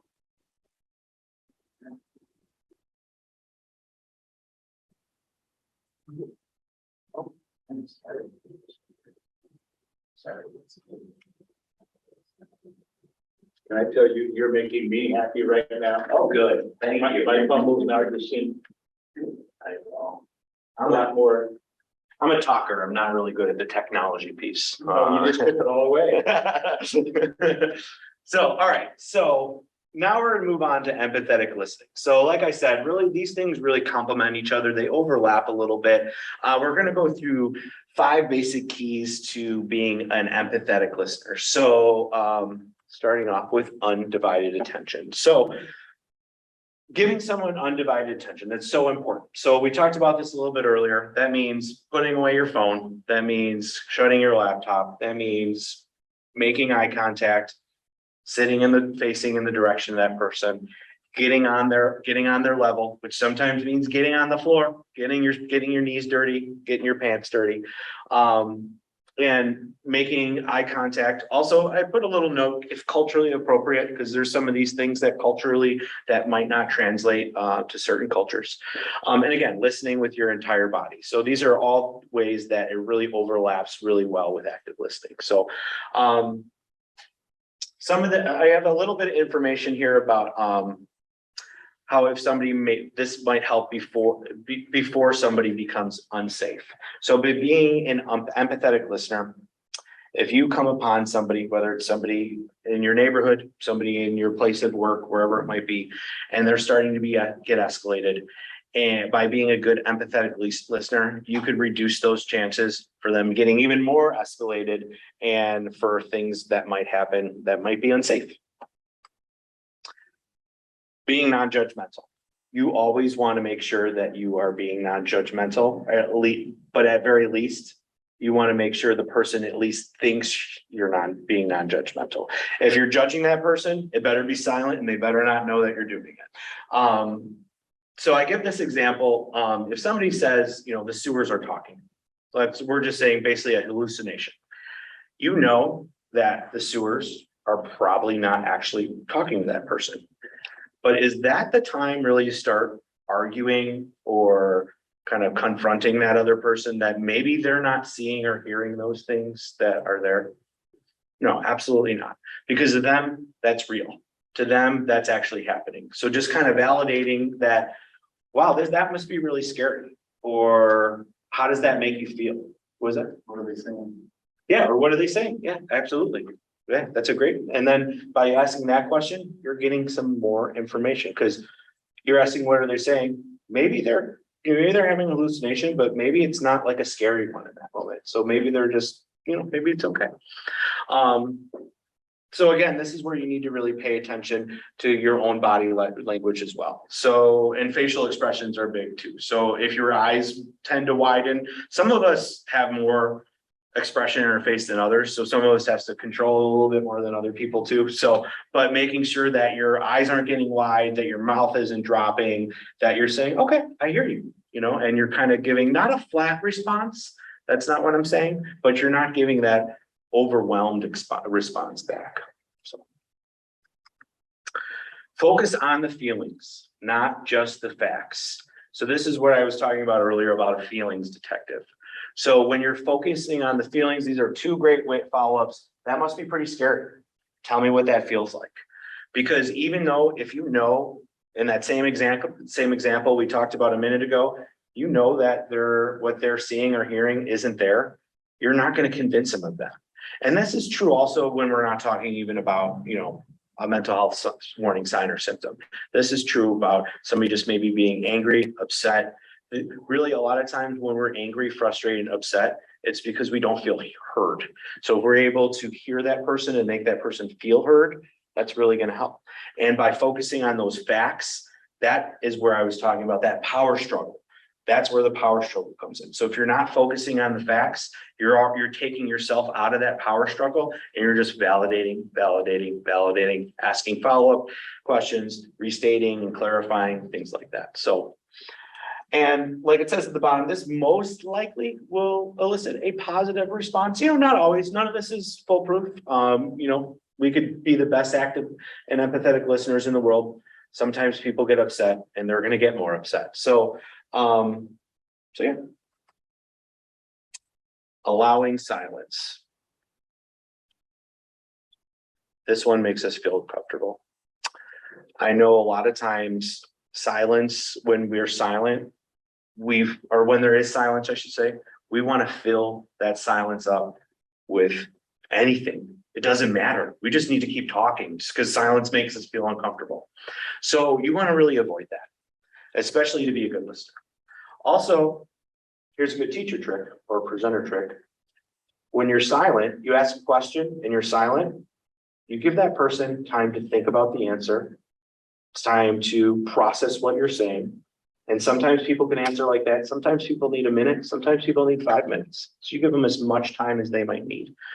And also, like I said earlier, silence makes us feel uncomfortable. So if you're able to kind of manage that that feeling uncomfortable and your goal is getting that person to talk more, just be silent.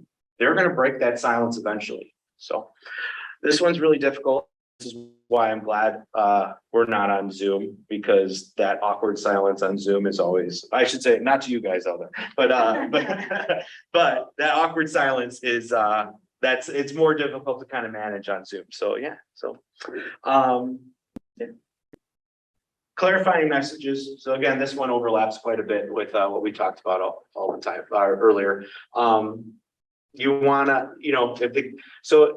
that middle one, if the guest perceives the statement as challenging, restatement can be used instead. So if you feel like somebody is challenging you or asking a challenging question, I feel like sometimes by restating what they're saying and kind of getting down to the nitty-gritty of what they're trying to kind of share with you, that could help kind of de-escalate the situation.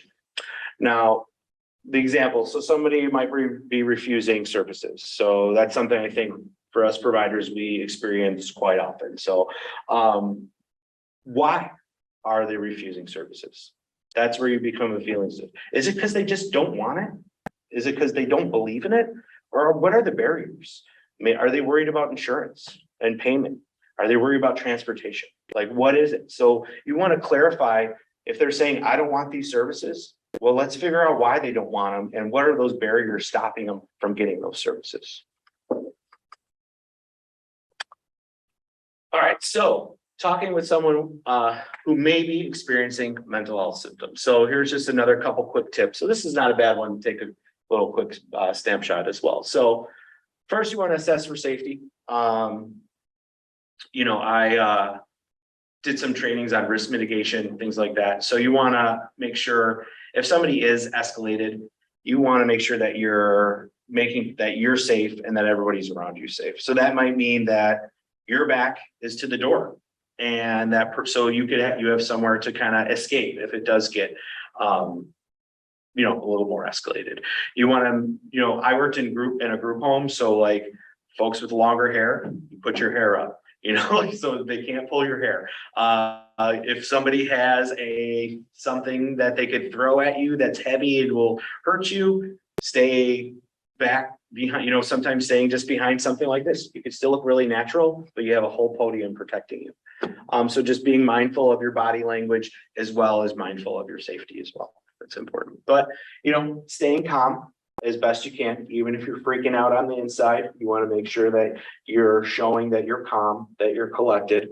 Talking simply.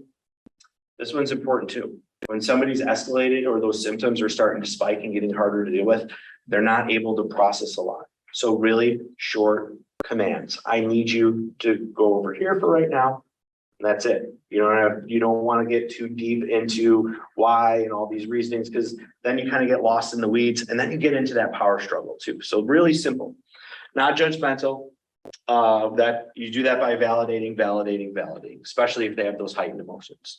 Staying at their physical language and trying to use positive language, which I have a nice slide with some great examples with positive language. So there's another great one. So examples of validating statements. So these are kind of this plus fill in the blank. So, you know, it makes sense that you're really frustrated because you weren't supposed to do all that extra work this week, but then the boss, you know, said all this has to be done by Friday. Makes sense. That must have been very scary for you when you heard those voices. I could see that you're very, you know, worried about, you know, your family member who might be feeling sick. This one here, what a tough spot that you're in. This one I like, but you have to be a little bit careful with. You don't want to assume somebody's in a tough spot, but if that is information that they already shared with you, maybe it's a little bit different language than that, but that just validates that they're in a situation that is difficult. But you don't want to jump to that conclusion right away. That's where like restating and clarifying comes in handy, because if you jump to that conclusion, then and they're not in a tough spot, maybe they're just sharing something for you that sounds really hard for you. You're kind of making some assumptions there. And this last one, this is a great way to start. I hear you saying whatever. And they're either going to say, yeah, that's exactly right. Or they're going to say, no, you missed it. That's not what I'm saying. This is what I'm saying. So you kind of get to clarify that. So, yeah. Positive language. So be curious. Asking those open-ended questions. Also, even asking permission. Can I ask you a few questions? They might say, no, I want to talk to you right now. I want to get off what's on my chest. You know, help me understand why that was so difficult for you and why that was hard for you. What I hear you saying is XYZ. Now, the bottom one, speak in the affirmative. So these are ways that you could help support that person. Now, what you don't want to do is make promises that you can't keep.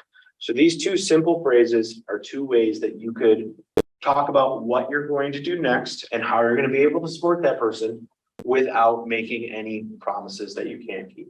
So let's say you work at a township and somebody's really angry because they didn't pay their gas bill or their electric bill or something like that. It got shut off and they're not, you know, they come into office, they're super angry and maybe they're raising their voice. They might even be pounding on the table or things like that. Use all those skills we just talked about. After you're done listening, say, okay, here's what I could do. I can't get your power turned back on today, but I'm going to call so-and-so. I'm going to let them know that you came in. I'm gonna let them know that you're gonna be on this payment plan, XYZ, whatever the situation is, and that you're gonna help them. So it's important to let them know, we're not helping you, I'm not able to do anything this moment in this exact second, but I'm gonna take some steps to be able to support you. And let's talk about the next steps. And this really is a cure. This really could be helpful with somebody who has anxiety, because some people with anxiety have a hard time a lot of times with not knowing what's going to happen in the future, especially if it's some sort of stressor that's on them. So if you're able to talk about what those next steps are and kind of spell out, so you're not going to hear from me today, but the person at the electric company is going to call you, before Friday, before 4 o'clock. After that, you're going to give them this information. After that, on Monday, you're going to come, you just kind of go through whatever that process is. And really, and again, sometimes that goes back to give those really simple directions. And maybe that means you're only giving them 1 or 2 tasks to do, because that's all they can manage when they're feeling really flooded. So, just a little bit about NAMI. So our services. So we already kind of heard about this. So thanks, Troy. I'll skim through it. So we have our support groups. We have RAP classes. We have family support groups. Family to family is now only an 8-week class. So it's actually now down from 12. Great news for people who are in a time crunch. So that's kind of new. So, and if you're not familiar with, our living room programs, I know Troy already went through it. I'd be happy to kind of answer any questions about any of our programs as well. But are there any questions for me? You were talking about the 8 corners? Yeah, the lofts at 8 corners. Yeah. Where's that located? So it is on Monroe. So in Brookfield, are you familiar with, so it was I think it was an Om yoga studio that we took over there. Years ago, somebody came in, they said it was a xylophone factory, originally when it was built. So Om yoga, yeah. Om yoga across from off Broadway. Yeah. So, by CBS. Yeah. So yeah, it's a great program. We just opened in March. So this is for high school age students. So the way we kind of talk about it is once they graduate from 8th grade, they're welcome to come until they turn 18. So more or less. So they could just walk in on their own. They don't need an appointment. If they can make an appointment, if that's helpful, 2 to 8 every single day of the year, even on holidays. And we really encourage them to bring their parent in too, especially the first time. If they don't bring their parent in, we do have a system where they can contact the parent and do like a DocuSign to sign off on any services if need be. We're expecting most parents to kind of be on board with that. We also have a family support specialist who is Trina Bacchus, who is our family support group, one of our family support group leaders. So she's there to help support the parents if they come in. And it's a great opportunity for the team to go off with a younger recovery sports specialists. All our recovery sports specialists are like in their mid-20s who are working at the loft. We want, closer kind of age kind of gap between them. And then the parent would be going with Trina, and Trina would be able to talk to the parent. And in that way, we're kind of getting a more wraparound kind of service for them. So totally free too. So, yeah. Tell them about your calendar. I mean, there's the whole mental wellness calendar of activities. Yeah. So I suggest to go on it's loft8corners.org. I think it's .org. I forget. I'm sorry. I should know this. Yeah, it's .org. And so there's a calendar on there. It talks about all our different events that we have. So in addition to coming in for just getting support, teens are going to be able to come in for meditation, yoga classes, presentations about stress. There's a 6-week skills group. So if that's something that you would have to kind of qualify for. So you come in and then we are able to recognize, okay, this teen might need a little bit of help with some different skills. That could be social skills, that could be listening skills, that could be coping skills, whatever it might be. It's a 6-week group for that too. So those are just a few things. We did a night, we did a night for the honor student, high school students. It was like a donut night. So like kind of just like get the stress out, talk about studying, talk about what's going on. I should say AP, not honors, for AP students, which that stress level is like a whole nother. I was never an AP student, so that's like a whole nother level there. So yeah, there's a lot of great things, and we plan on continuing to do more. We want to do some fun things as well. So we want to do like movie nights, maybe, you know, things like that, barbecues even. So we want to be able not only to have this place be a place where they could go to get support when they're in crisis, but it's a place where they could go and feel comfortable and socialize, you know, so in a safe environment. Great questions. I'll always talk about the loft because we're really excited about it. It sounds like it's similar to the living room except for. It's exactly this, yeah, same model. And I believe this is the first teen living room that's in existence. Like we kind of did some searching, and I'm not sure if there's any other ones out there. There might be, but we haven't heard of it yet. So yeah. Joe, appreciate the presentation. Yeah, thank you guys. As I was sitting there listening, I couldn't help but think about my own experiences. Sometimes being a really good listener, and sometimes being the world's worst listener. And usually I'm the worst listener when I'm in problem solving mode. And I too, I'm a son of a natural born design engineer. So it's probably in my DNA to listen and say, oh, we have a problem. Well, you know, if I could solve that problem, then they wouldn't have that problem. Exactly. And therefore I want to be helpful. So I'm not going to say, oh, that's terrible. You know, what I'm going to say is, okay, let's see. Let's identify the problem. Let's think about the options and let's solve that problem. Now you don't have a problem. Yeah. And If it was only that simple. And somehow those conversations, I would have lost count long ago, how many times that's actually been detrimental to the person and to our relationship. Yeah. It's created more of a problem than it solves a problem. The times I've been a good listener were the times when I was listening for some other purpose. And it's almost a conscious decision. Why am I listening? Once you get past that, okay, I'm not listening to problem solve. I'm listening to listen. Yeah. Oh, that's different. And I experienced the difference myself, where I was the one in preparation for this. I think probably there's some organizers of this event can appreciate this, Heather and Jasmine. The night before coming here, because I'm responsible for the tech, I was thinking about, I had 7 different technical scenarios to be prepared for. And I didn't know about the owl here that we're using for the camera, which simplified a lot of things. Not perfect, but boy, it sure made life simpler. But I didn't know that. I mean, I didn't know what it was. I didn't know how it worked. So I was prepared for all these different scenarios and I was stressing. I came into our living room and I sat down, my wife was reading and I said, I'm really nervous. What are you nervous about? And I told her what I was nervous about. She immediately goes into problem solving. How did I feel? I can tell you that I felt, I even told her, I don't need you to help solve the problem. I just came in to share this with you. That's all. That's all. Because sometimes you might have already thought about all those suggestions you might be making. And even though you thought of those and you have ideas on how to maybe solve it, that doesn't always take the stress away from it. And it actually felt a little bit insulting. Sure. Yeah. You haven't thought about, have you thought about this? Yeah, long time ago. How about this? Oh, yeah. Oh, yeah, I got that covered.